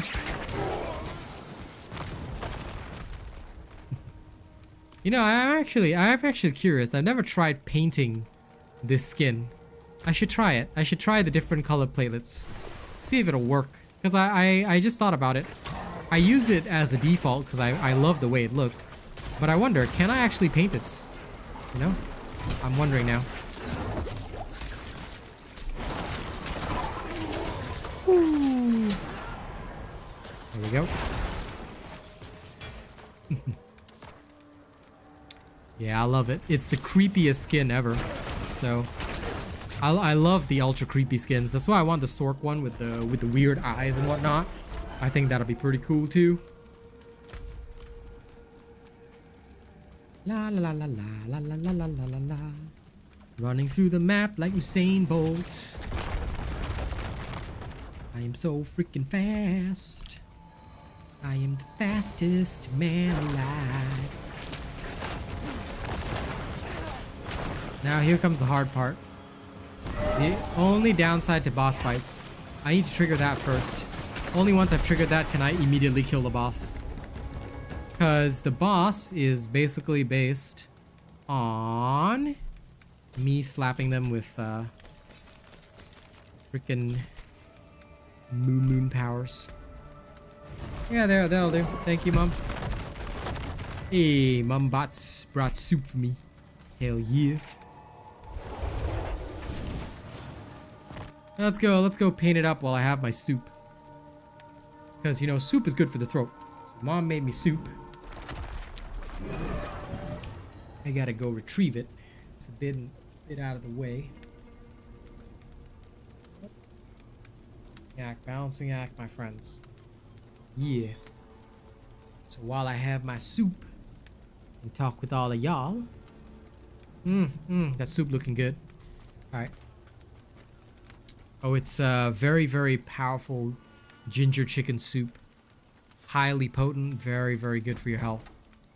But yeah, let's try this out. Oh, you can! Oh my god, wow. Oh, dudes, this color platelet's pretty nice. If we go with the yellow, right, you get to Iron Halo. Yo. Purple's not that cool on this one. The brown one makes her look ancient. Gray is just like monochrome. Green is not so nice. Orange is pretty interesting. Gives her like this archangel type feeling. Blue, it's okay, but not as cool as I'd like it to be. Red is, of course, dangerous as fuck. So, I'd say it's between yellow, which gives a really, really nice tint to the thingy, or red. Blue is blah. Blue is the worst. You struggling with the bosses with this build? In the early game, yes, you will. Necros always struggle with the bosses early game. Once you get to level 40, it's pretty alright. How the hell does blue look dope, guys? What the hell? No way, man. Blue looks ugly as fuck. No. Red. Red is the way, guys. Red is the way. Well, yellow also looks cool. But red. Yeah, I'm thinking about it. Like, because I think I might just color... Well, no, it just looks a bit odd. I don't know. I'm a big fan of, like, color synchronization. I think red is the way to go. You're level 35. Yeah, you're still going to struggle a bit, though. But you should be at the stage where you should inflict vulnerable with your corpse tendril. So the boss, you have to inflict vulnerable first, and then hit it with the bone spear, basically. Sword. Two-handed sword. There's never a reason not to use a two-handed sword, bro. The innate crit strike damage is beautiful. So, Scythe cannot compete. Oh yes, I'm a bloody necro now. Now, I'm gonna drink my soup, but I'll answer whatever questions you guys have. As much as I can. But yes, bloody necro. Bloody necro. Love it. It looks so dope. Like, legit, it's just so dope.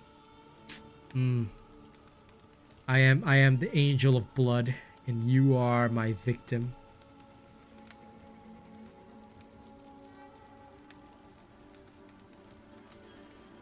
Why are you left in the dust?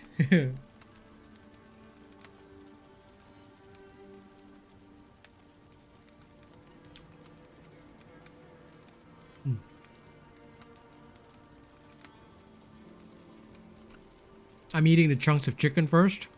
Fantastic.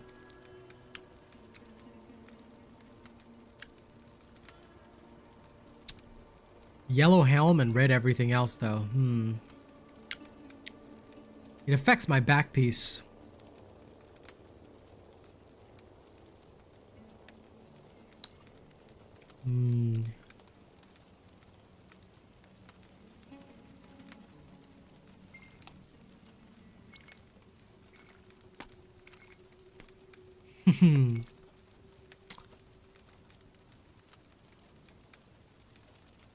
What about this brown helm?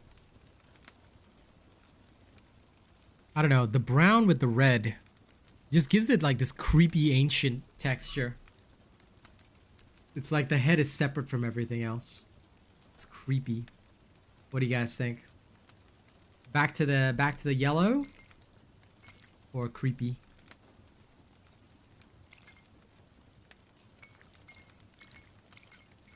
Creepy, Iron Halo. Creepy, Iron Halo. Oh, shadow damage does kill them fast. Up to level 50. Then it falls off a cliff unless you spec into it. And even then, the damage over time is a death sentence for you.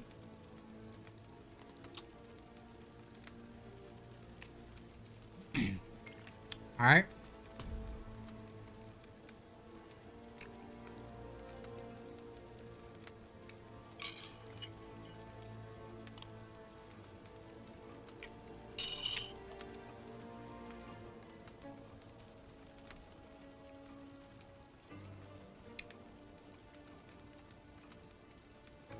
I found Decryptify quite useless, so I don't use it here. I don't need it. And as for the minion, no, the minion's for survival. Again, explained in the early and mid-game vid. You can check that out. Because the early and mid-game vid contains the skill explanation.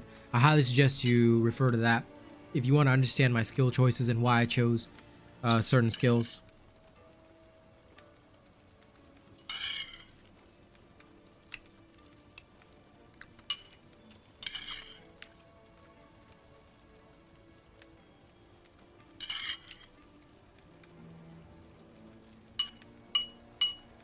Okay, gonna finish off my soup.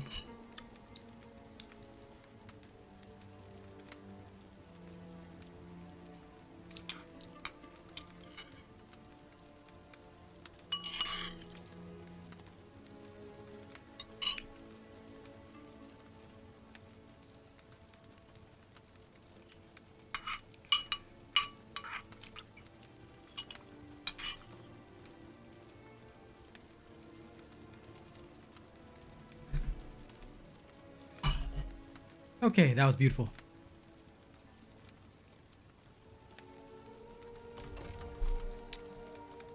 All right. Let's go. Let's go rain in blood. But yeah, when it comes down to it, right? I've got more. You don't want that. Necros, bone necros will always deal a lot of damage.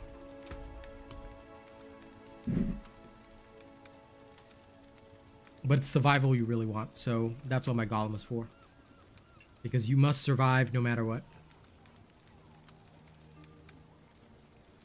If you cannot survive, you are doomed. Doomed, I tell you. Okay, let's go to Demon's Wake.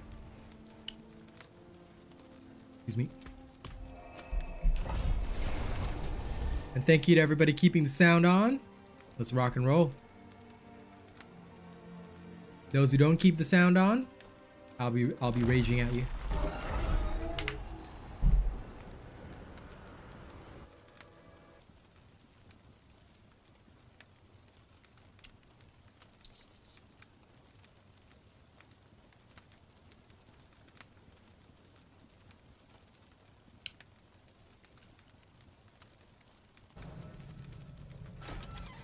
All right. Let's go. They got souls to reap.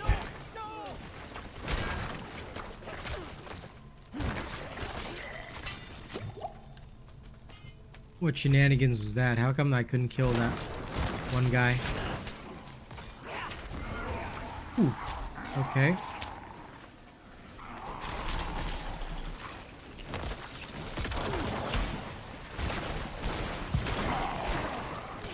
Yeah.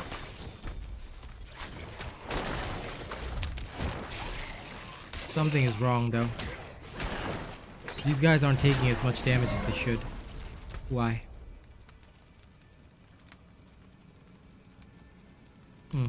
Strange. Maybe there were just too many damage resistors around.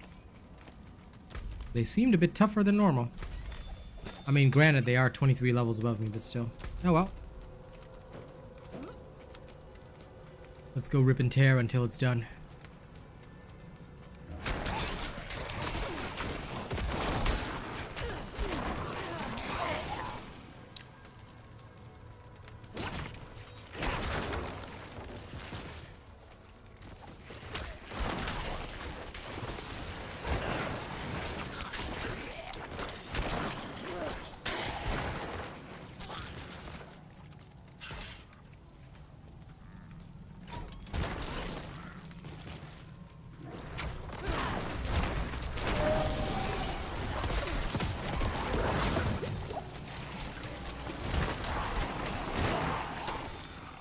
We are. Paragon Point.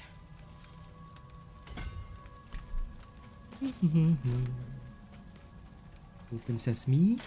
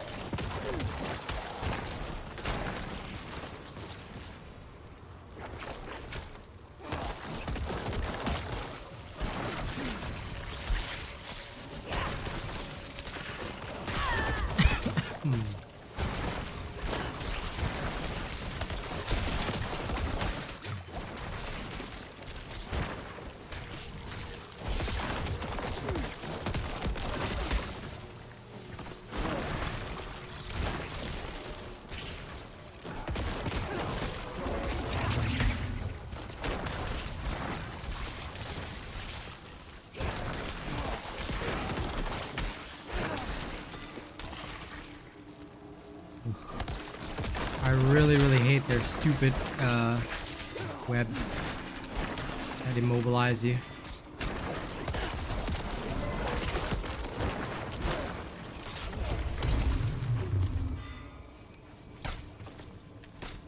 Nope. Unless you're going for a Thorns barb, but I don't use Thorns. You can refer to my endgame barb build to see all the aspects that I use, mate. Outside of those, I wouldn't recommend anything.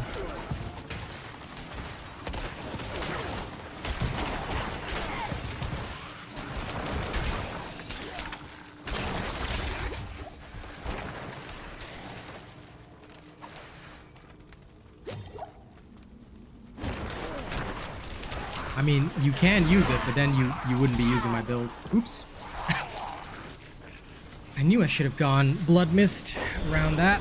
Wasn't expecting him to detonate. But that's okay. I got stuck right at the doorway.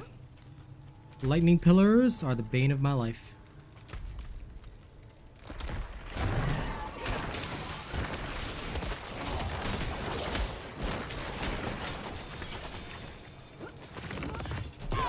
Oh, come on.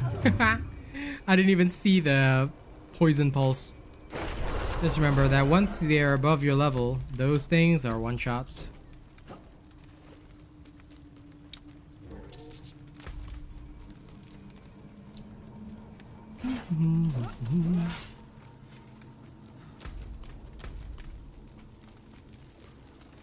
Now let's try to avoid any dumb deaths.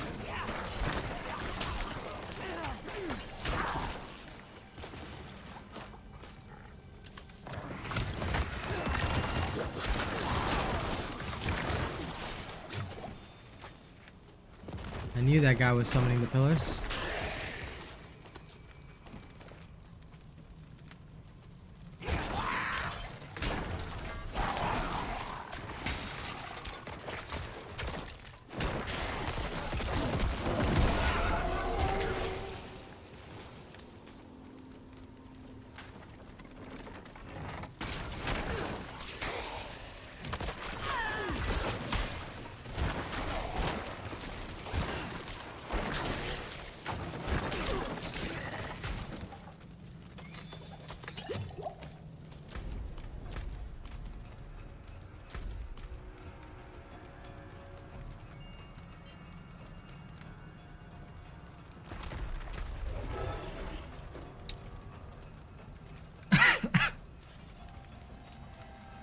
Oh no. I'll find it eventually. I never believe in target farming. Waste of my time. I'd rather just upgrade my glyphs. Because I'll find it when I'm meant to find it.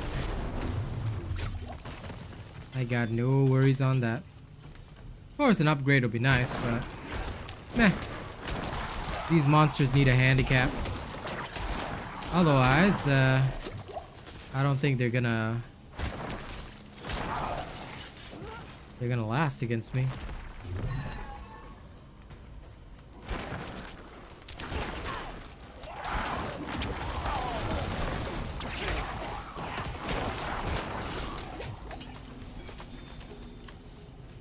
Also, RNG luck makes a lot of difference. I could go 15 tries and never get it, which is kind of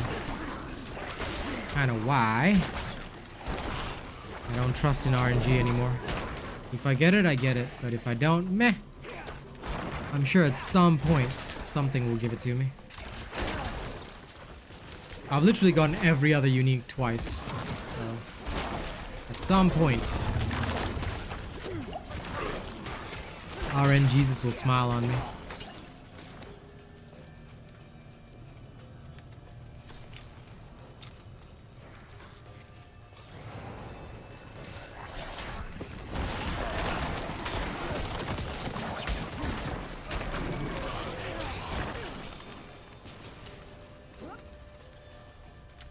Hello, Gaming Network.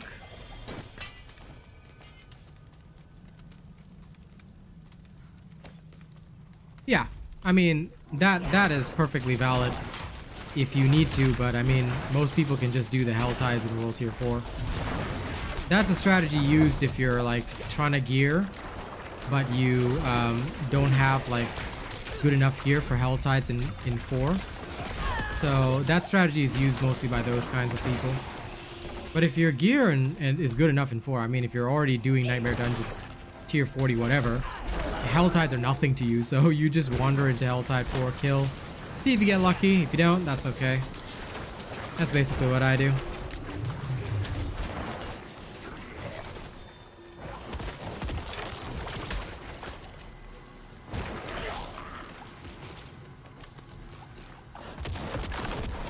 I need to get my essence back. Spam too many spears.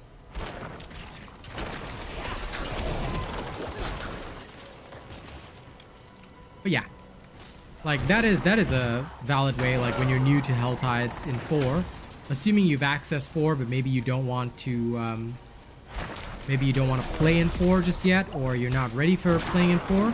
Some people do the Hell Tides in 3 and then come into 4 to try and get ancestral gear. Valid strat, but for most of my builds, I never need to do that. Like by the time I've opened up 4, I'm usually ready for 4. The only exception was this Necro where I did it like hella early. And in that case, fair enough, you know? I would not be ready yet.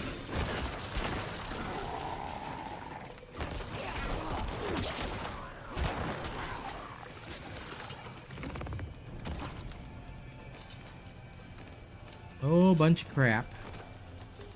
All right.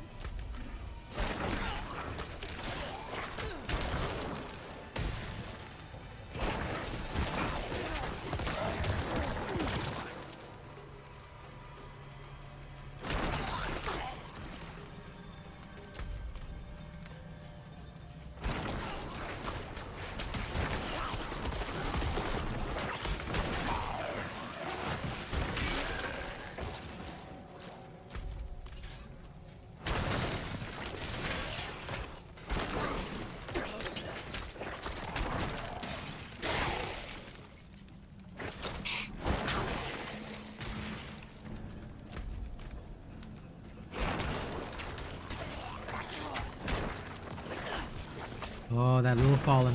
Look at it.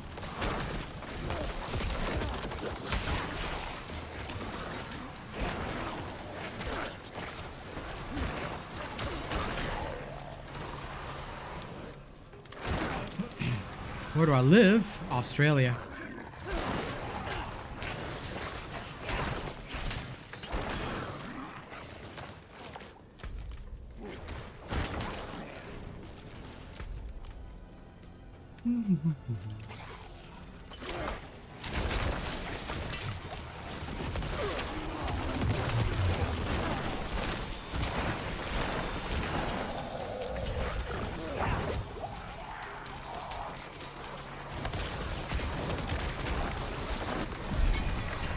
There we are.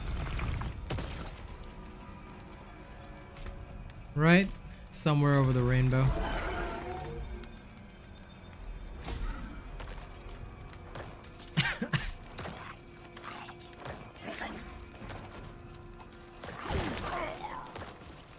Give me that imbiber. Alright, let's head back.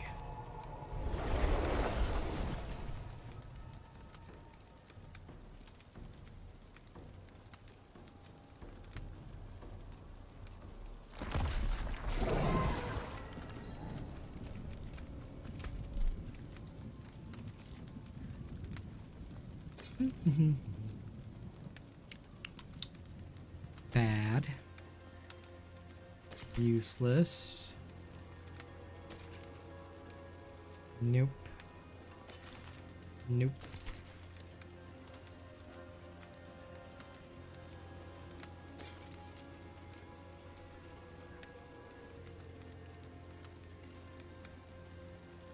Yes, you go and rest, buddy. Thank you for hanging out, my friend. You should go get some sleep.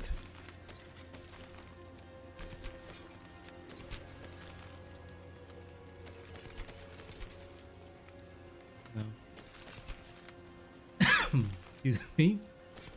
Nope, nope, nope. Oh well. Time for another. Let's see what I got.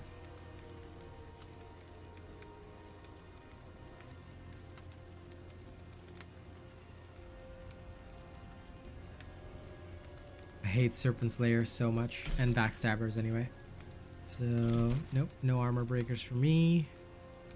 Potion breakers are okay.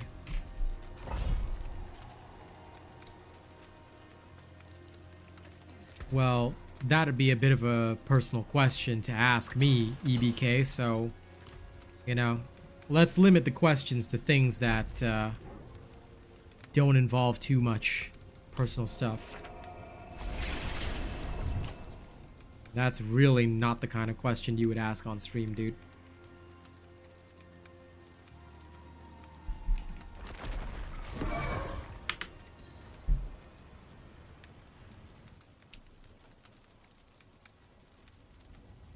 I don't mind answering most questions, but get too personal and I'm not gonna tell you anything, alright? As much as I love my viewers, there's always gotta be a respectful wall between the streamer and the viewer. Especially when I don't know you.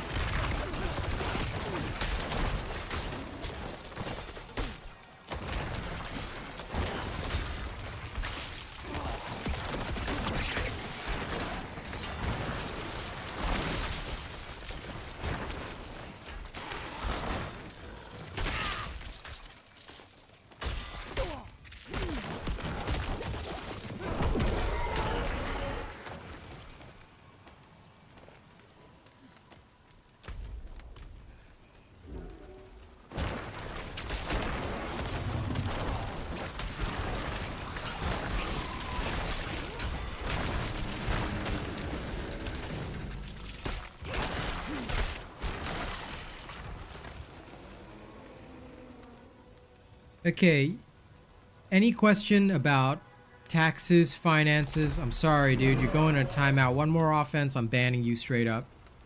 All right? Those questions are very, very personal, very, very, very, very unnatural. You don't ask that on a stream. asking tax information, financial information, I'm sorry, bro. That is rude beyond belief. Alright? If I don't hear a sorry as soon as you come back, I'm banning you straight up. I do not give a shit. Alright? That is, I've already warned you once. That is very, very uncomfortable territory. Alright, if you're gonna ask these kinds of questions, please leave. I'm sure you can find some other streamer who's willing to answer your questions, but that's not me. Alright, asking financial stuff on the internet is disgusting. Alright?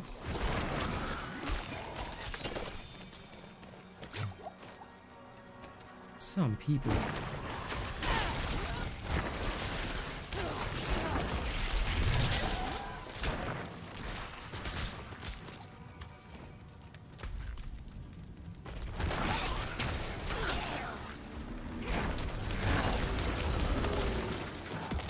Yeah, I know, right? Fucking disgusts me.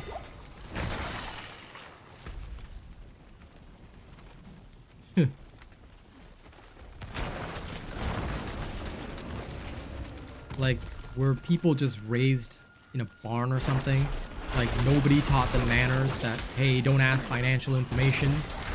Like, yo, you just walk up to somebody on the street and say, hey, what's your salary, bro? How much you pay in taxes? The fuck?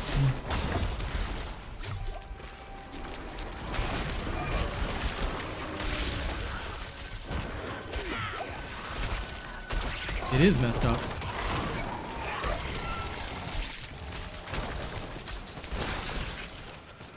But you know what? We get a lot of trolls on Diablo. So, I guess people just don't like, you know, seeing an Asian man succeed. They just gotta come and troll and say all kinds of bullshit. That's the only reason I'm giving this guy a chance. Maybe he doesn't know, you know? Some people weren't raised very well, that's okay. But I better hear a sorry. If I'm not hearing a sorry, that's a straight up ban. Yeah. If you get trolls, it means you're doing well.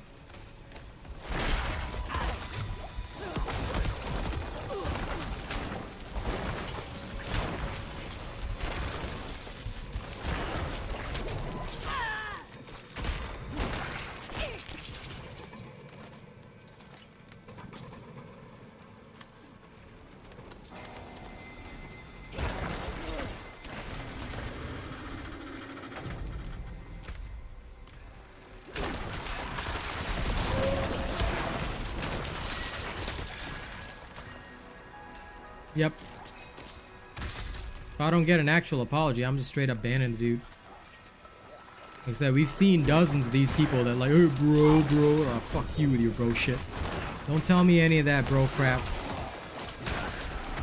Loyalty, respect for the streamer, because at the end of the day, the guy on the other side of the computer is a human too. You know, you can't show respect to a person, then, you know what, I'm sorry, you're just not worth my time. I like viewership, but I'm not so desperate that I'm gonna break my own rules for that. Thank you.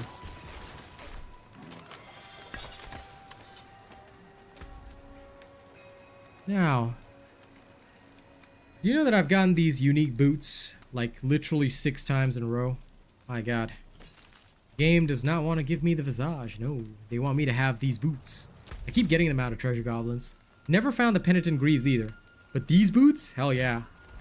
It's like, you're not a Sever build, but you know what? I think you need these boots. Who the fuck invited me?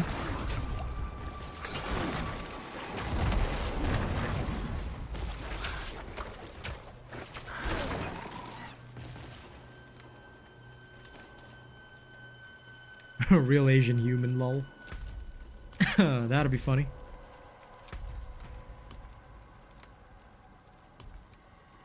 Who's this person?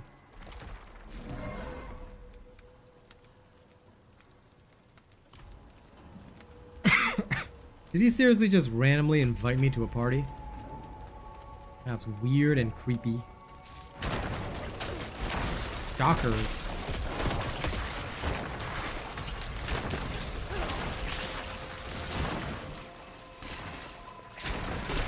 Don't care whether he was or not, Josh. You don't ever do that on a stream, dude. This is not the place for that. This is a gaming stream.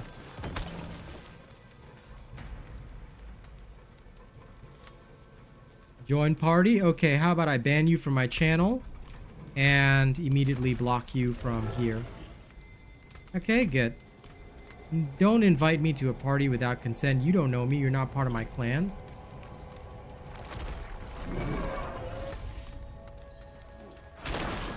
Oh, the trolls on this game are getting real. Yo, you don't know me. You don't know my crew. You know, like, you're not here for us. You just want to randomly invite me? I don't know.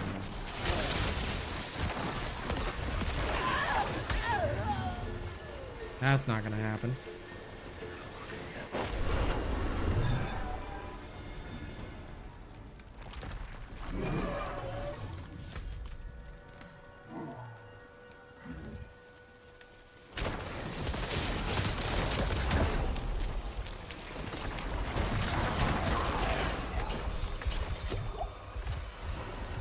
Ah, so that's why Potion Breaker is not liked.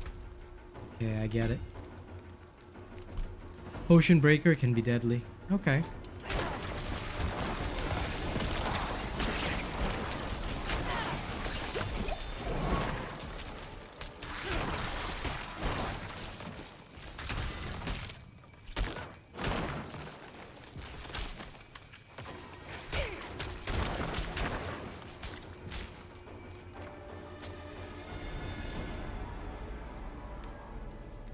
Well, EBK, since you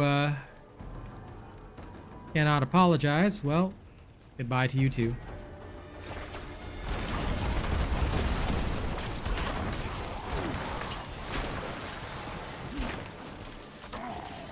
I wish you luck.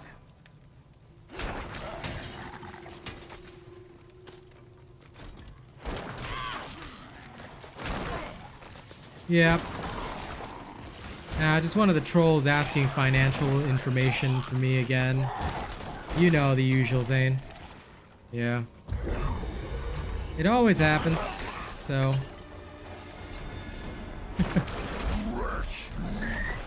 Yeah, well. It is what it is, you know. Ah, crap. Okay, let's do this.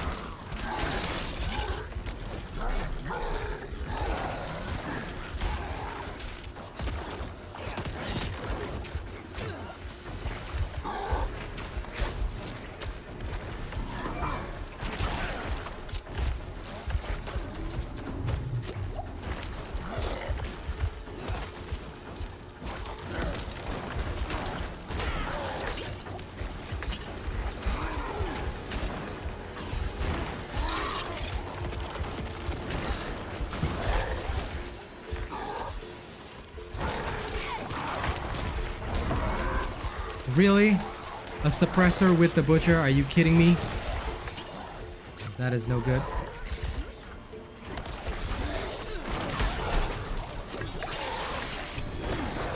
Ah, still killed him. There you go.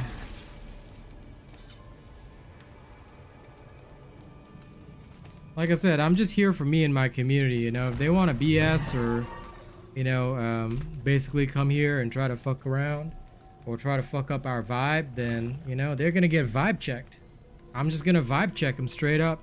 You know, I don't care.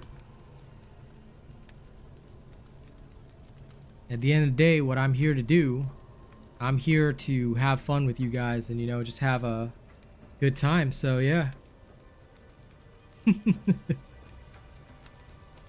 Oh, no, Josh is probably a troll, too.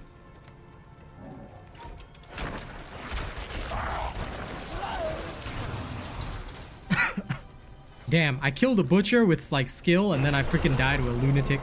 Some random lunatic that explodes on me. Ugh. But yeah, that was a fun one. I do like butcher moments like that. Because I can kill him. The problem is just, if like some other stuff spawns near him, he's just so annoying. So I'm like, okay, whatever. Gonna have to use some careful management there. Anyway. It is what it is. To me, trolls are just a sign of growth. If people want to come by and troll and they're not really good members of the community or people that I want to get to know, like, I guess some people think that streamers are desperate, like smaller streamers like me, they're gonna be desperate for viewership, so they're gonna accept all sorts of demeaning questions or debase themselves online. Like, I guess some people are into that. I'm not. You know, even if tomorrow I only have 10 viewers and I struggle to make rent, fine. That's my reality tomorrow. I'm gonna have to deal with that. But I can always meet more people. I can always get more people to know me over time. It's okay. It's fine. I'm fine with that. And slow and steady, I will grow. So I would rather not, you know, like be looked at as like just some object or just some dude that you can abuse online for fun just because I'm a streamer and I do it as a job. Sorry, not sorry. You know, I'm not gonna cop to that. So they wanna fuck around, and I guess they're gonna find out. Ah, yes, another unique, the Black River, which I already have. Every unique in the game is dropping for me, but oh, Deathless Visage? Nah. We know you want an upgrade, but we're not gonna give you one.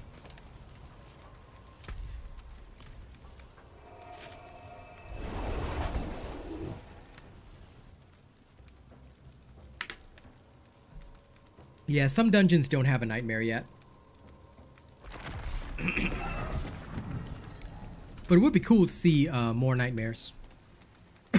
Excuse me, across the board. I'm quite down with that. Okay, so what if I put in this? Now it's gonna be costly, but let's do it. Oh yeah, my power's even more upgraded now.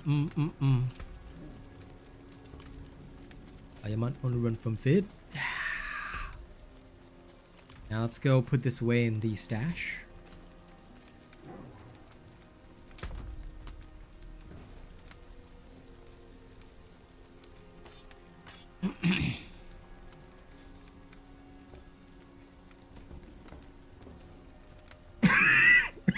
Excuse me.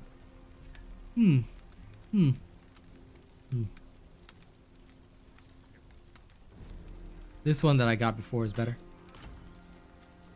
Alright, see you later, Rena. Appreciate your presence, bro. You have a good night.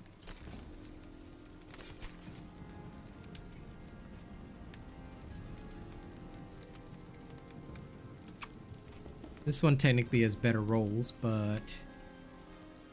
I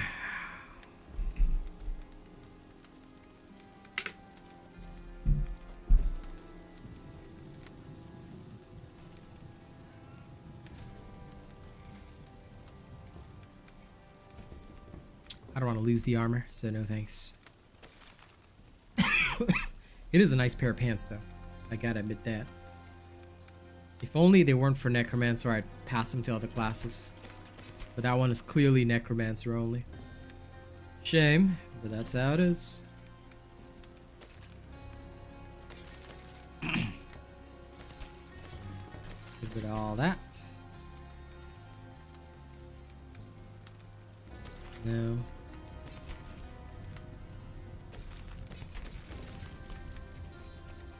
Still waiting on perfect gloves and my deathless visage, but it should be alright. Okay, on to the next, ladies and gents, on to the next. Thanks for the emojis, team. I appreciate the real support from real people. Alright, thank you guys very much for supporting my content.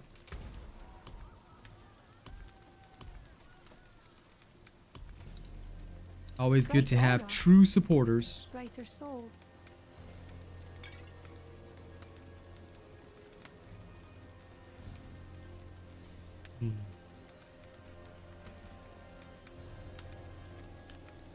Okay.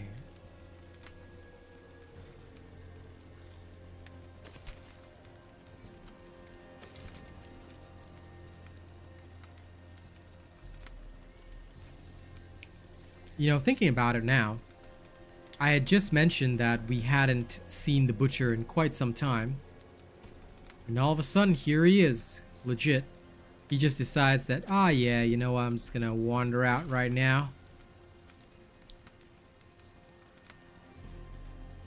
Start killing right away. That I like. There is magic in all things. Let me show you.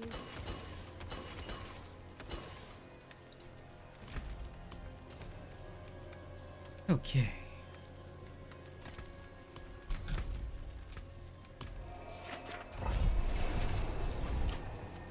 Excuse me. Drifting Shade in the Ghoul slums. Will this go well or will this go badly? And also one last lozenge for the night.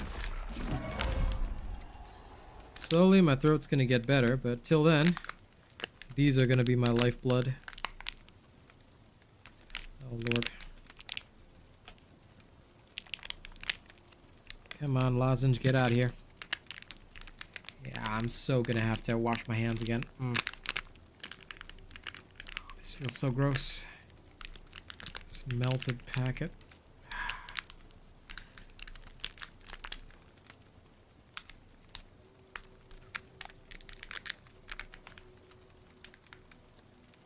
Oh god, that's gross.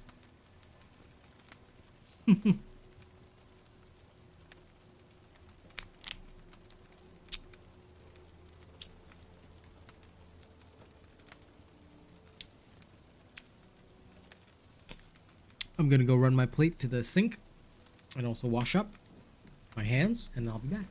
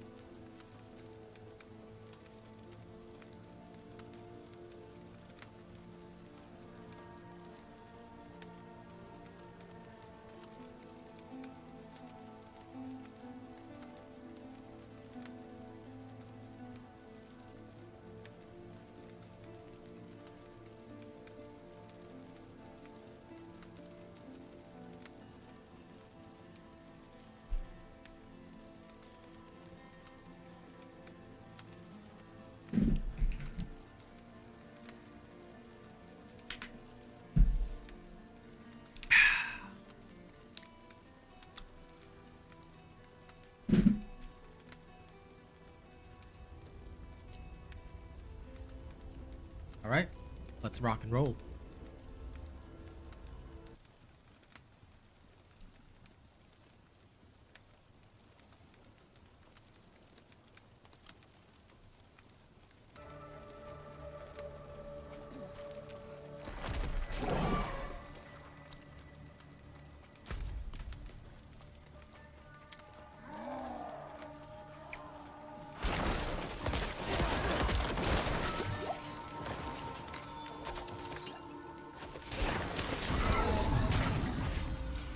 Wouldn't have made it without you.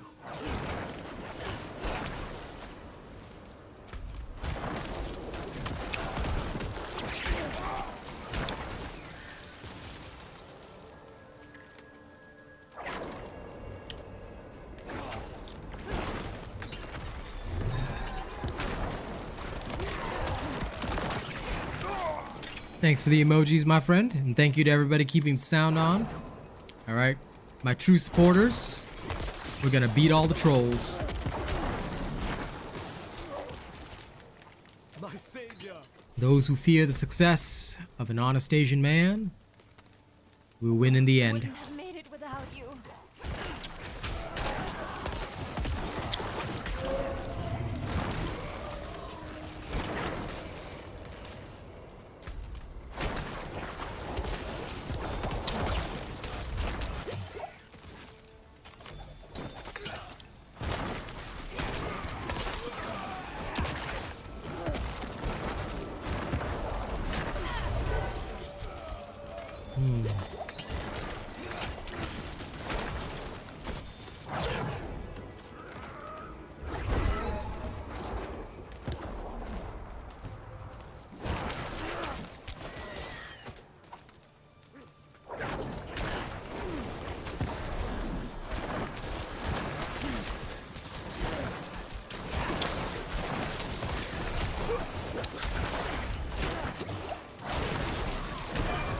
Thank you, my friend.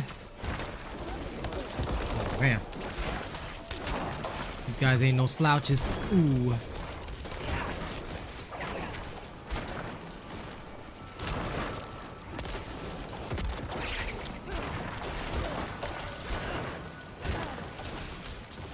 I'm telling you guys, I don't think I can ever go back to some of the other character classes now. Because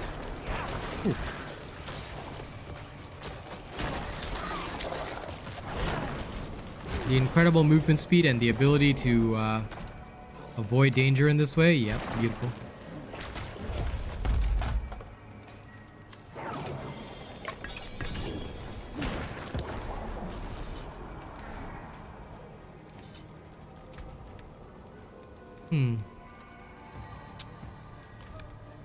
Alright, we survived. Feeling good.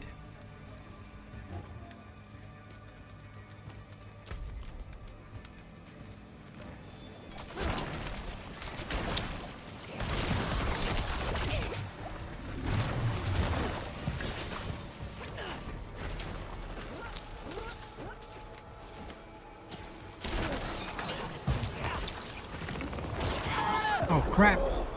Ah. I swear, I always mess up every single time around those explosions. They always somehow manage to catch me off guard.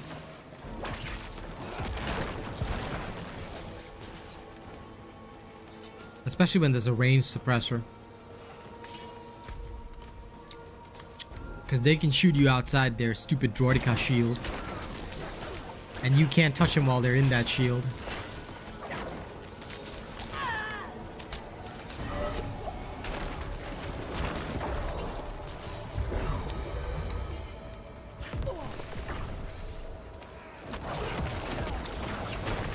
You know, I feel that suppressor mobs should go both ways though.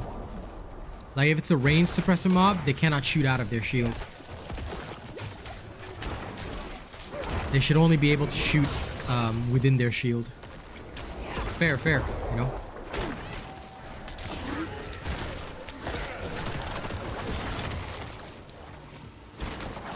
So I would like to see that kind of thing for them.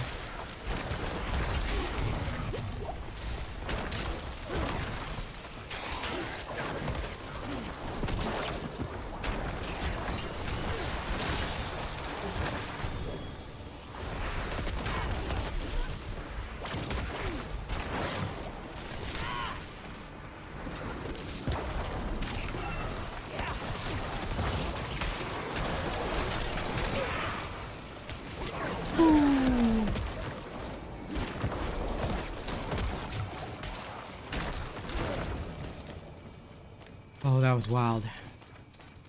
I almost thought I was dead there. But we did it. We did it.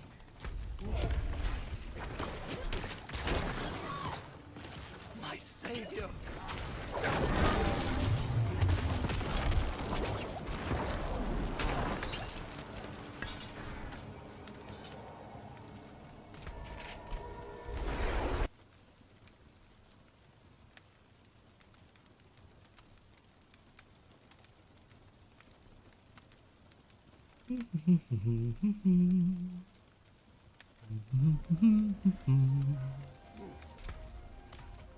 Like I've said all along, thank you to everybody keeping the sound on. We are rocking because of you. Now. Useless. Add.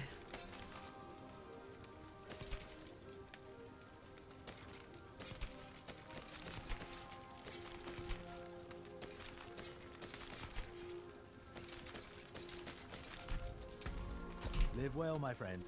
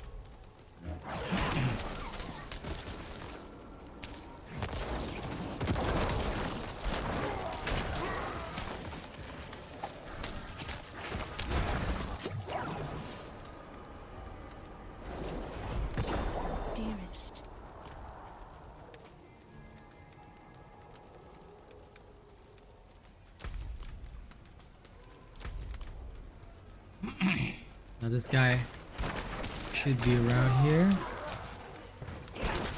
Eh? Where's the dude with guaranteed suppressor? Oh, he's on the other side. Okay, see him.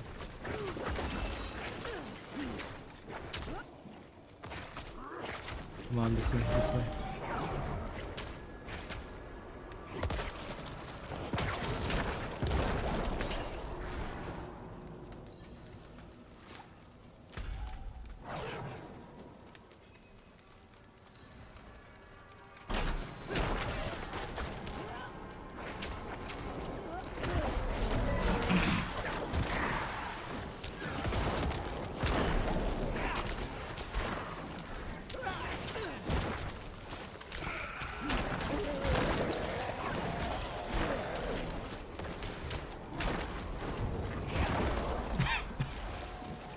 That guy's literally permanently there.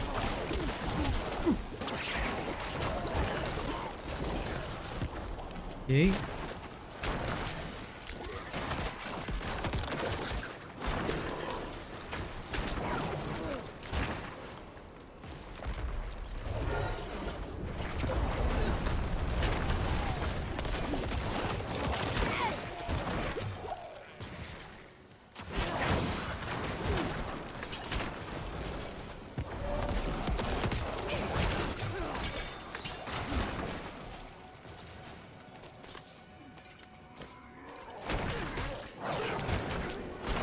Whoops.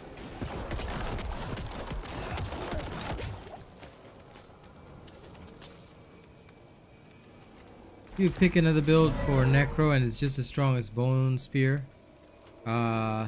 there's no build that's just as strong. Unless you're talking hypothetically, like if something was buffed to be as strong as it. I would like to see a summon build without the Mendel Ring be as strong as Bone Spear. I think that would be pretty cool. Because Necros have always have had a viable summon build. Excuse me. And they should, because that is a tradition from all the games. You know, so they're breaking tradition if they don't have a fully viable summon Necro. One that doesn't require a cheap ring or a unique just to be viable. Like if they had it just viable by itself, I'd say that would be the idea. Yep. Yeah, under hypothetical circumstances, I would like to see that. A summoning Necro should be as viable as a minion Necro. But in that case, right, they should just naturally have a way of inflicting vulnerable. So as long as that condition is met, dude, I think it'll be possible for anything to be as viable. The reason why Bone Spear is so good is just because it's so easy to inflict vulnerable. Whereas for other classes of Necro, might be a little tougher to do that. So that is my main, I guess, thought about it.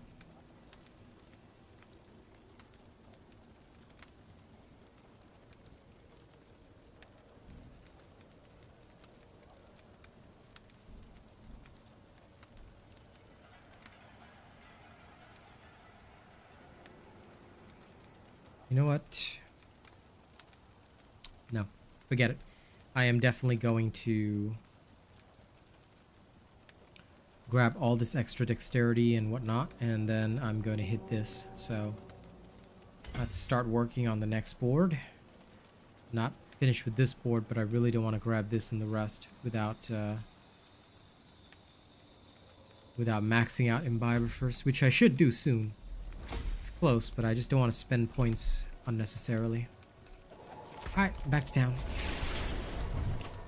I agree thoroughly. I would like to, like, originally I wanted to play a minion type Necro, but then I realized quickly how unviable it is. Because even with all the right buffs, minions don't last long enough. And because they don't last long enough, you know, it's problematic. So that is a big issue.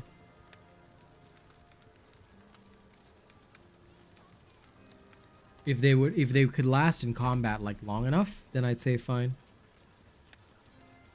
But they truly don't, so that is a big deal for me. Okay. Sell.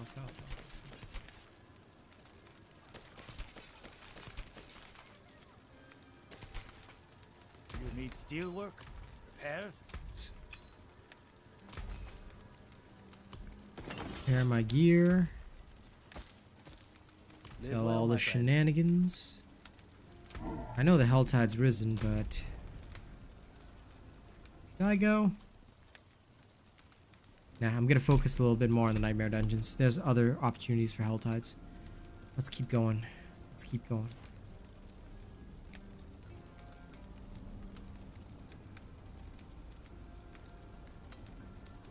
Conclave, it's Stormbane's Wrath. I'm not going.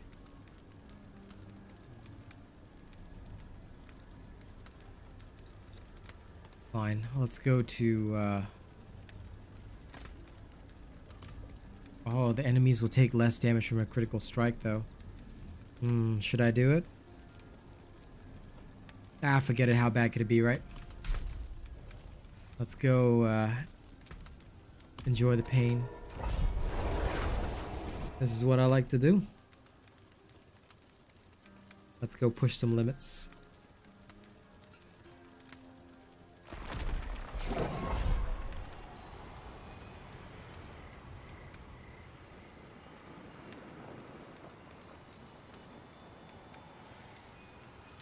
And once again, thank you to everybody keeping the sound on. I appreciate it.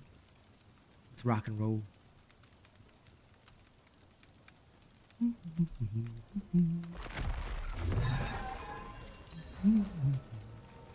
Ugh, neck. Alright.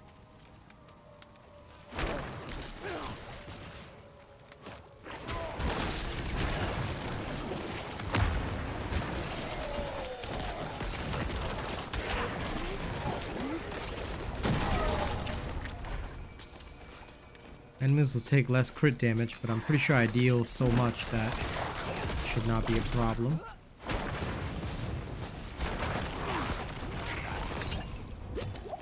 Okay, good. Secure.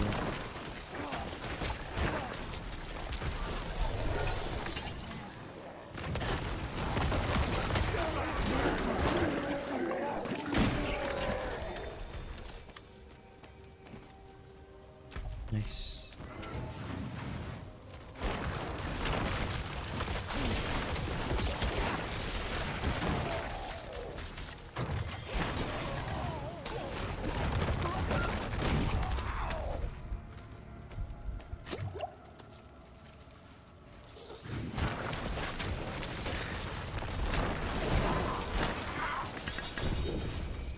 Oh, ancestral boots. Let me guess. It's gonna be the same ass things all over again. Greaves of the Empty Tome. Do you know that I've gotten this unique every single time I've killed a treasure goblin?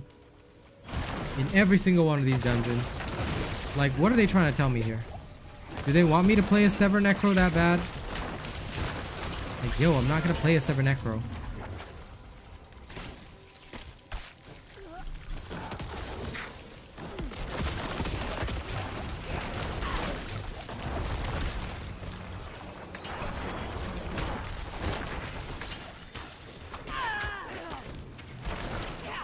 Guys, I hope you're seeing this drop rate of uniques. Like, I've gotten every unique except the one that I don't need, the one that I actually use. And I've gotten it multiple times in a single night. It's crazy. Like, what am I gonna do with Greaves of the Empty Tomb when I don't actually use these boots? Like, really?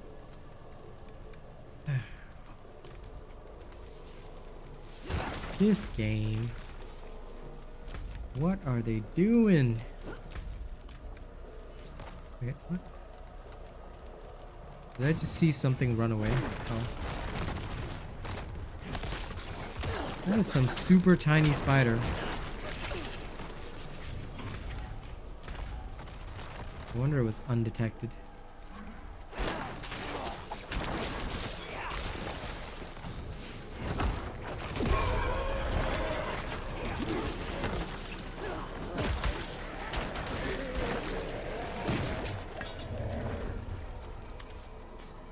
My poor golem.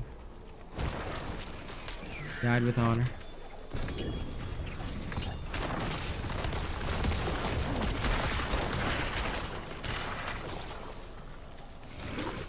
Haha, they're not gonna catch me. We hid among the corpses. Now this time round, team. This time round. I am going to be very, very... Ooh, this is good. Sure, it's only a 2% difference, but that's nice to have. I like it.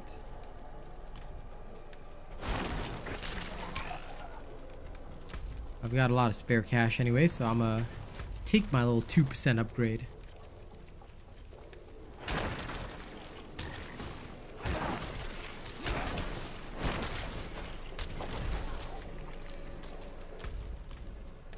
Alright, let's go. Let's go, speed necro.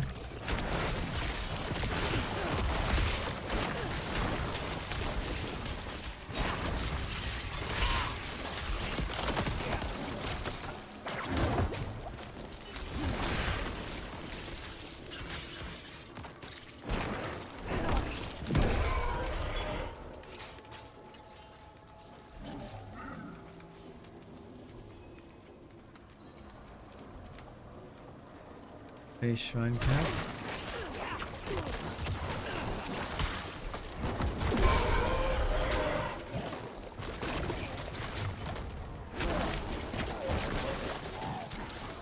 Yes, heal up, my golem, heal up.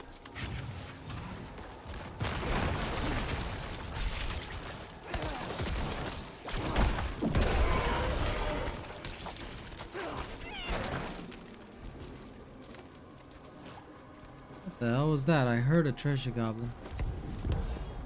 Sounds wild.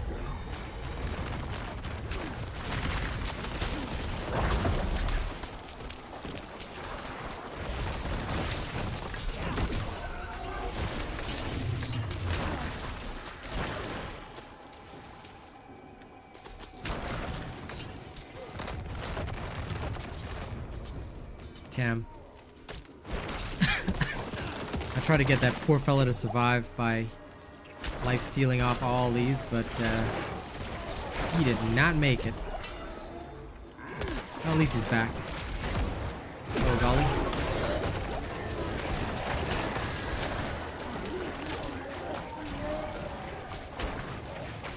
Survive on my behalf.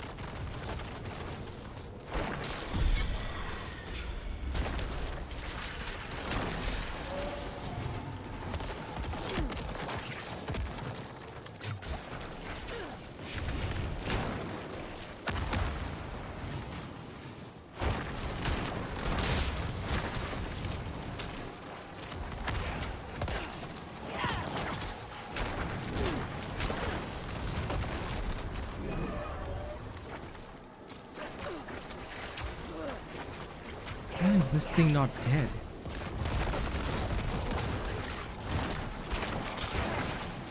He died normally that time, but his hit points reset like 3 times.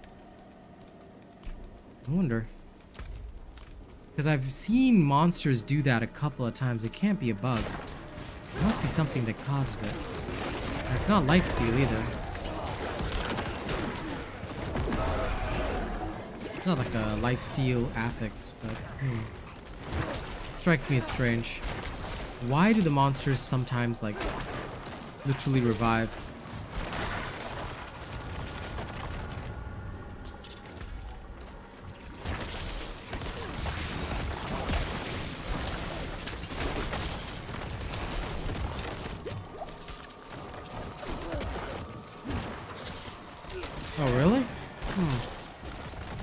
Interesting. So it's just because of the bubble then. Well, I guess the more you know.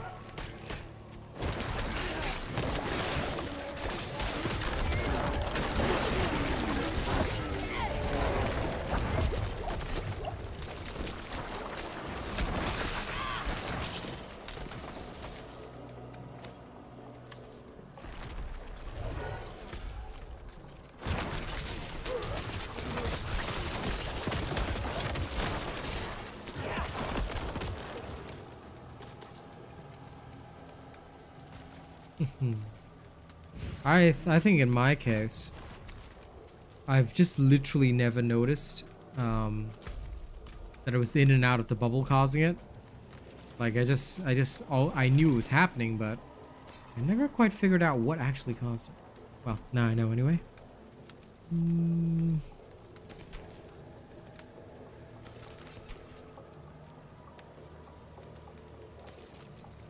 managing to find a lot of decent pants.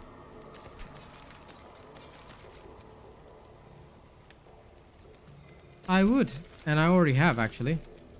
I've gotten plenty of red dust and won plenty of fights, but the only thing I used PvP for was just farming the red dust in some of the older streams, and it was such a short farm. So we bought the PvP horse, and I even bought the demon armor. All of it looked trash, so that was that. That's why I just don't bother with PvP now, because the rewards aren't good enough. Like, they're just not cool enough. They're gonna need to be a lot cooler if they want me to participate. You need armor? It is a deal.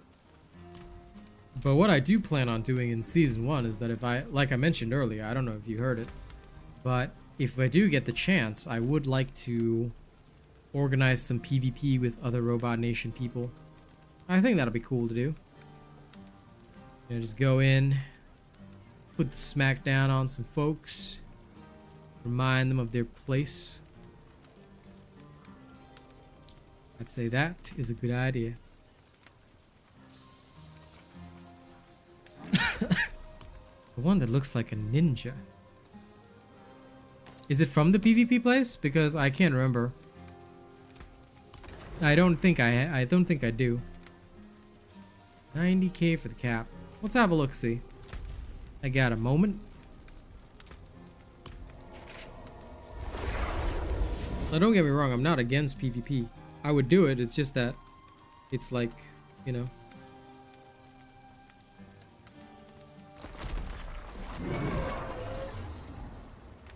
Yeah, I know, it's this one. But does it look like a ninja? I think it only looks like a ninja on some classes, because the killer's guys, I mean, I do plan on getting it at some point, but I don't know if it'll look good on the Necro. It might look good on a rogue, I guess.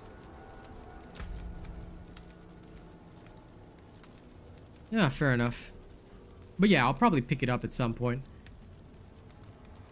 No, rogue has like multiple ninja outfits already, so the killer's guys might just be something else. But yeah, I'll definitely like get it at some point, just not now. You know, I just have like zero interest right now, but at some point it would be pretty cool to go in. Like I mentioned, it'd be nice if it was like with some of the people in the Robot Nation, you know. I would not mind that. I think it'd be a fun one. You know, all of us roam around. But yeah, PvP in World Tier 4 is the most rewarding, so that would be like either World Tier 3 or World Tier 4. But yeah, those would be the most rewarding times to do it. I love bumming around in PvP though. Like, if you got good Robot Nation people around, why not? Why not?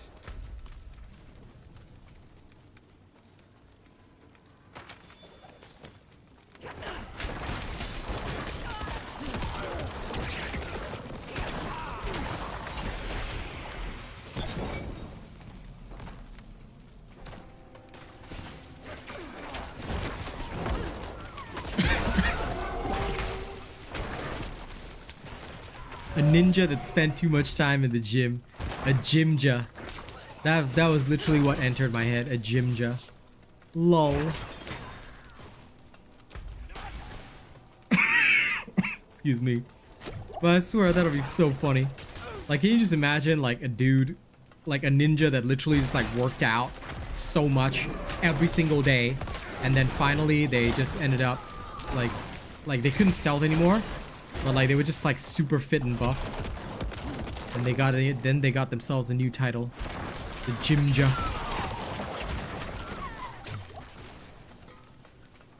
The ninja who follows the path of the sword.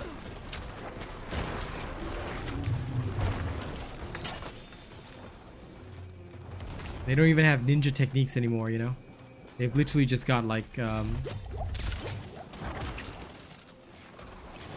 instead of like all those like special ninja jutsus, they've just got like their own like gain formulas and workout regimes. Yeah. They'd have muscle techniques.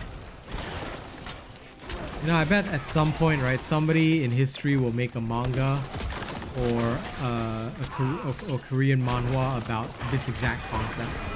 A ninja that went to the gym too much and became like a muscle ninja. So like instead of actually using ninja techniques, they just use their body to recreate some ninja effects.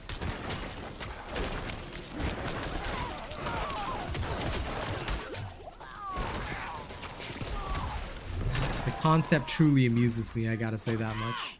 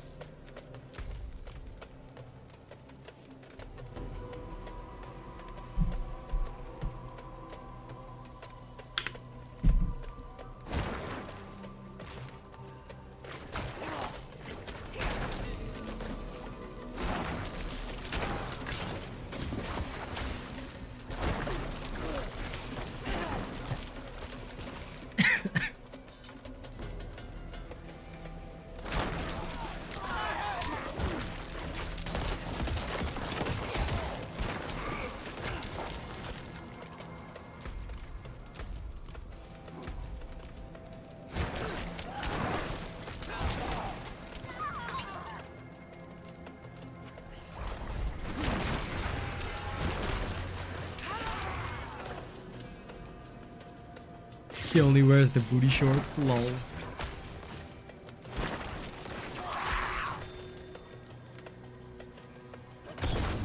Guess that's his style.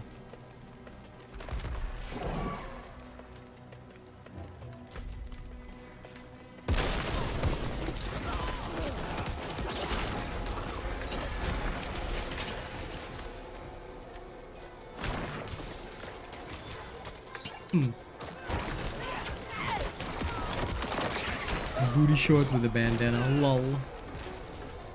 That sounds like one hell of a concept.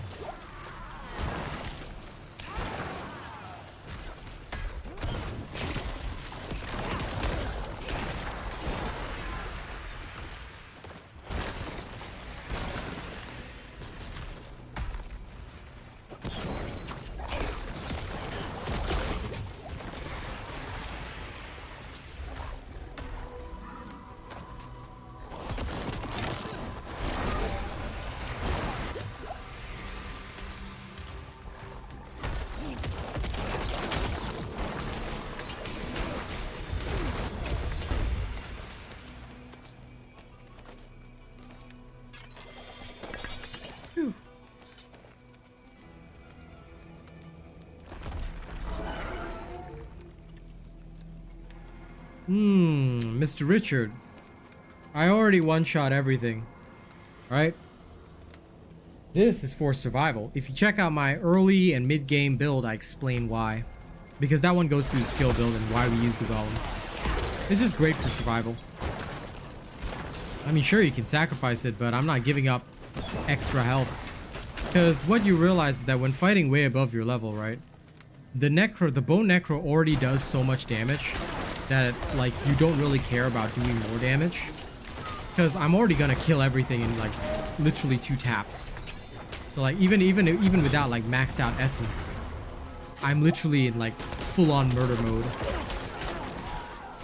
Because everything is gonna die anyway with one throw of my Bone Spear. So, you don't really need an extra 30%.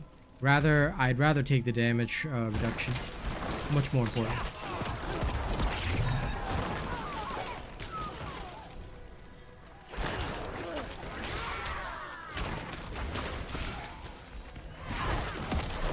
I mean, I'm sure many people like to sacrifice their golem, but hey.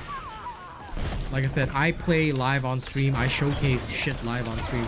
At level 100, it might be a different situation, but for now, because I want to keep pushing way above my level, the only way that's going to happen is if I have the damage reduction to survive. Without that, life is miserable. Besides, like I said, you already got way too much offensive power. You don't need more. Even in your Paragon path, you're mostly searching for after a certain point, once you grab all the good stuff, you're mostly searching for damage reduction. Yeah, that's okay. Like I said, a lot of this is explained in the early and mid-game build, like, video, because that way, people understand my skill choices. Then the late game video tends to focus on aspects, gear, and Paragon. So late game video will be coming out later today, but yeah. Watch when you can, and you will definitely understand why I do it. Because, trust me, the damage reduction is very, very good. That's why I keep using the Golem, because the Golem doesn't require any point investment. He can still survive. Like, these guys are all 22 levels above me. My Golem, he will die and come back, but he spends a lot of his time alive. And the longer that he's alive, the better, because he's basically an extra health tank. Which gives me a chance to just relax, throw my spear from the back. And also, if I take any damage, he takes some of it for me. So, the Golem is super useful, actually. I think a lot of people underestimate it, because they think they have to put points into it, but you don't. You can actually just ignore the Golem completely and he'll still survive. And like I said, the cooldown is very short. So even if he dies, he comes back really fast.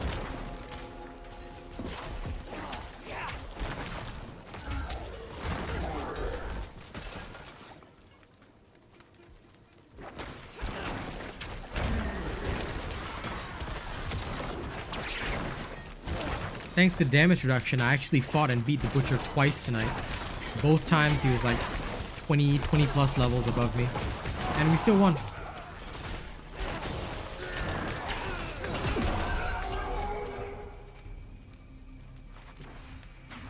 Yeah, no, of course it doesn't work if he's not alive. So the Golem will only take the 15% if it's alive. Because basically it's absorbing the damage that you would have taken. So it's based on, like, the actual damage will be subtracted from his hit points. So it's not a damage reduction that just applies because he exists. The only one that applies is the passive and the skill build. So if you look at the skill build, oh hey, I got a point. Sweet. Second.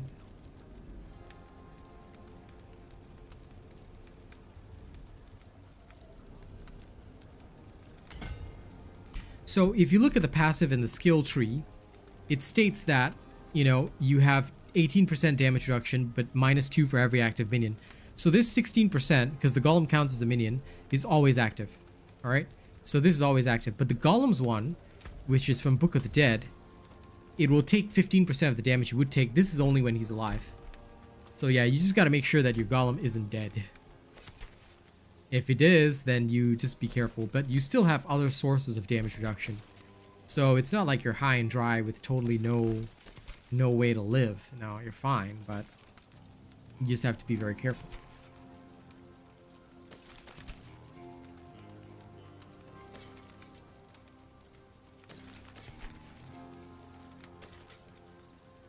still to this day have not found the ideal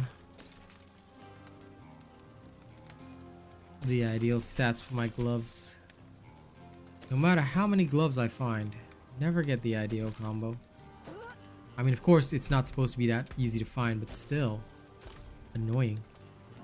I want my ideal combo ASAP.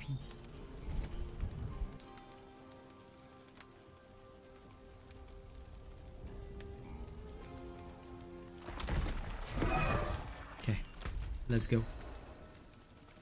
Let's finish this stream with a bang. Where's the favorite? Oh, there he is. I actually think this must be the end of the dungeon. Travel to the ritual chamber. Ah, yes. Okay, let's go beat up the boss. Easy peasy.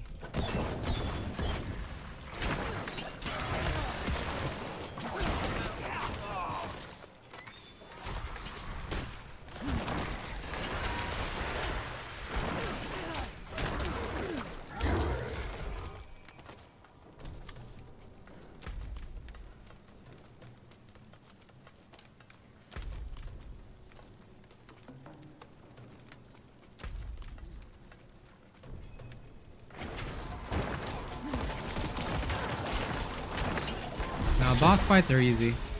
It's always an instant kill. Because as soon as you get a corpse, it's over. Boss fight over. Okay. Yes. Maxed out. Beautiful. Excuse me. Now I just need to go down here, here, here.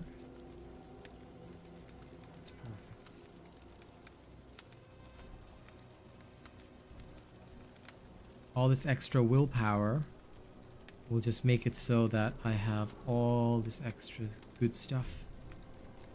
Almost there, almost there. Same thing here. I stack enough dexterity. Boom. Now I got plenty of extra armor. Gotta go down here.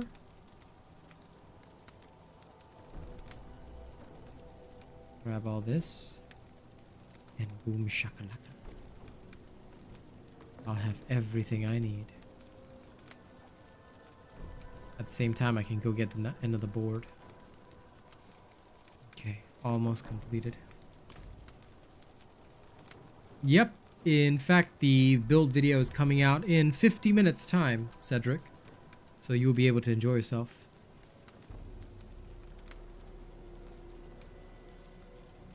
I would say that both are necessary. You cannot do one without the other.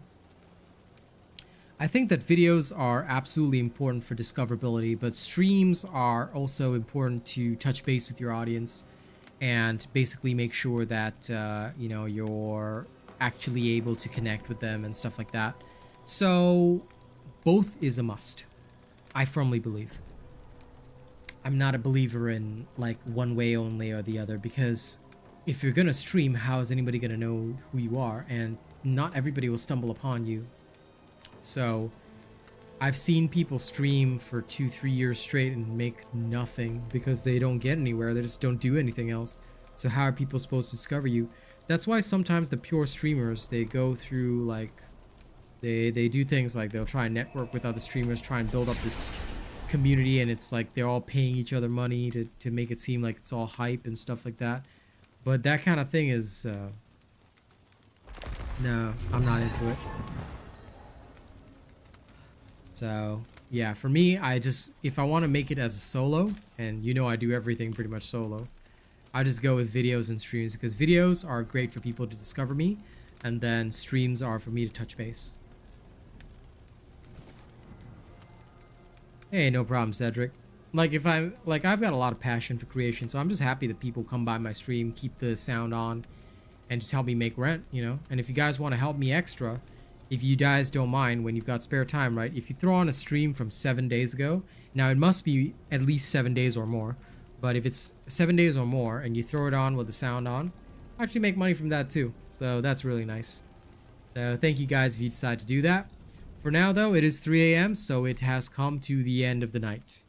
I'm going to take off. I'm going to go get some good sleep. And then tomorrow we grind again. Yeah, pretty much, Shefty. So that's why I never skimp on the videos. Like, where I can, I make the videos. I don't care how much viewership it gets. As long as it's out there, you know, there's a chance for people to discover it, see it. That's all that matters, you know? So thank you guys for giving my content a chance. Look forward to more stuff. I'll be here every season, you know? Let's keep going. Let's keep on rocking. Alright? Thank you guys for helping me make rent. I'll catch you on the next one. Y'all have a good night. Bye-bye.